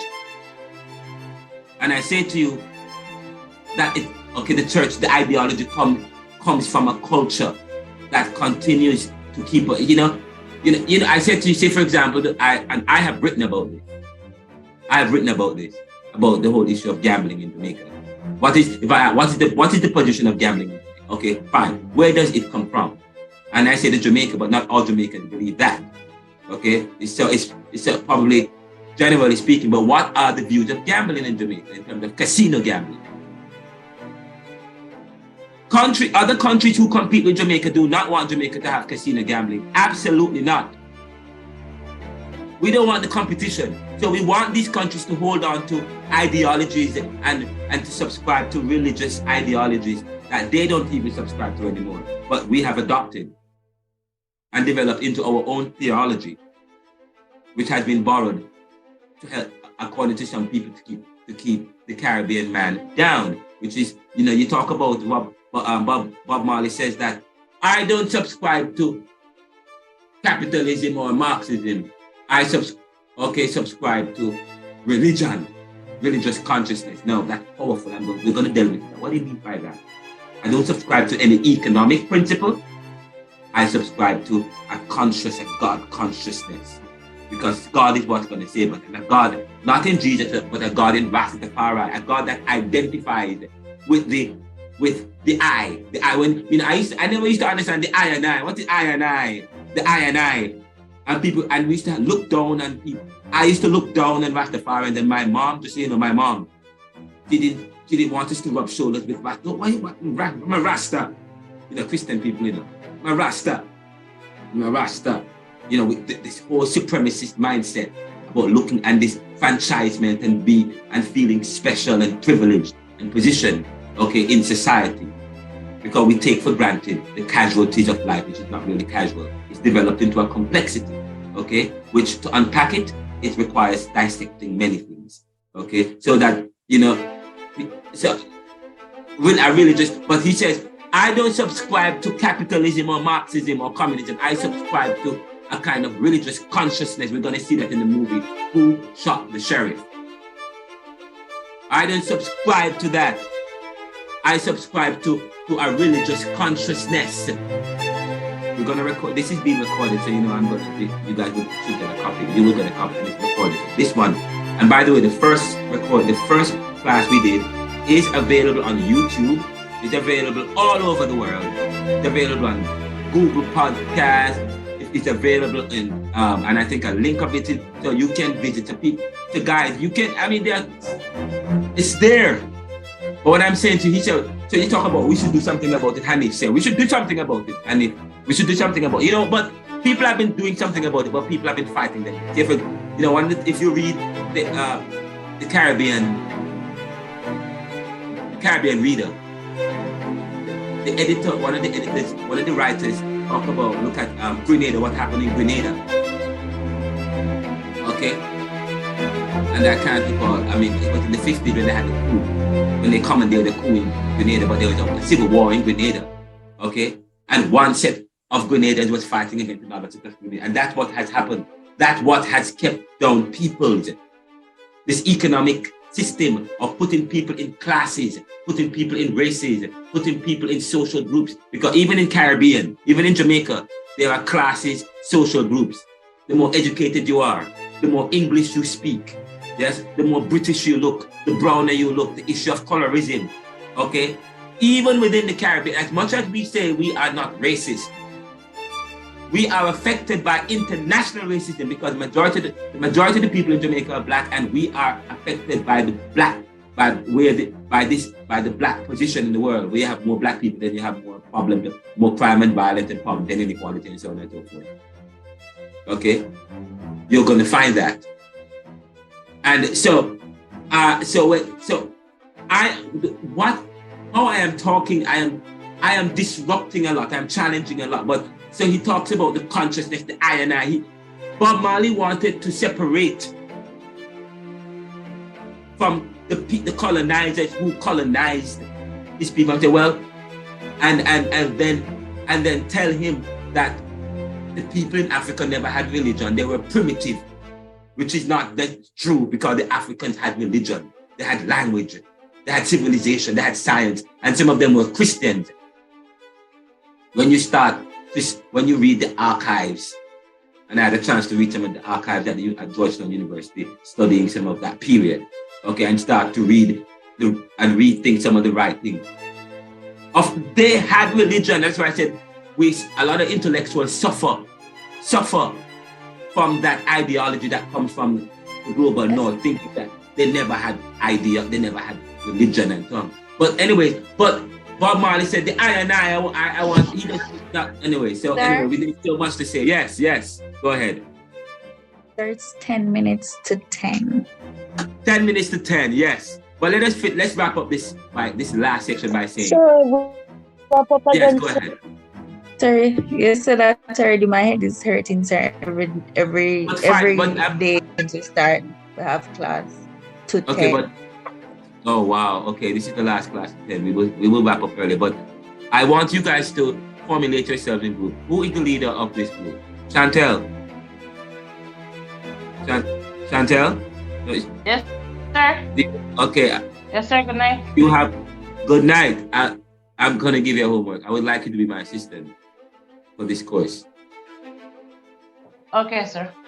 Great. It's your response. All the students, please. I would love to know. I'm gonna give you my email and everything, and we can talk. But your job is to, just ensure. Let me help to formulate the groups and so on, and then we're gonna provide the questions. Each group will get to choose the questions, and then come next week, ready to talk about it. But talk about it by critically, and okay.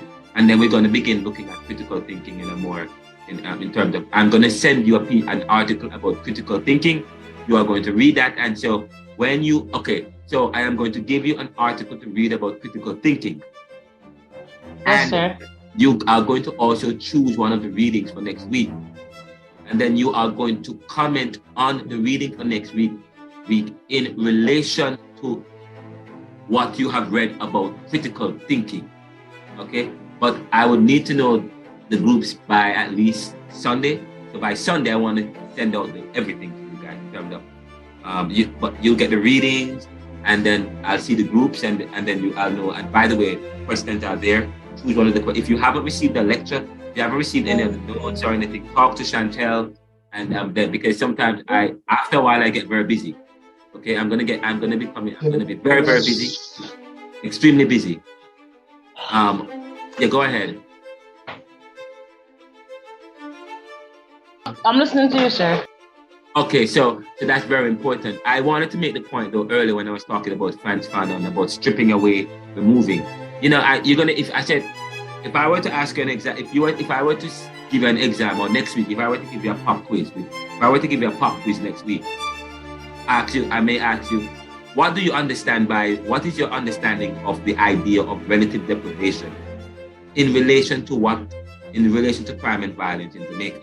Okay, one. The second question might be, what is your understanding? I mean, what is Fanon getting at when he said the Negro is not anymore the white man? I may ask you, okay, do you believe that the Caribbean represents a place lacking beauty, intelligence, creativity as a result of colonization and theft? Okay, you might be able to answer, you should be able to answer that question, you know, if I were to ask you those questions today. Okay, because as I said to you, you guys have to read outside of class. If you go to the platform and read, you will see what the topic for week 1, the topic for week 2, the topic for week 3. The first couple of weeks we are conceptualizing the course.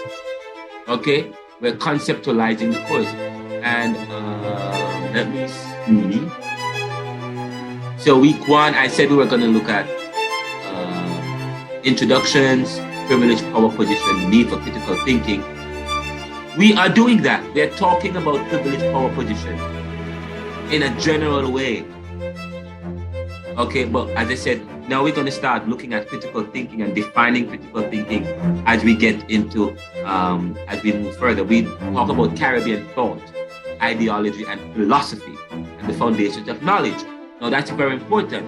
So in the conceptualizing Caribbean thought, we're saying that we have to first challenge, we have to first think about that thought. I mean, what is the, I mean, can we have to put it into perspective? So I usually I engage the student in a conversation. I'm giving a lecture, but I expect you to respond. If you don't respond, that's fine. But I am giving you a lecture in the first 2 classes. You don't speak. That's fine. I'm used to that when at the undergraduate level, when the professor is providing a lecture. There is not much give and take because you're just learning about the professor, you're learning about the student, you're learning about the material. So my first 4 weeks is always introduction, familiarizing yourself with everything we're going to do. When you read a book, or if you read my book, it starts with a preface. And my preface is usually long. My professor was said, the editor of the book, the second book I'm writing, said, oh my God. But my preface is a summary containing a lot of the assumptions and the principles and the argument. So now when we begin introductions, because we move from, okay, so this is part of the preface and the introduction and so on and so forth. So we're still dealing with the first aspect. And then it says week 2, the challenge of identity and the issue of sexuality. We are not going to get into that yet. Okay? We won't get into that as yet. And can I tell you, we will get through to the class because some of what I've added in the class is more than what you should know. Okay? It's more than what you should know. But based on how I have designed my lecture notes and so on, I've designed it in such a way so that you will realize the goals of the class. Say, for example, it's important that I speak the way how I speak so that you understand philosophical thinking and inquiry that is directed, that utilize, you have to speak in a certain way. And if we want to, because we're in academia, okay, and we are learning so that we can move us to do things. By the way, the last class I have this, Introduction to Podcasting, Blogging, and Digital Technology. You see that here? Introduction, and just before week 11, we're going to do deconstructivism, critical history, and philosophy. I told you we just talk about it. We are going to talk about philosophy, but we'll get there. And then, of course, we talk about immigration and brain drain. We talk about colonialism. And when we talk about colonialism and decolonization, we're going to talk. And so we visit those people. Talk about religious consciousness, social consciousness. Who shot the sheriff? We don't talk about religious thinkers and Caribbean thinkers. Talk about Rastafarianism and black consciousness in Jamaica and the rise of the Muslims and so on. Okay, you can look far to find people who contribute to that. As it relates to the Muslims, but we're going to look at religious consciousness in week 7. Science and technology. What contributions have the Caribbean made to science and technology? What is the dominant thought?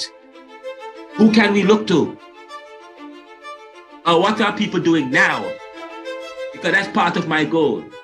Fine, yes, we're going to revisit and generally, but what are we doing now and what can we do for the future? But let us revisit what the first thing you do as a skeptic, as post-colonial thinking, is to look at what you have and to begin to reflect on it, to brainstorm. So we are brainstorming within critical thinking. Yes.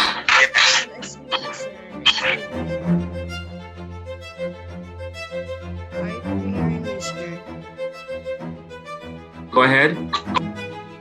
So it's now 10 o'clock and I'm having a terrible headache, so I'll be leaving. All right, so now you guys, okay, so we're wrapping up, and this is the last point. Thank you so much. So and the third time though, sir. For what?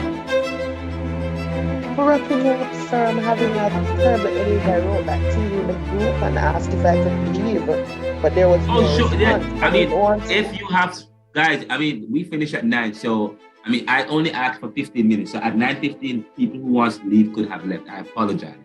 But yes, but if you want to stay, that's fine. Just so you know, this is being recorded. So this will be available. So I'm going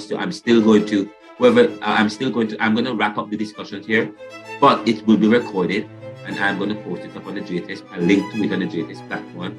And I'm going to also have it available on YouTube. And so if you guys want to go back, and if I can email it to you and have you upload it, I'm going to do that so that you guys can go back to it and review, because I have said, in my lecture today, I have defined relative deprivation, looking at societies and comparing that with Jamaica and the Caribbean. I have talked about what colonization is and process. Yes, I have talked about situation defining Caribbean within its wider context of the Americas and beyond that, Western civilization that has certain ideological principles that helps to shape Caribbean, okay, such as Newtonian thought, which people such as Immanuel Kant have challenged with his critical history, okay, saying that history is a result of human nature and circumstance, okay?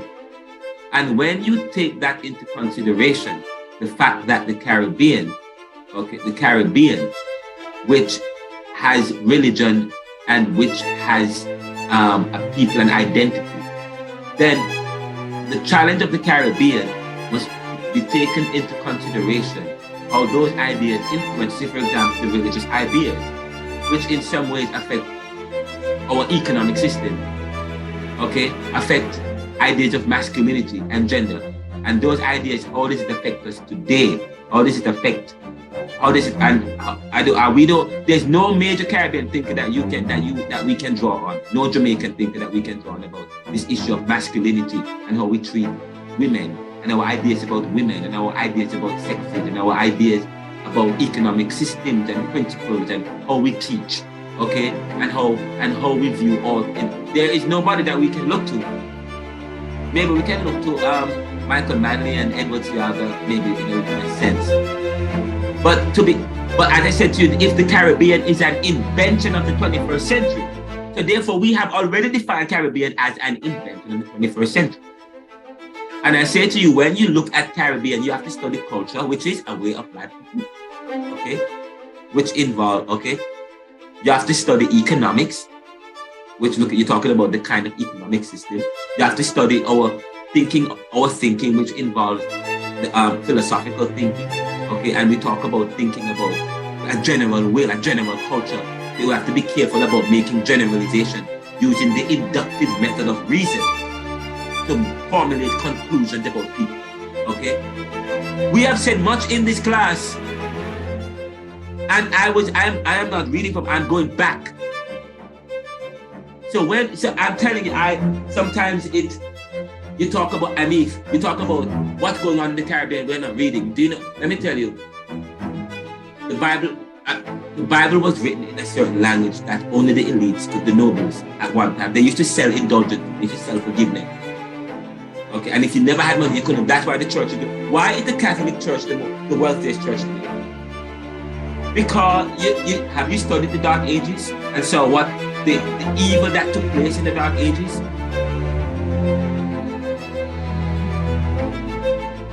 So, but yet still, people pretend to work hard and and all of a sudden they start to judging others and thinking that they're better, when if you dig deep in their history, it's a history of theft and violence. And then of course, we spoke about Adam Smith, influenced by Jean-Baptiste Colbert, talking about the accumulation of capital. We said that already, and we're saying it again. I'm repeating myself over and over.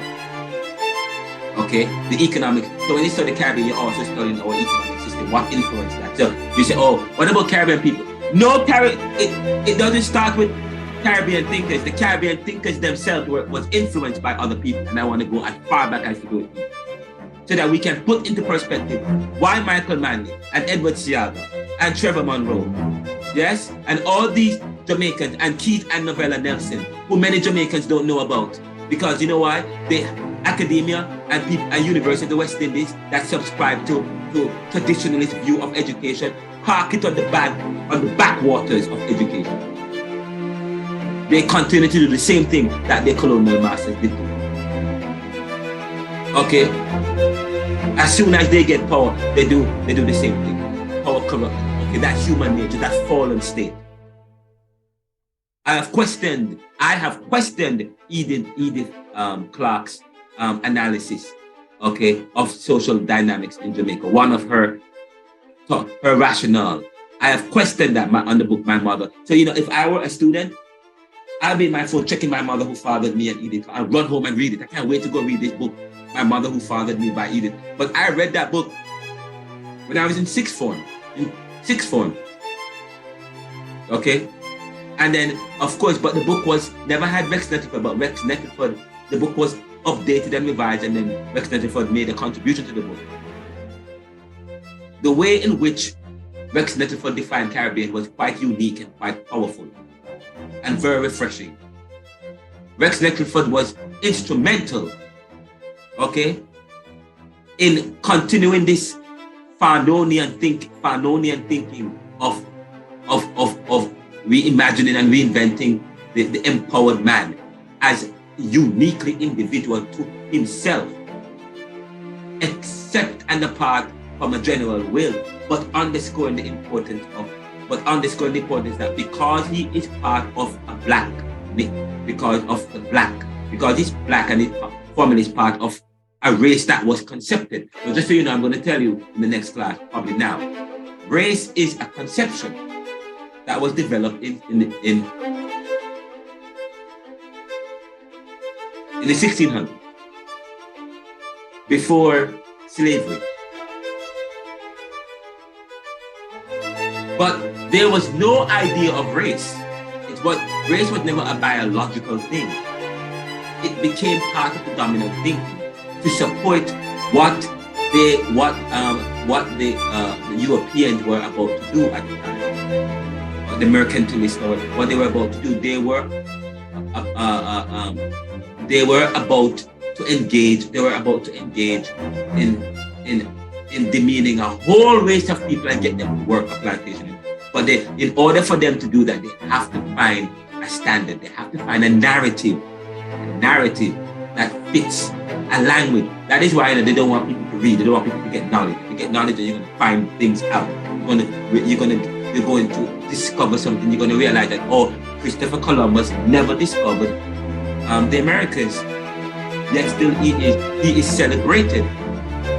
But when you start to read language, then you understand, yes, he did discover the Caribbean. And if I wanted to have a debate with me about that. Christopher Columbus did discover the Caribbean.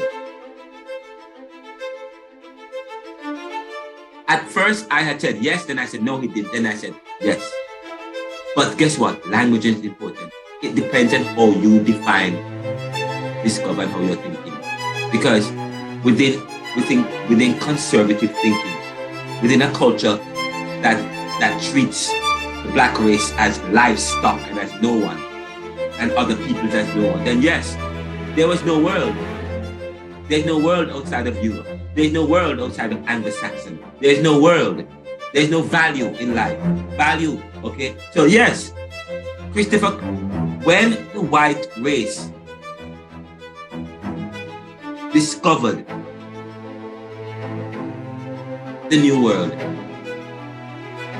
they were the first to have done it. Because the white race, outside of the white race, there's no government. Outside of the white race. So, a history that says that the... There's no what, sorry. You said there's no what? I didn't get that last part. There is no race except the white race. Okay. The white race, the area, that is the end of.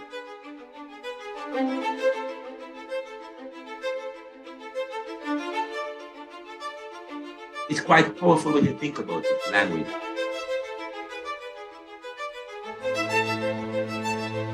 This is, when you say that Christopher Columbus discovered Jamaica, the Caribbean, you're saying that this is a very important point. Done. This is but this is going to be recorded, so it's going to be part of a wider production that we're going to do. But this is very important, and it's going to be part of the discussions in my book. By the way, please, if you have articles and journals, write to the Nearly World blogs. Submit blogs and articles to me. I'll edit it and publish it for you. If you have stories that you want to share on the Nearly World podcast or on my YouTube channel, share the story. Start share. My job is to get you mad about this stuff and start writing and upsetting and then doing stuff to empower people. So not only am I I'm meeting people and I'm empowering people. I recently I met a first generation Jamaican.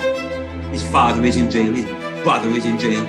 He has no male figure to look up to. And I said, I take him under my wing and I'm going to meet. And I used to work with case management in the US. I used to work with case management, helping to develop families, empowering. It was one of the best jobs I could ever do. And it was powerful.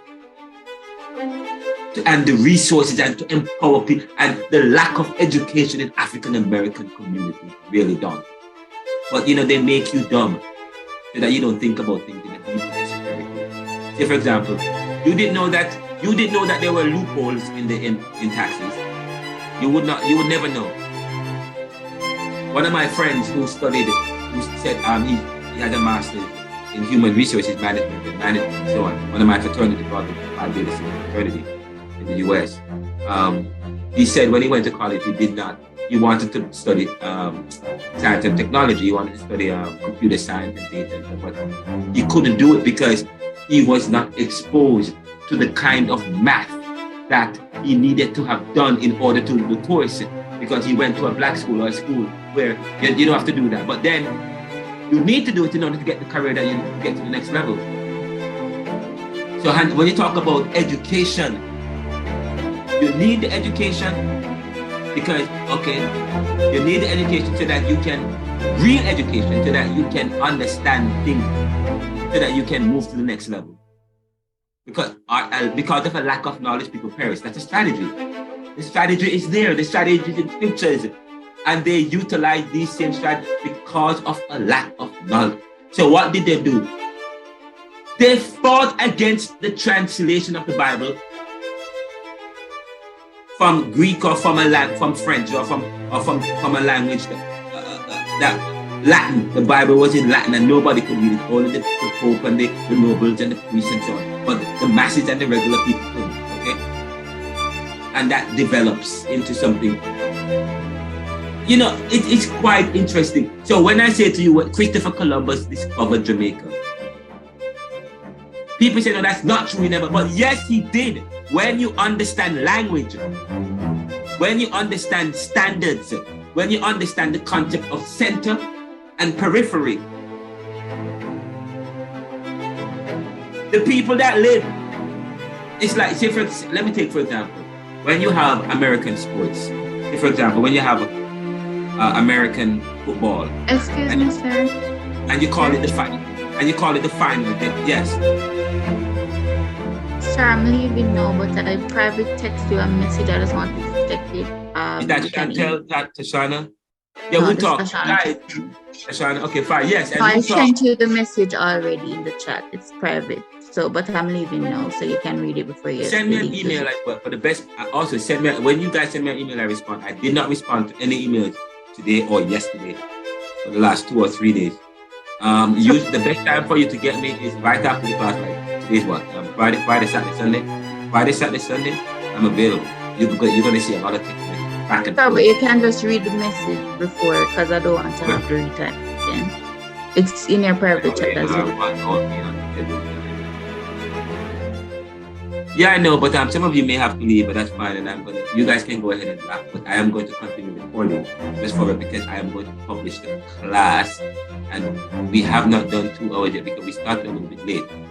Okay, we actually have done 3 hours. So, and I need to wrap this up because this is going to be in the recording that I'm going to upload because the online class. Similarly, you guys can go back to the recording and upload some of this stuff. But I'm going to make it. Well, I have to. Sorry, did you read the message there?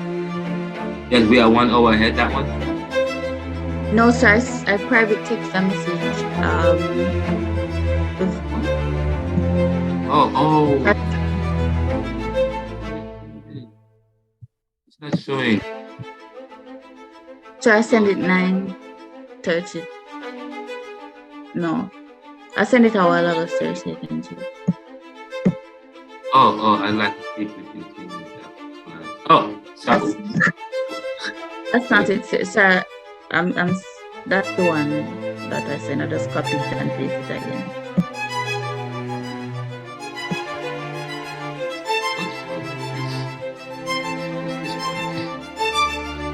Why is it not showing? I just click on new message and it will go down. Click on what? Mute message? That says don't the message or new message. Oh, okay. I see your message. Okay, direct.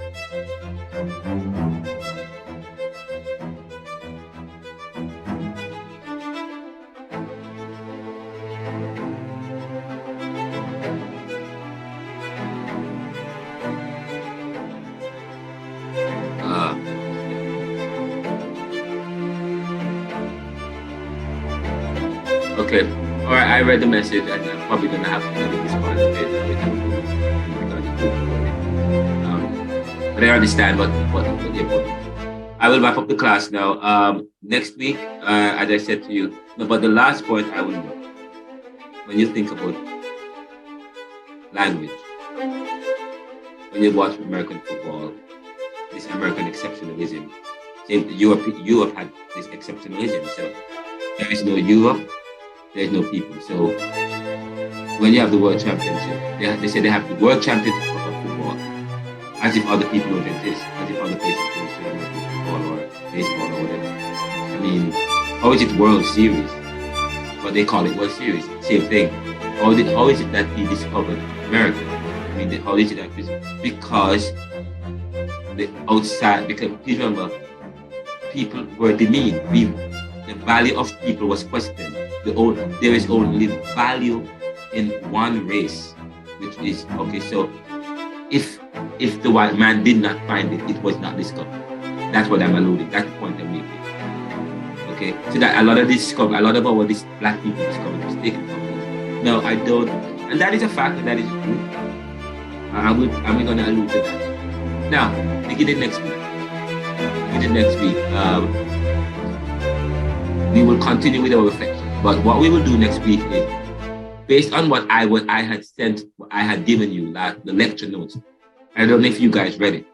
I sent you my lecture notes that talks with Caribbean. This is the preface, and I talk about when you hear of Jamaica. But this book analyzes motive given the historical, current economic, and political situation in Jamaica and the Caribbean. In an attempt to escape the adverse realities of poverty, inequality, and injustice, the people of the global South find themselves in North metropolises with very little agency, so on and so forth. As such, we discuss Black, Brown, and African struggles for economic prosperity, and so on. And I ended by saying that perhaps they are charting their own way by the few corrupt of the status quo who are benefiting from partnerships with the neoliberal regime, people outside of their country, the Washington consensus, bureaucratic, the bureaucratic phenomenon. I end by saying this is part of developing a Caribbean Thought academic journal. And I said that we must begin to analyze and write our own critical thoughts, which means critically understanding our own place in the world. We must be bold in adding our voices. We must be bold in adding our voices to academia and the world, using our own detail. Such is our Creator. Such is our Creator. And I'm going to end there. Of course, next week, come prepared in your groups to reflect on those questions. What is Caribbean Thought? The question of what is anything in the question of life. You guys, nobody should do question 3. Number 4 is Jamaica, our country, which accounts for its competitiveness and lack of competitiveness and vulnerability. Do you agree with Ronaldo's analysis? What does Fano mean? How does Baba interpret Fano's depiction of the colonized man in the region of the earth? What is the importance of BS Nepal? You can choose this question, and you come ready to just give a brief reflection. When you give those reflections in the class, we have a conversation. Okay. My style is I will say I'm going to tell you I'm conceptualizing Caribbean thought. Part of that conceptualization of Caribbean thought means looking, because I'm looking at it philosophically, theologically, theoretically, but this is a preface, conceptualizing, looking at various ways in which we thought. And based on all that I have said, I hope you get a chance to go back, then you will have a breath, a sense of what we are doing. I think some of you have a sense of it. Some of you have a different understanding, a different way of learning, a different way of learning, a different way of getting information. I guess I'd like to, some people, okay, so for you, it's, we have a topic we're going to discuss, neoliberal globalization today, and you say, neoliberal globalization is this. And then, okay, got in your group, answer your question, and that's it. My style is a little bit different, okay? I may ask you a question, not as a topic. I'm going to ask you a question about, or I might say, read Frantz Fanon, and when he says this, what does he mean? And when Ronaldo says, then you come to class and you hear me give a lecture. In the lecture, I don't pick up the thing and says, this is what Frantz Fanon means. No. Within the wider lecture, I am going to lift up these people. If you have read what I told you to read, everything that I have said, I have talked about in the preface of neoliberalism. And not only that, but Homi Bhabha has talked about it, and Frantz Fanon has talked about it. And not only that, they have, Homi Bhabha and Frantz Fanon, they have talked about, guess what, West Indian thinkers. There's a reason why I do what I do. But when you guys have an idea of how a lesson should be taught. But I teach, this is how this class will be taught. I will not give you a topic. I'm not going to say, oh, we're going to do social democracy in Jamaica, and then, or I'm going to say, okay, next class we're going to teach neoliberalism. Okay, the next class we're going to teach neoliberalism, and then you come to, and then okay, and then I say, what is neoliberalism? Neoliberalism, neoliberalism is so on and so forth and so forth. There are many thinkers who have given back to neoliberalism. I will not do it like that. I will, okay. The reason why is because I want you to read. I want you to answer the question before you come. Any question you ask me, you should have already started formulating an answer for yourself. If I ask you a question in class, it means I've asked all those questions and I formulated them. In fact, I couldn't help myself. I asked those 13 questions and I still went ahead and answered some of them because I just love to answer questions and I read around, I did lots of reading around it. But I want you should come to class, okay, and I say to you, and I'm going to say this, I am disappointed. I am disappointed in this class. Because the expectations that students have of the expectations that students have. I have not given you any expectation apart from a goal of when we're done, have a research paper that is erudite and that can be published in an academic journal. But you keep asking about work as if you guys want work. I can give work if you want, okay? All I have done is I will give you stuff to read and you just come and you read it and you discuss it among yourselves, and then you go on the platform and you ask questions and you buzz but nothing is being done. Because the concept of the idea of teaching, which I will not subscribe to, okay, which comes from a neoliberalist milieu, okay, it's the teaching to be done in a certain way, and people are, and this is how I would teach. I would teach in a way that I've always taught, which I know you're going to benefit. When I'm done with this class, you guys are going to be very appreciative, which has happened in all the other classes. The students leave the class as critical thinkers. They said, "Sir, what are you doing to us?" When you start to watch the film, you will be introduced to all the thinkers, and you should have already started looking at the syllabus and start, when in your free time and when you're watching movies, start watching some of the film. And they talk about all the Caribbean thinkers. I posted up some stuff in the syllabus, corruption. Watch the film about corruption. It's powerful with many Caribbean thinkers for the, and so you will not, I'm telling you, I am disappointed. I sent a text, a strong text. I sent a strong text last week about you guys. I mean, telling you my expectation that I'm not impressed. What my expectation. You guys, okay, fine. Janice was not in the first class, so she didn't get the email. But others of you did get the email, okay? And I am disappointed. I am. One person texted me, telling me how I must teach my class. Telling me that, oh, I must teach my class. When that is not the idea of the class. The idea, that's not the idea we are trying. Well, okay, I am teaching, moving within a post-colonial milieu, moving away from the way we do teaching, the way how we've always taught. Okay? And I say to you, part of an undergraduate study means there's a lot of outside work. 90% of what I have gleaned does not come from the classroom. Right now, I am doing a doctoral program.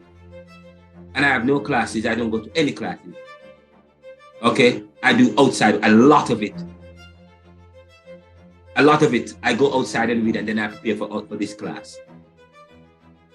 And then I write the text, and then we have a platform that you can engage, and you write the students. Say, hey, Professor said this earlier. What do you think he was saying?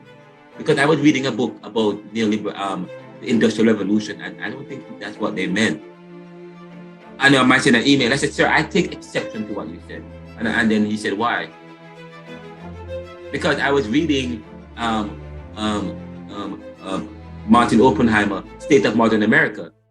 And then I go on Twitter and I tweet something about what I learned and interact with people. And then I be able to, oh, this is, okay. And then I go on the course outline and look at some of the topics and say, okay, well, this is social democracy, what's that? So by the time I go to class, I am talking, and can I take the students in the class, even now, at George, the students are saying, oh, he knows all that. I just learned that. I just learned it. Even some of the concepts, because I'm reading, I'm thinking, and then I'm using what I'm learning in class with, or what I've been exposed to external stimuli and what I'm getting from outside. And say, for example, you ask me about white collar crime and colonization. All of a sudden, I'm talking about the millions of dollars stolen from what's his name? The millions of dollars stolen from the runner or the Olympian. Bolt. Yes, and then tying it in with wider issues in society, and then I make an assertion. If you make an assertion, you have to back it up. Okay, you have to point to other stuff. So then I start Israel and Africa and how South Africa has a nation and there was no nation before. They went and hijacked that country. Okay, I'm alluding to something. I'm pointing to something that's actually happening with the issue of theft, the issue of violence. okay, which boards out in various ways. And then I said to you, all of what I'm saying is on audio, it's in an article. Let me tell you, I set up it so much, and guess what? I am famous for repeating myself. I am famous for saying things over and over, especially if that thing is going to come back in the exam, or if that's a question that I want you guys to get, to stick. Okay? All that I have said, you will see, it will come back again. Because it must be done in a macro level. But anytime you teach a course, you always begin by conceptualizing the course. I don't know how other people teach, but I am going to introduce all the arguments surrounding the post-colonial man as it relates to a history that has influenced the diverse currents in the Caribbean, the people who give rise. And then who are these people anyways? They themselves are like you and me. Probably the political, Michael Mann and Thiago, probably when you look at Jamaica's history, all you see in that history is a violent past in the 80s where Edward and Manley fight and they're fighting for support.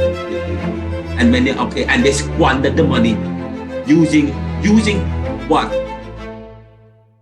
Mechanisms that they borrow from overseas. In other words, ideas.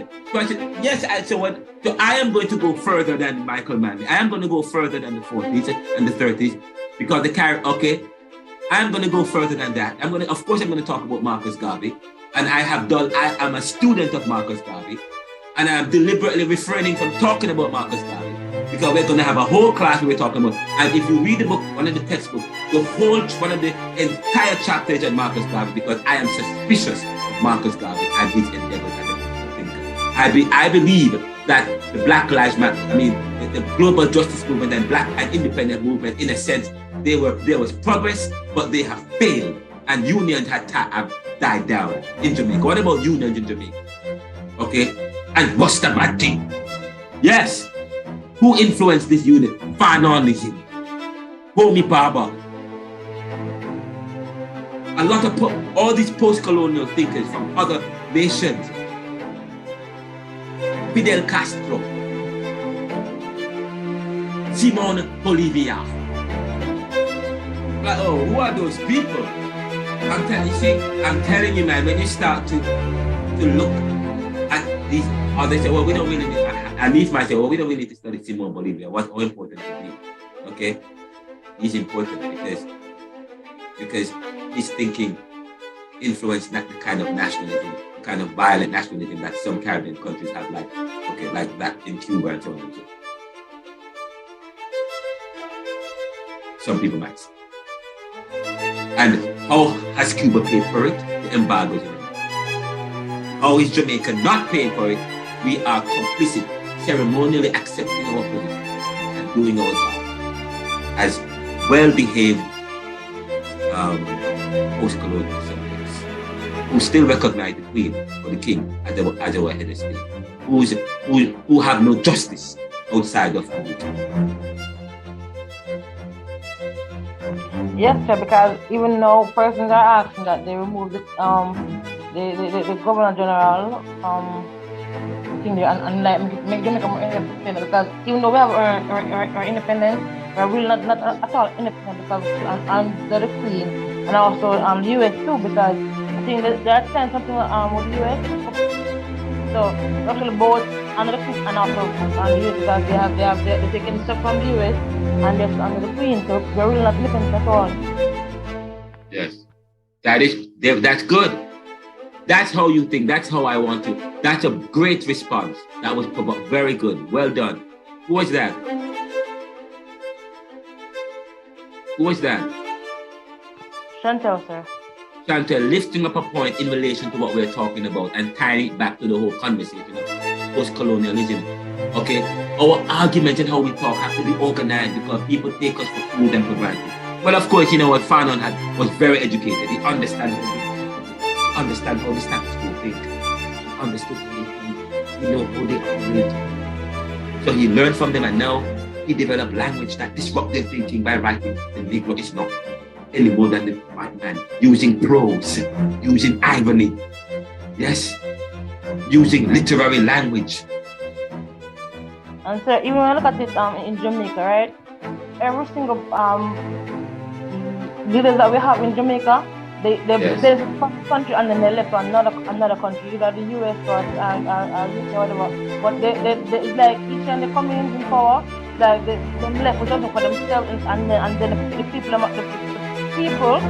the nation is like it's becoming worse and worse, and they just benefit from the nation and from what they get from other countries, and put it in a much deeper we'll have to register. So we are more so it's like we cannot be free from the Queen or from the US because they keep putting us in more debt, and then when their reign is finished, they move to another country and left us in the same situation that we are in, and making it getting worse and worse every year. Every leader that is changed, they just benefit for themselves, and then they left, and somebody else coming forward, and there's no change. Yes. And what have been the response, Caribbean people? How have we responded? Right. So okay. Because and how effective is this response? So I think Caribbean people need to do more because they first need to do something to actually get attention of these parties, because then each time they have some form of election or whatever they want to do, like them try to bribe the person, the nation into voting for them. So instead of persons need to stand up as a nation and let them know that look, what does that mean? It's wrong, you understand? But the person, nobody's standing up, and then again the person that are higher class, like the middle class or the higher class person, they have money, so they don't really care. And that is true. Who are in the poor region who are feeling all these problems and issues. How do you describe the socio-political economy of Jamaica and the Caribbean today? And if the fallen can perceive of anything better, what will upend violence? If the fallen can't perceive of anything better, then what will upend violence? The history of violence done to them debilitates their capacity for eureka. Eureka comes from the Greek or from the ancient word eureka, meaning I have found it. For human beings have always broken barriers. There is no challenge we will not accept or take on. But this is who man is and what he does that has led to discoveries, innovations, and inventions. It is therefore a cowardice position and an ambivalent conclusion to discount ideas that considers the end of violence as just another platonic conception of a utopic world that cannot and will never exist given human nature or humans accept a defeatist and pessimistic nature about themselves, which then leads to the human.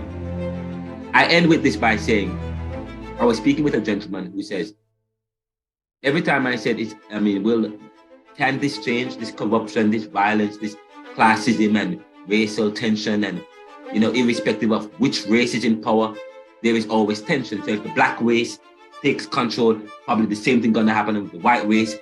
But is there anything? And so he says, so there are people who will say, no, we can't do anything about inequality. We can't do anything about poverty. We can't do anything about violence, part of human nature. We can't do anything about what's going on in the Caribbean and the fact that they lack competition. They were we were in a race and they lost the race. So, their position will be their position. Black people lost the race. We were in a race, okay, and we lost the race. And so that's what happened when you come second or third, okay? And there is nothing you can do to change it. And the other people, and someone was arguing with me about this recently and said to me, please, you're thinking about a utopia. There's no such thing as utopia, okay? There's no such thing as heaven on earth. There's no such thing as heaven on earth. There's no such thing as a Caribbean that is competitive and prosperous, okay? And that is free of violence or corruption and stuff. There's no such world, only, okay?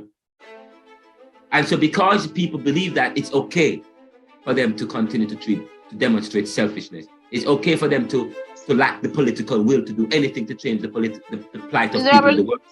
Because they have accepted, they said that they have accepted as human nature this drive to want to to be selfish and to be nepotistic and greedy and to treat the other. They have it's though that people accept that. There are people who argue like that. What apology do you provide as a post-colonial subject? If somebody say to you, well, yes, we know all this, yes, but that's how life is. But I said, remember, next week we are gonna include a lecture talking life is what you make it. We talked about that life is what you make. But people say, oh, that's life, it's part of human nature. It is what it is. It's not gonna change. We don't live in a utopia. So, but who are people who are saying that? The privileged or the unprivileged? Who are the people who are saying that? The people who have been tainted by and corrupted and damaged by the same system that has colonized minds, that cause us to think within a milieu that does not see any better. And so we live in the complicit of our ways, accepting anything from a mind that was bent to accept nothing else but what we live in today. That is true, sir. Yeah, I'm telling you, guys, I'm telling you, and that is why that's going to be one of the questions. What apology on the exam or in one midterm or whatever, maybe you could, what apology do you offer? And and by apology, I'm talking about apologetics. Apologetics is the use of logic to defend or to give rise to or to explain away or to protect the faith from attacks. So apologetics. What apology? And I just came up with that question based on the reflection that I'm having. What apology do you or can you provide? To those who challenge your thing, for those who say change will never come. That's what life is. That's what life is. What apology can you provide to those who are pessimistic, change and hope, believing that that's the way it is? I'm going to submit this. This is a 400-page paper. I think it's a lecture note. Part of the lecture that I submit to you guys. We're going to go over this lecture after this. I'm telling you, I've written a lecture. This is the lecture that is systematic. Once I start to lecture, we're going to follow it. We're going to go, and then Richard is going to give a presentation on religious religion and Caribbean, what is Caribbean Christianity, and so on. He will do that whole class. He will facilitate that class. Reverend Hewitt Holmes is going to facilitate the class, sexuality and gender. Brian Concanen is going to facilitate the class, so I will be a guest in the class talking about Haiti and other. We have to consider other Caribbean countries, so we're going to have somebody talking about Haiti. I was talking about Latin Caribbean. That's why I'm happy that Castro is coming on. The presidential candidate Castro is coming to the class because he's going to talk about, because he's first generation immigrant. Okay, his family's from Latin Caribbean, Latin America, Latin Caribbean. Okay, so we want to talk about that in that perspective. We're going to invite people from Trinidad. Miss Alexander, the president of the Caribbean Community Congress. We talk about Calypso. As I'm telling you, I don't follow the outline. Okay, we are promoting thinking and thought. How we think about different Caribbean issues and so on. So we're going to think about music. One time people never embraced the very same Caribbean people didn't want to listen to reggae. They looked down on reggae as debased, as not part of the status quo, not part of, because that's part of the fringes, the people who are less than, but people who are English and close to Britain. I know reggae is owned by Jamaicans. What's that? Or the Caribbean. I know reggae is they like Jamaica, but Jamaica about reggae, so people are not owning up to the whole fact that reggae comes from Jamaica. Thank you. No. There we go. So what does that speak to? The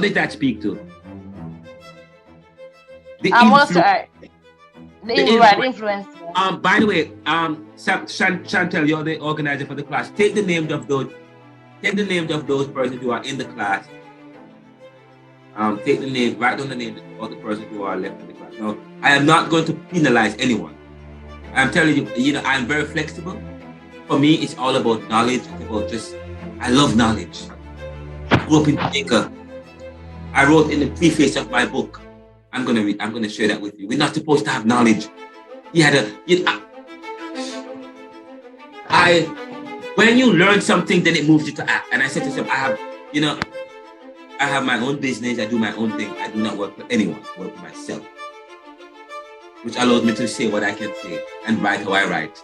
People can fire me, and they try to block me, go on my IP address, give me spyware. I'm under a lot of attack because I talk about what I am, these things. Okay, I expose realities and issues. I interview people. I study archives. I study society deeply, from way back from Mesopotamia to now, and looking at that, study philosophy, study economics. And then I have a podcast coming, a lecture coming up that talks about economic. Economic is the distribution or the allocation of resources in society. And when you start thinking about if economics is the allocation of resources in society, and you're studying Caribbean, what economic system do we have in the Caribbean? If economics is the allocation or the distribution of scarce or limited resources and unlimited wants in society, what is the distribution of equity? What is the distribution method or the economic system? The distribute. We know we use a dependent capitalist system then, but what's that? Who is the father of modern day economics in Jamaica? What ideas have we come to deal with the issue of structural adjustment that has deepened the economic reality of the Caribbean people? You see and if you see what I'm talking, directed, guided thinking. Okay, having said that, and then when you answer the question, when answering the question means that you also move you to action. So not only am I thinking about what will I do, so of course, yes, I'm learning and I'm getting involved and so on and so forth. As I learn and I'm giving back. As I learn, I'm sharing with my people. As I learn, I'm providing opportunity. So the last class and the last two classes look at digital technology, how to leverage technology, how to express your thought. How is not just to learn about thought, but how is Caribbean expressing their thought? Now that you have been empowered and exposed to certain, and the scale have been removed from our eyes about the Caribbean and our position and where we are and who we are, in light of all that I have said and all that has happened, then the next question is, how do we move on from that? Okay, how do we express, how have we expressed our thought? How have we challenged? And we talk about, social media and the decentralization of information provides the greatest opportunity for the Caribbean. But then you have to talk about access to information, because now you have to think about the future of the Caribbean. Our future is uncertain because of our past. Our past is very vulnerable because of our past, which speaks to our future. If we are going to have a bright and prosperous future, it means we have to change our thinking about who we are and where we come from, and why we are backward as a country. We are not competitive because that was the plan. The plan is, and that's why you want to think strategic as Caribbean people. You can't let the people who are formally subjugated, you can't let other people outmaneuver you and outthink you and outsmart you. That is why you have to study strategy. So they like when you hold on to vestiges of the past that keep you back, so that they can, when they were doing structural adjustment and you have to liberalize your economy, open up your economy, you open it up to that capital for globalization to happen. And when globalization happens, we accept the rules. We lock ourselves in rules that we can't keep. We are already behind, and we are competing with big post-industrial countries. Now that we have liberalized our economies, we have opened up our economies. Now they are penetrating with their goods. We can't compete. And now it's watch the banana industry, watch the milk industry, the flour industry, and so on and so forth. And now in Jamaica, it's like, or in the Caribbean and global, so it's like we're in a barrel, okay, fighting for what's left, and that's what they want. That's the symptomatic of a strategy, yes, that penetrates and imposes itself, okay, using because of neo-capitalism, okay. And I was going to define it. I actually have a I wrote something that defined neo-capitalism for you guys, but I won't do it until the next class because it's late and I don't want to keep you. I don't want you guys to report me to the academic dean. Then, oh, we don't want this guy teaching us again. He's too much. Says, oh, that's so, that's so. But guys, I'm the most flexible professor you'll ever meet. I have a passion, but it's a passion that moves me. I don't just sit down and talk. I act, I move. I'm doing a lot here. I do a lot of projects. I write. I've written a book. I've written another one in journals because I believe we should write our history because it is. History was largely written for us. Many, back in the days, even 1944, 1950, there was no education. There was agricultural schools in Jamaica. Agricultural schools. People were only to have a grade 9 education, especially black and brown people. Okay, until they start to expand the school system. But I mean, and the history of that is just recent. And even what's happening in here in the US and in all over the Caribbean, black people's education have low education output. Maybe because of how the education is set up and the way in which, and guess what? The kind of education system that we have in Jamaica is set up. Okay? That have a system of privilege and a system that does not take into consideration learning and how learning should happen. Okay? It's a top-down heavy approach that does not take into consideration the fact that people are different. You might say, well, Mr. Professor, you're doing a heavy handed having a sit in the class. But to be honest, it's not. You guys are collegians. And I believe that I provide a lot of flexibility. And I haven't given you a lot of homework except to read, start formulating your opinions, developing critical thinking mind, and everything that I've sent. I sent you this paper with 12, 13 questions to read. I thought you guys would have read it. Hey, I know everything that I've read it. I was so impressed. I sent the guys everything. Let me tell you guys, I was writing and reading that paper. I sent you a lot of material. The only thing I didn't send you is notes about Marcus Garvey, Malcolm Mandela, but I reference them because I'm not ready to touch on those Caribbean currents because I want to touch on the things that has influenced them, and I want to touch on the Caribbean as a place. I want you to journey with me and to sit back and relax. Not just sit, but okay, sorry, I should not have said that. Journey with me, but when you come to class, be ready to engage with me. Or you should be able to think, I did read that. But and just so you know, when I speak in prose. I lecture in an argumentative or in a very humorist way, but in a Socratic platonic way, like the dialogue. But this is a soliloquy or a monologue. But I challenge myself, but I make assumptions, but I explore it. I talk about. So I make an assumption and I explain and then I point to a wider principle, and then I speak to a philosopher on a theory, and then I point to examples. That's what I'm talking about. When you and I ask to make comments about certain things, it has to be academic, has to be intelligent, has to include school of thought, school of thinking, challenge yourself and say, well, he said this. But then again, there is that. So the answer must lie with, so say for example, I said to you, so the answer must lie with love. So I asked the question, how can we upend love? And I challenge myself. But then I argue and come to a place where I can't deny my own conclusion. But you have to think about now how you communicate. One thing, how you communicate so that it is done in a way that facilitates understanding of the other, and it's done in a way that is academic, at the academic level. Okay, I'm not going to give you hard mark if I'm not going to mark you down too hard for subject verb agreement. This is the 21st century, and that has changed. Once people understand the intent and the essence of your argument, that's good. I mean, but for academic purposes, there are rules and standards. But I'm a Gramscian. I'm from Gramsci school. So, and we talk about language. If you don't speak English properly, that's a problem. That's privilege again.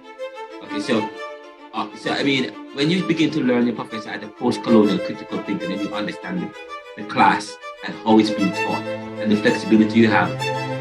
However, it is all about empowering you to think in a certain way and to develop guided thinking, utilizing academic thinking. Okay, when you whatever ideas you're telling me, where does it come from? And I'll tell you, I come from a Marxist materialist school of thought, and you're going to hear me talk about Marxism. But of course, I'm not going to look down on capitalism because I believe in capitalism as well. I believe in perfect competition, but that's not what we have in society. We don't have a perfect competitive society or free market society. They say they have it, but there's no such competition. The Feds can set interest rates. The Feds and the Bank of Jamaica can set interest rates. That means they have the power to manipulate prices. They have the power because they can now affect behavior. Because remember, remember that economics. We talk about economics. Is a system of allocation which includes buyers and sellers, and they come together within a market and they transact. The knowledge, what I'm telling you now, I learned that from grade 9. From grade 9, I learned about economic is and how and I discovered that by reading widely, reading outside and coming to understand stuff. So when you understand it, and then you can understand things within it. And then now, when I start talking about man, when I start talking about Edwards Young, then we can have a conversation. Because I'm going to talk about Karl Marx. I'm going to talk about Max Weber. I'm going to talk about fiery knowledge. I'm going to talk about who else? Jean-Baptiste Colbert. I'm going to talk about Homi Bhabha, V.S. Naipaul, Frantz Fanon. Okay? I'm going to talk about sociology, Harry Lambert. I'm going to talk about Homer in the Iliad and Herodotus and Thucydides. Okay? Because all of that have an implication in how we study. But I am not going to delve too much into it and expose you to that. I'm going to give a lecture lifting up those general conversations, okay, in the preface, in the conceptualizing of Caribbean thought. Then when we get to now start delving into it systematically, or if there's any such thing as systematic, okay, because we have to look at it in terms of the ultimate goal. At the end of it, you guys to be able to speak in particular ways. Okay, so I want you to understand that you say I'm not getting anything. No, it's the power of the yet. You put too much expectations on yourself. It's the power of the yet. There's something called learning strategies, and I was working with a university student at a university talking, and I have a podcast and an article on learning strategies. And there's a study that was done that shows the relationship between learning strategy and student success. Learning strategy, CSEC. My mind is good, right? I remember that. And that wasn't my work. I was helping somebody and I remember it. CSEC, Ali CSEC, ALISIMSEK. A study was done looking at the relationship between learning, studies on learning. And the study says this, when students that use effective and varied learning strategies within their learning have the greatest amount of success. Learning strategies of rehearsing, organizing, yes, metacognition. I am remembering those things. My co-producer is here with me because this is also being done for as a production. But this is important. That's why I said if you guys you guys have every right to leave if you want to. But I am recording because it's also going to be part of the lecture series, also going to be part of a wider production that I will be doing that I'm presenting. So this is because there are people who want to hear this conversation. We're going to split it up. So we talk about learning strategy. Okay? People who have varied learning strategy. I am concerned about learning in the Caribbean. I think it has become diluted. There are some things I did not know that I'm very upset about. I tell you that I didn't know nothing about Greek mythology. I mean, some schools, like if you go to St. George's College, probably. I didn't go to St. George's College. You go to Campion College. I did not go to Campion College. Okay. I went to Bridgeport High School, and I'm not afraid to say that. I am against privilege. I didn't pass for Bridgeport. I passed for another school, but I went there because I said it's not about me. It's not about me. It's about this. Sorry, it's not about the school. It's about what I'm prepared to do, the work. Learning, guys. I'm telling you this. Extra.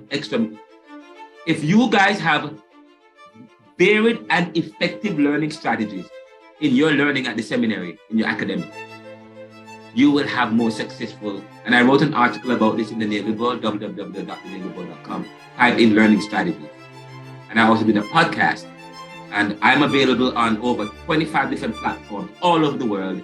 So if you type in the Navy World around my name, Ronaldo McKenzie, my podcast, my work will come up. Or if you type in learning strategies by Ronaldo McKenzie, or learning strategies by Dante Nelson and Ronaldo McKenzie, or learning strategies, I did it in. So that's added work if you want to do it. But that's it. I say that because it's all about, as I learn, I empower, as I discover. Okay? As I learn. So I'm going to encourage you guys. So write down your names, guys, the students who are here, and send it to me. I'm impressed the fact that you guys stayed in the class. I'm impressed with Hanif. The fact that he challenged me and he pushed me, and the fact, I'm sorry, he didn't really challenge me and push me. The fact that he was able to speak so strongly. Okay, I like that. I can work with that. I can work with that, man. And once you start to read now and polish that up, oh my God. I want to work on, you're going to be an author. Hanif is going to be an author. He's going to write your book.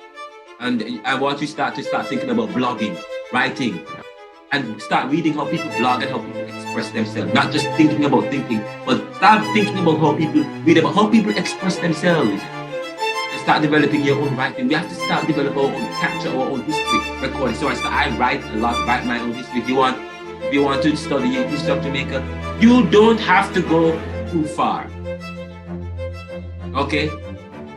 There is a former student, an academic at the Jamaica Dilla who studied in Jamaica, who from a Caribbean perspective, having studied all things, have put together an erudite economic analysis. And I'm working on another one, and then another one. And because not only does it provide information, but I'm hoping to provide wealth, to invest in my country and my people. Okay? Not only that, provide opportunity for JTS don't have no publishing. I mean, we don't have no publication. Which student, which youth group, which group can come together and formulate something like an academic journal among these, or a podcast? And podcast is the way of the future now. Everybody is doing podcast. If your ability to leverage technology, if you can't leverage technology and if Jamaicans don't take advantage of opportunities now in terms of stemming from advances in the world, science and technology and so on and so forth, they will be held back. Okay, so now I am exposing you some of the ideas and the thinking. Some of these thinking I never knew before I came here. The ideas and the reading and the thinking. Okay, and then I became a student all over again. Okay, all right. If sometimes we have to be a student all over again. This is how Descartes had to start the study of life all over again and discover. I think, therefore I am. Cogito ergo sum. A recognition that I can't know anything outside of myself, in a sense. For sure. Everything else you should not take for granted as, okay, you should be suspicious of that. That is skepticism in a sense, but that is critical thinking as well. Because we recognize that things aren't casual. We should think. This is where that's where I wanted to wrap up today, the lecture. That final point that I just, okay? And okay, that final point, because the more I'm telling you, I said to you at the beginning, the more you talk about something and read about something and expose yourself to something, all of a sudden it sticks. I teach you guys without any notes. Everything is in my head because I have read. I spent hours talking to people, not just reading, but talking to people. Anthropology is the study of people in their places and their community and trying to arrive at their understanding of culture, of their perspective. And so I do a lot of anthropological study, in going into the community and understand people in relation to disciplines and principles and thinking and biases and so on. and so on and so forth, and then formulate opinions about that and come up with it as, you know. And so I invite you to be a student of that. So thank you guys so much. Let me see how many people were. One, there's 6 of you. And I just want questions. And you know, if you guys have a question, I'm going to give you the chance to ask a question. Go ahead. Yes, go ahead. Somebody had a question. No, I was just saying that I had written the names down. Should I email them to you? Yes, is that Chantel? Good. All right, good. And we're going to have a meeting. We're going to have sometime this weekend, we can have a Zoom or a meeting and we can send email back and forth. So do you have a number that I can reach you by, like, on WhatsApp, via WhatsApp? I need, like, instead of, because I don't have WhatsApp. You can get me on Facebook. You get me on Facebook. I don't have a WhatsApp. I think I have a WhatsApp. I'm going to check it out. I may have. I don't know. I'm not. Okay. I may have it. But we can talk on Zoom as well. We can set up a Zoom meeting and talk. Okay, sir. But thank you guys, and I just want to tell you, I appreciate you guys for staying for the class. The class is going to be exciting. A lot of the concept you'll hear again and again. So over time, it's going to stick. Because learning strategy, I studied learning strategies. The relationship between learning strategies, learning and outcome. Rehearsing one aspect. So I will rehearse, but I rehearse systematically. So I can point it back so I am teaching, but you're going to hear me repeating myself over and over and over. Some of the things over and over and over. That is learning rehearsal strategy. Okay, or that is also so that's learning. So I use, and we're all learning. So I am learning with you to teach you, and I've come to understand a great way of teaching by utilizing a learning strategy. If one of the learning strategies is rehearsing through various ways, note taking, so on and so forth. Okay, and you can look at this. And by the way, you can type the learning strategy, and I can share you a copy of that article. It's good to read widely about other things, how you can improve yourself. That's important.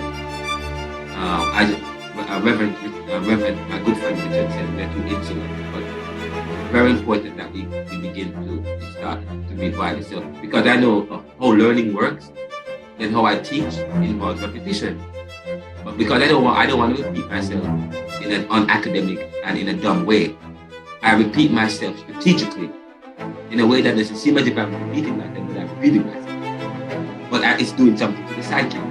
If you understand how the brain works, it's hearing that thing over and over, and I keep touching it.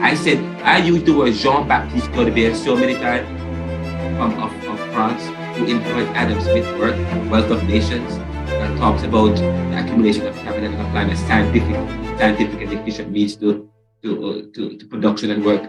Then you, by the time you go from there and you start to pick up a book and read a little bit about it, you just type in Adam Smith. I'm telling you, you don't need to read a whole book sometimes. I'm telling you, just the introduction and the preface, and that's it. And I am telling you, you would have gotten a lot. I encourage you. You know, I used to like to read, but I never used to like it. But then I'm telling you, as I start, even when I watch movies and stuff, I said to people, because when I came to the US, I watched my professor Rita Bernard, who was my advisor. She wrote the book. She wrote Nelson Mandela's memoir. Very good friend of mine. I love that woman. And she exposed me to life and death. And that film changed my life, as I know it will change your life. I can't wait to get into it. Let me tell you, to be honest, I don't want to do any of this stuff I'm doing. I just want to go back and go straight into, but every class I teach different. I believe knowledge should be static. Okay, I'm not going to teach you guys the same thing that I taught in class. You guys are going to get it, but it's going to be done because of what's going on in society today. We weren't talking about violence and stuff. We're talking about COVID and stuff. But with violence going on in these communities and all over the world, and all of a sudden, the lecture is lifting up the issue of violence and corruption and so on and so forth. I am teaching the course within the present reality, but still staying true to the whole idea and how we've taught it, but with different. while at the same time understanding a theory I have learned about learning and turning my teaching around, using the idea of repetition by repeating myself without boring you with systems from elementary school that gives you definition and then move on. That is absolutely ridiculous. Okay? So I'm going to come with podcast presentation. People are going to present it. Then in one class, we're going to have group discussion, and you guys are going to talk so much that I won't even present a lecture. But guess what? It's going to be great. You're going to learn, because the conversation we're having, we're going to develop an idea from it, leading to thought, underscoring a principle from the past, which may, and we may say, how does it look now as against how it looked then? Come on now. Enjoy your learning, man. Do not, but students are presuming to tell me how to teach the class. I take exception to that.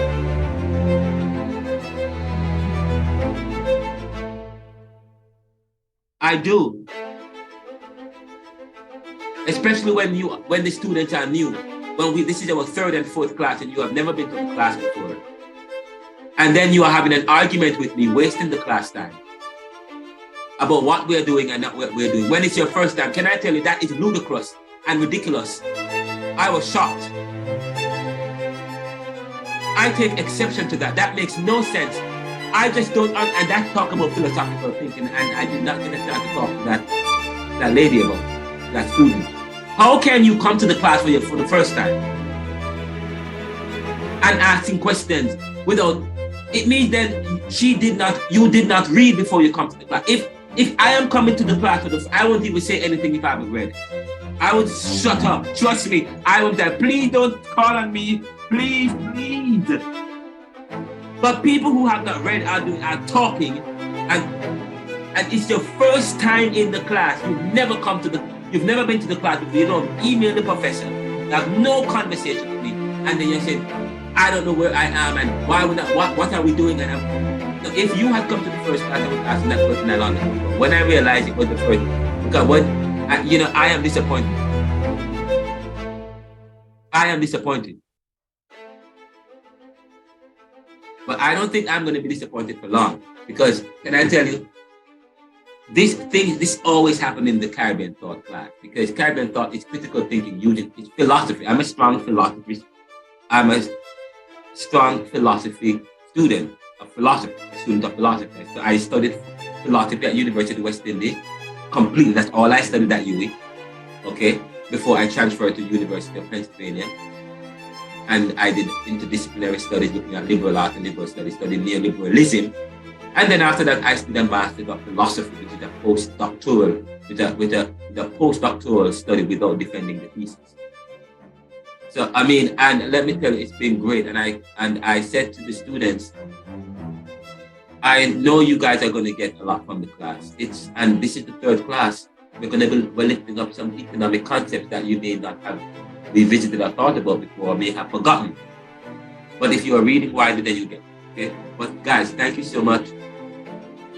And please journey with me, email me, text me, go online, read up about some of these things. You don't have to read a lot. If you have free time, try and access Life and Debt. It's not in the US. I have to pay for it, but in Jamaica, I think it's free. Too many students got access to it. But I think they have a thing where if you're in the US, I have to pay for some of the stuff. But you are in Jamaica, some things are free. So if you guys can start watching it, oh my God, you guys are gonna love it. Even the Bob Marley movie. Which one is that, sir? Huh? Which one is that? Life and Debt. It's number one right here. Life and Debt by Jamaica.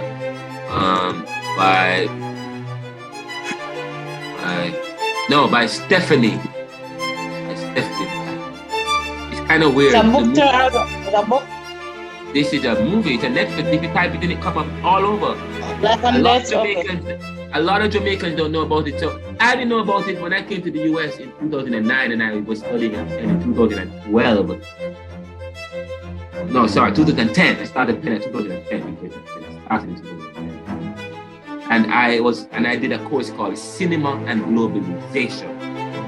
Oh my God, cinema, looking at how cinema can be used as resistance, using a talk about action, what action, looking at for documentary film, help to raise people's reality, okay, and it's told in a particular language.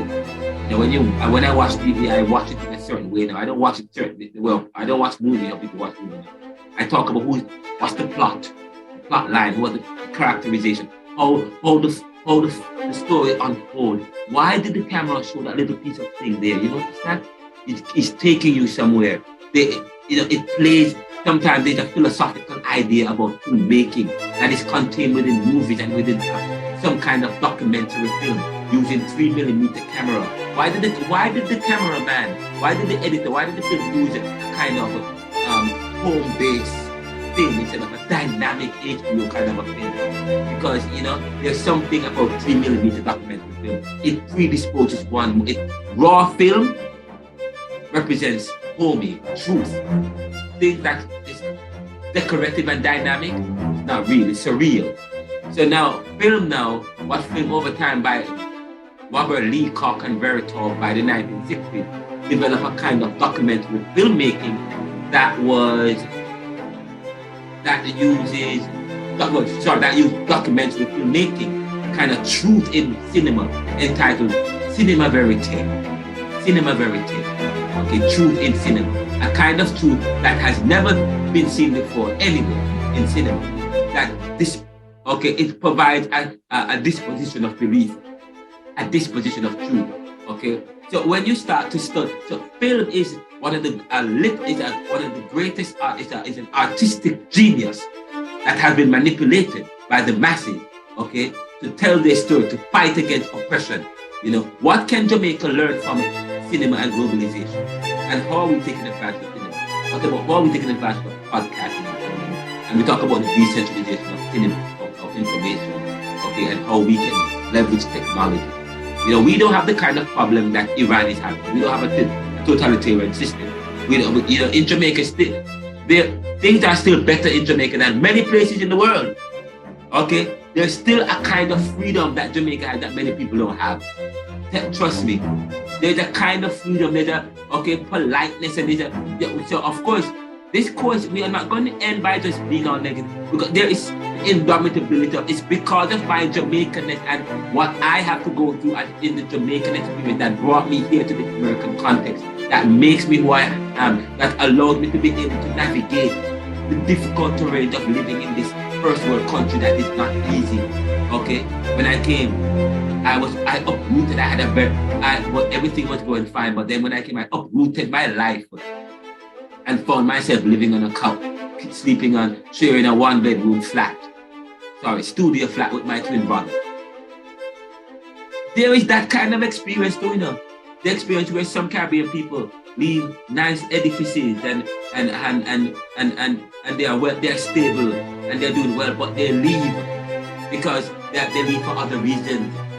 Okay, for more opportunities, or connections with family that have left them, and they are developing psychological ambivalence to the point so for connections as well, they are leaving, not just to escape the reality, but they're also leaving because their countrymen are elsewhere and they want to connect with them. So, and there are other reasons. Maybe because they want to become, and they want to be like Einstein, like myself. I just sometimes, but Bob Marley was. Look at Bob Marley. Went to the US, developed stardom, and went back. Not many Jamaicans have that opportunity to leave Jamaica and go to the US. So then you talk about negative experiences in the Caribbean, where start to talk about this. Some people have opportunity and others don't. And so some people have it. And then when I come to Jamaica, people were expecting to have Rasta. When my mom was like, no Rasta in my house. But yes, still they have an experience. So you can imagine it was quite a cultural shock, an ambivalent of experience when I come to the US. And the first time I came here was 2006 as a student exchange, when I was studying ministerial formation in the United Church in Jamaica and Cayman Island. And I was in Missouri and I was living on a campsite. And when I came there, they were ambivalent, couldn't understand. And I couldn't understand. This is not what we expect of Jamaican. You speak English so well, Jamaican not. What, you know? So if I ask you what is, you know, some of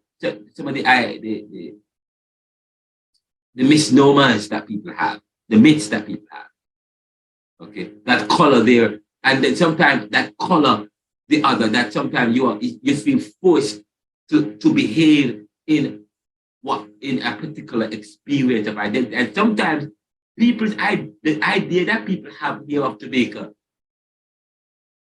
you know, they celebrate it, it's fun, and they like it. They say, "Oh my God, you dread, you did, you did that," and I'm like, "Oh my God, I don't do any of that. Oh my God, I'm gonna have to do that." I said, I remember for years, people, when I just came here, for years, they said, "Are you Jamaican?" People, even Jamaicans asked me if I was Jamaican because of how I speak. They say, "Oh, you don't speak Jamaican. Speak Asian or British, or a little bit British." But when I was living in Jamaica, I was told that. So, you know, you talk about, but then so therefore the issue of identity, and we're going to talk about the issue of identity when we start talking about identity. We will talk about identity. We get into identity. We start talking about Caribbean thought and how now you are forced to behave in a particular way. Because in your mind, because you're thinking about the premium, the value, the promotion you're going to get. So if you perceive a particular identity as getting maximum value and attention, then you might fit that mold because people come to you and say, "Oh, I like that." All of a sudden you're like that. Is it a situation when you're in Rome, you do what the Romans do? Is the Caribbean caught up in a situation that they are now in the American civilization, and when they are, the Western civilization, and they have to adopt Western civilization ideology and religion, coming out of an African experience, but which is not totally African because there's a lot of mixture. Wow, this was great. What a long talk. What a long talk. I have said much. I will stop here. And when you get a chance, listen to the recording which I'm going to send to you. And ask yourself some questions. Listen to this lecture and the first lecture. That's the idea, you know, the idea. We like, okay, fine, you can't stay for the full hour, great, fine, okay. You go back, listen to the lecture, yeah, and I might mention a book, you quickly type it in and read the introductions and stuff, and read up some synopsis about the book, and if you have a copy of the book, read it. If you get it for yourself, you can. But this is 21st century, we have technology. Some old people don't think in tectonic means, in the sense that they don't see the value of information. As a young academic, as a 21st century academic, I see the value of making information use. Or you can't Google back in the day. So you can't Google. No Google. Why you can't Google? That only establishes privilege. That only re-establishes the center as important and moving away from the periphery. But Caribbean man and post-colonial thinking, we were always about the periphery. So why should we not allow ideas that you have caught? Just give credence to it. Hey, I was reading on Google an article written by so-and-so. This gentleman said, you know why? Because the individuals make the society. But people want you to access sources from a school of thought. But they're also individuals that have thought. So yes, so if I want to hear individual stories, several individual stories, and then I'm going to ask you, how does that speak to what you're speaking about? You may not talk of, and then I might say, oh, what you're talking about, I think Plato had said something. And then I might say, maybe you might want to read Plato. I mean, he may give you some more information.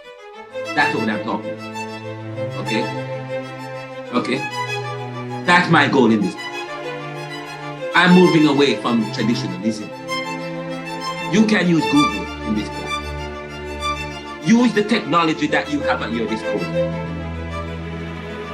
I don't care what traditionalists are telling you. Everything that is because they come out of an old school of thought that don't see the value of technology.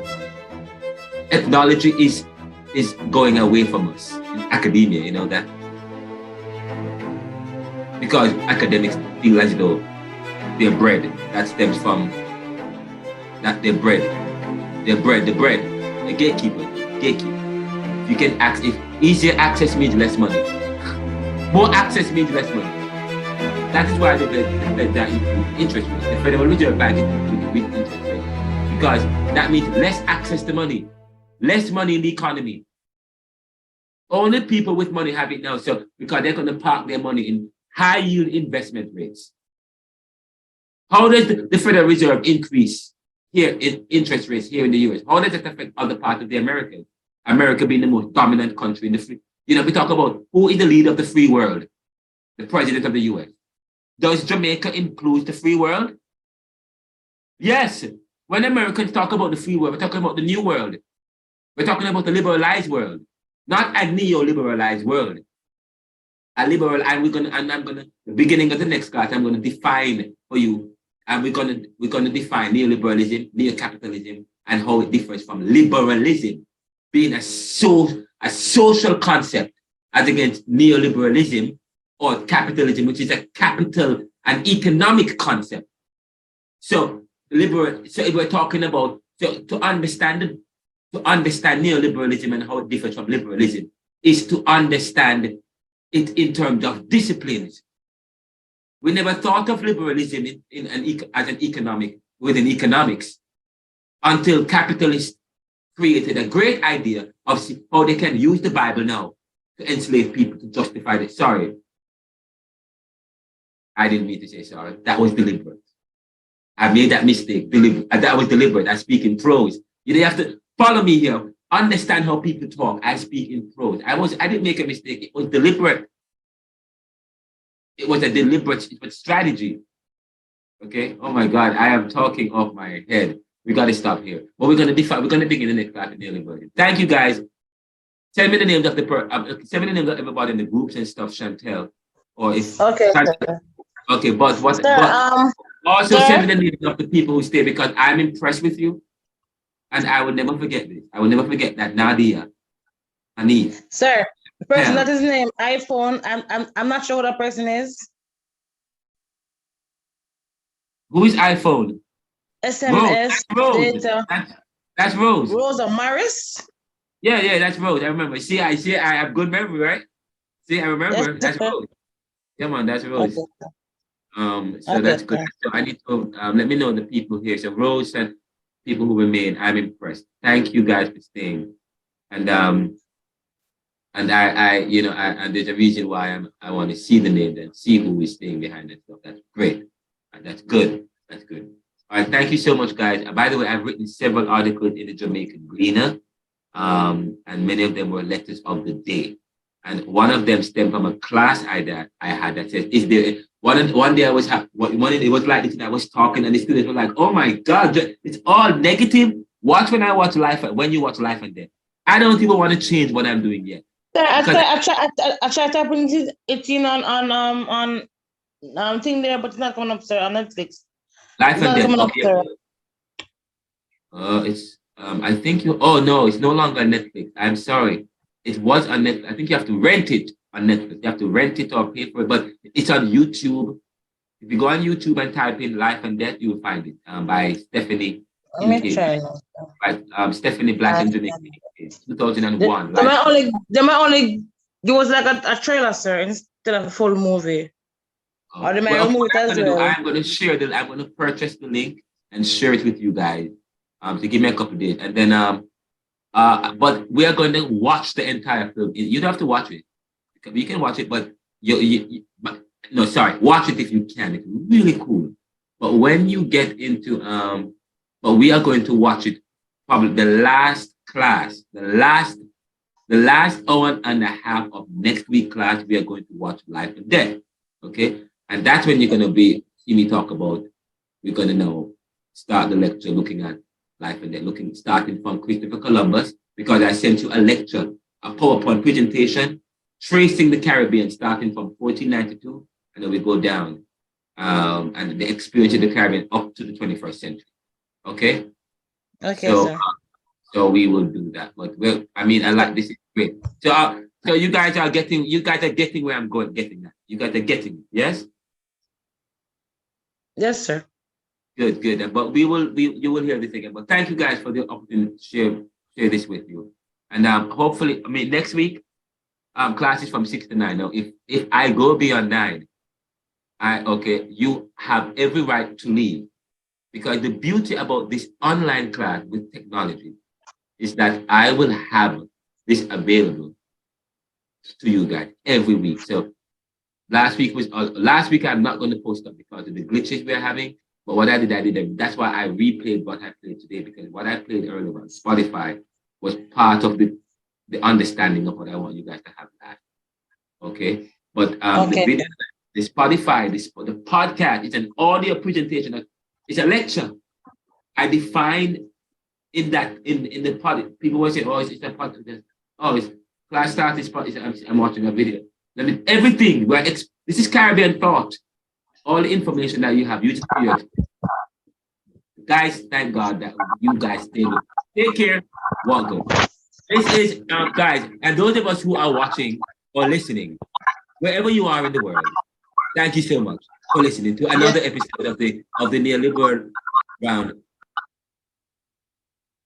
Okay, I'm gonna have to do a retake. Take 3. Can you pause that for me?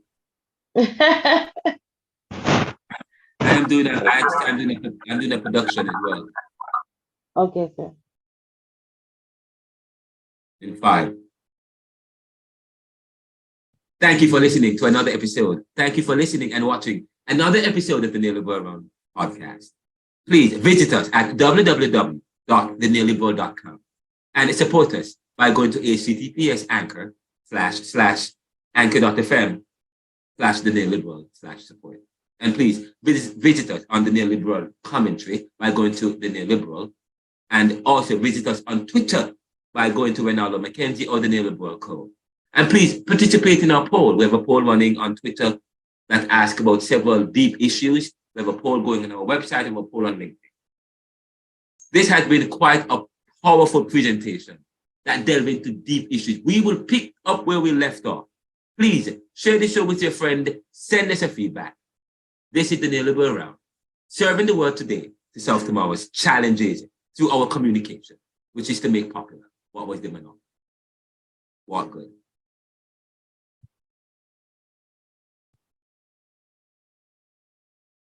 Thank